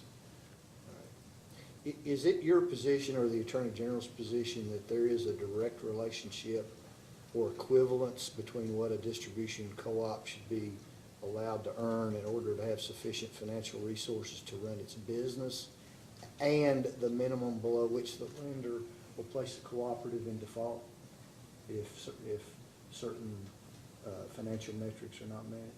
I'm not sure I followed your question. If I could ask a question, maybe that would help. Okay. Is your question really with respect to my thoughts on the tier in excess of required minimum set forth in a loan agreement, or is it something else? Yes, it is. You say in your testimony that you think a 1.50 tier is more reasonable because all Jackson Purchase and other distribution co-ops have to meet in terms of its loans is something less, a 1.10 or 1.25 or whatever it happens to be. Yeah, yes, that's correct. And I might say that in Louisiana, for example, all of the formula rate plans for the distribution cooperatives in that state are between 1.5 and 1.75. Well, you didn't really answer my question. I didn't ask you what they were in Louisiana. I asked you to tell me whether or not you thought there was an equivalence of some kind, your professional opinion, between what Jackson Purchase must earn to keep from getting a default letter from RUS or CFC and a which is, let's say, 1.25 and something higher? Is there an equivalence? I mean, are they even, are those two items even related, or are they equivalent to one another? Well, they are related, and there's a minimum on the one hand, and then there's an authorization level by this commission, because this is a rate-regulated utility, as to what the margin above the required minimum margin should be. So a 1.25 is a 25% margin over the long-term debt interest. And a tier of 1.50 is a 50% margin. A tier of 2.0 is a 100% margin. And for the reasons that I set forth in my testimony, I argue that a 50% margin on top of the interest expense, the long-term debt interest expense, is sufficient to maintain and grow members' equity, and is sufficient to address growth of the cooperative, and also sufficient to address volatility in the normal operation of a utility, particularly in conjunction with the use of deferral accounting. That's your opinion, of course. Well, that's obviously, this is opinion testimony. There's a recitation of facts, but there's an opinion based upon those facts, and I lay out the facts that I relied upon for that opinion. Yes.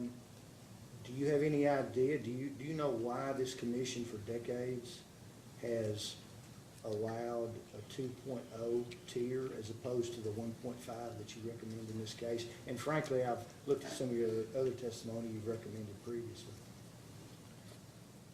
I didn't understand the last part of what you said. Let me rephrase the question. Okay. Do you know why for decades the commission has approved a 2.0 tier for distribution electric cooperatives in Kentucky as opposed to, let's say, a 1.50? Do you have any idea? I do not know. I have looked historically, and I don't see a predicate for it other than just the use of it, essentially. And what is the purpose for a tier above the minimum necessary to meet their loan covenants? What's the extra or the cushion for? Yeah, it's for a number of things. Volatility in the normal operations of the utility. There are going to be variations in revenues due to variations in sales. There's going to be variations in costs.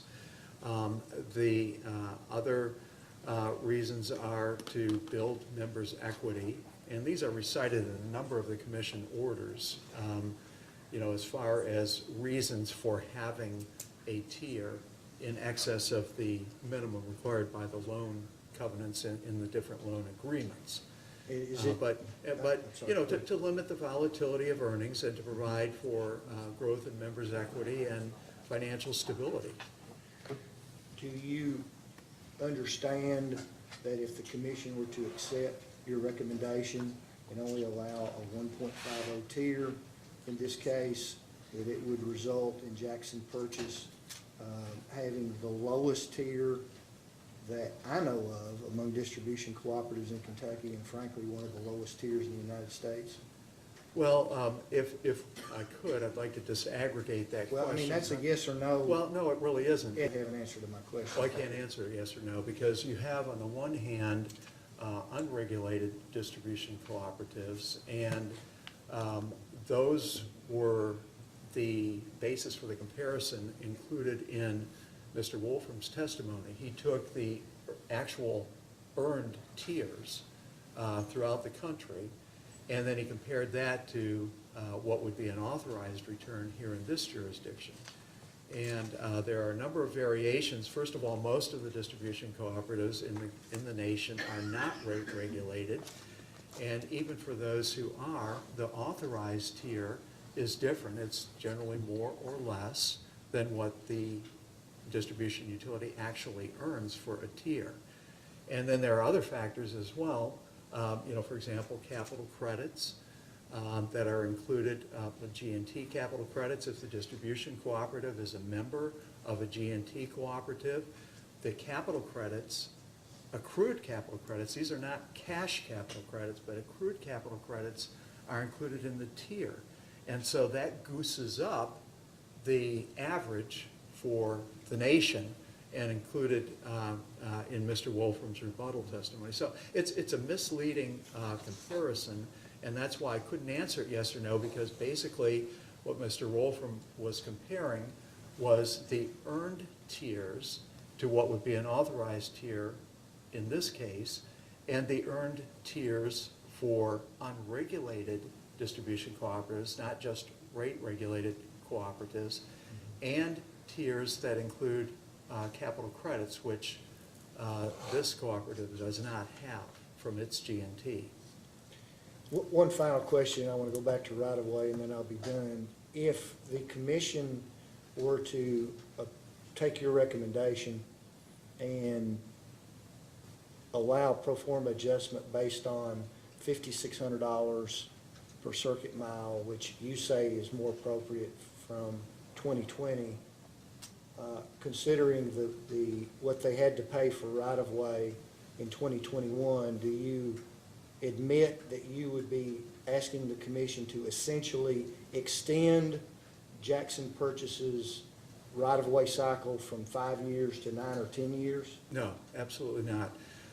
Those three circuits that were used for the company's pro forma adjustment were high clearance, high requirements circuits. How do you know that? Well, because of the cost. When you compare the different circuits, there's a variety, there's a range of cost per circuit.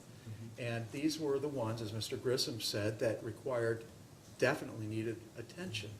So those are the ones that perhaps are the fastest growing, have the highest level of vegetation, and need the greatest attention, and the most manpower, the most equipment.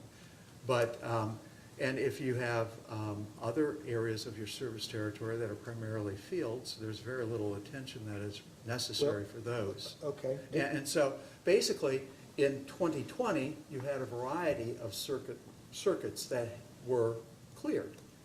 Some that didn't require as much and some that required more. And so you had quite a range of cost in 2020 per circuit mile. And what you didn't have is you didn't have a distorted use of high cost, high clearance requirement circuits, and then try to then extrapolate that to the entire system. That's a fundamental flaw in the company's approach. Do you have personal knowledge of the 5 or 6 circuits that were cleared in 2020? Well, I heard Mr. Grissom say that they were high needs No, sir, circuits. 2020, the year that you think the Oh, pro in forma 2020. adjustment should be cut off to. I'm sorry, I heard you say it as 2021, but I realize you did say 2020. Thank you. I can see that there's a significant range of clearance costs per circuit mile. And that would be consistent with, differing circumstances throughout the service territory. So the answer is no, you don't have personal knowledge Well, of I those 5 or 6 haven't driven the system, no. Okay, thank you. That's all I have, Vice Chair. Ms. Fensel, do you have anything for staff or Mr. Collier? I do, Madam Vice Chair. Thanks. Thank you. You may proceed. Good afternoon, Mr. Collin. I just have a short question or two. Can you hear me all right over here? I can, yes. I feel like I'm in a little bit of a cabinet here, but I can see you well. That's good.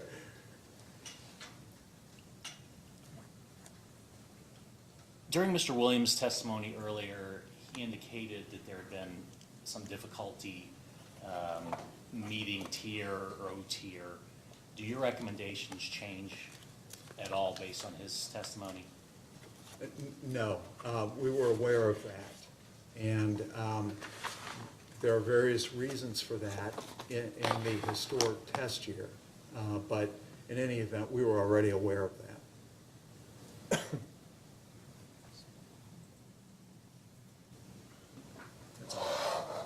Okay, thanks. I have no questions. Do you have anything? I know Chairman said he didn't, so any redirect? I have no regrets. Okay, I think that's, Mr. Collin, you may step down. All right, No thank you one else very has an much. objection. Do you have any other witnesses, Mr. West? No, I do not. Okay, I think that's probably it for today then. Do you have anything, Ms. Fensel, for staff? don't, no further. Okay. I think we have already marked and moved all of the exhibits into evidence. Are there any that I don't remember, that anyone has any outstanding motions regarding for evidence? Did, Ms. Mansell, did you move number 4 into evidence? Yes, I did, Okay, Vice Chairman. okay. Are there any other motions at this time? None for the AG. Madam Vice Chair, I want to make sure, because I'm going to have to write a brief here. I have AG hearing Exhibit 1, so the AG just had 1. Correct. And then staff had 1, 2, 3, and 4. That's correct. Thank you. Yes, and that's what we've got. Okay. Okay. I know there were going to be some post-hearing data requests. When does staff believe you can get those out? Staff can have them issued tomorrow. Okay, I think we probably have a good we've talked about those. I don't think there'll be any surprises. How long do you think you'll need to respond? Well, that's a great question. Some of them are going to require some original work. May I look back? Sure. You have any idea, you have a general feel? I mean, I think most of them we can do. I'm not sure about some of the information that we can possess, but I tried to explain that as I said it. How much time? How much time, how many requests are there? 2 weeks? There's half a dozen maybe. 2 weeks, normal Yeah, standard? she won't give you 2 weeks. I was gonna say, How about normally? I was gonna see if March 8th would work. Yeah, that's, If we can get them quicker, we well, can. that's close to 2 weeks. They're gonna March have it by 8th be fine? tomorrow. They'll have them to us by tomorrow. That's fine. Yeah. 10 days? Yeah, March 8th would be fine. Is that okay for staff? Yes, that's acceptable. Okay, and since we've already mentioned briefs, simultaneous briefs, okay? Yes, ma'am, as far as we're concerned. Would you be able to do a simultaneous initial brief on the 11th? Is that too short of a turnaround after the data requests? The statutory deadline, April 13th. yeah, you need,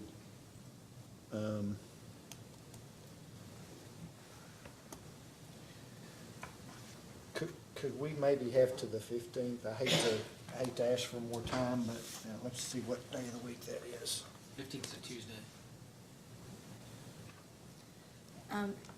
Vice Chairman, just from staff's perspective, in terms of trying to make sure that we have a timely order issued, our primary concern is really the response brief. Right. And if it's acceptable, I believe that the 22nd, March 22nd, if there were simultaneous responses, and then whatever time you need for the briefing, but if a response brief could be filed by March 22nd. 15th, 22nd? Yeah, that'd be fine, thank you. Okay. Well, we'll get an order out with all of that in there. I know that we discussed confidential session. We'll get orders out on any remaining confidential information. Is there anything else we need to take up today? No, we thank you very much Y'all for are your here. time. Thank you very much. Anything from the AG or staff? Nothing. Nothing from staff. Okay, well, with that, we'll be adjourned. Thank you very much. Thanks.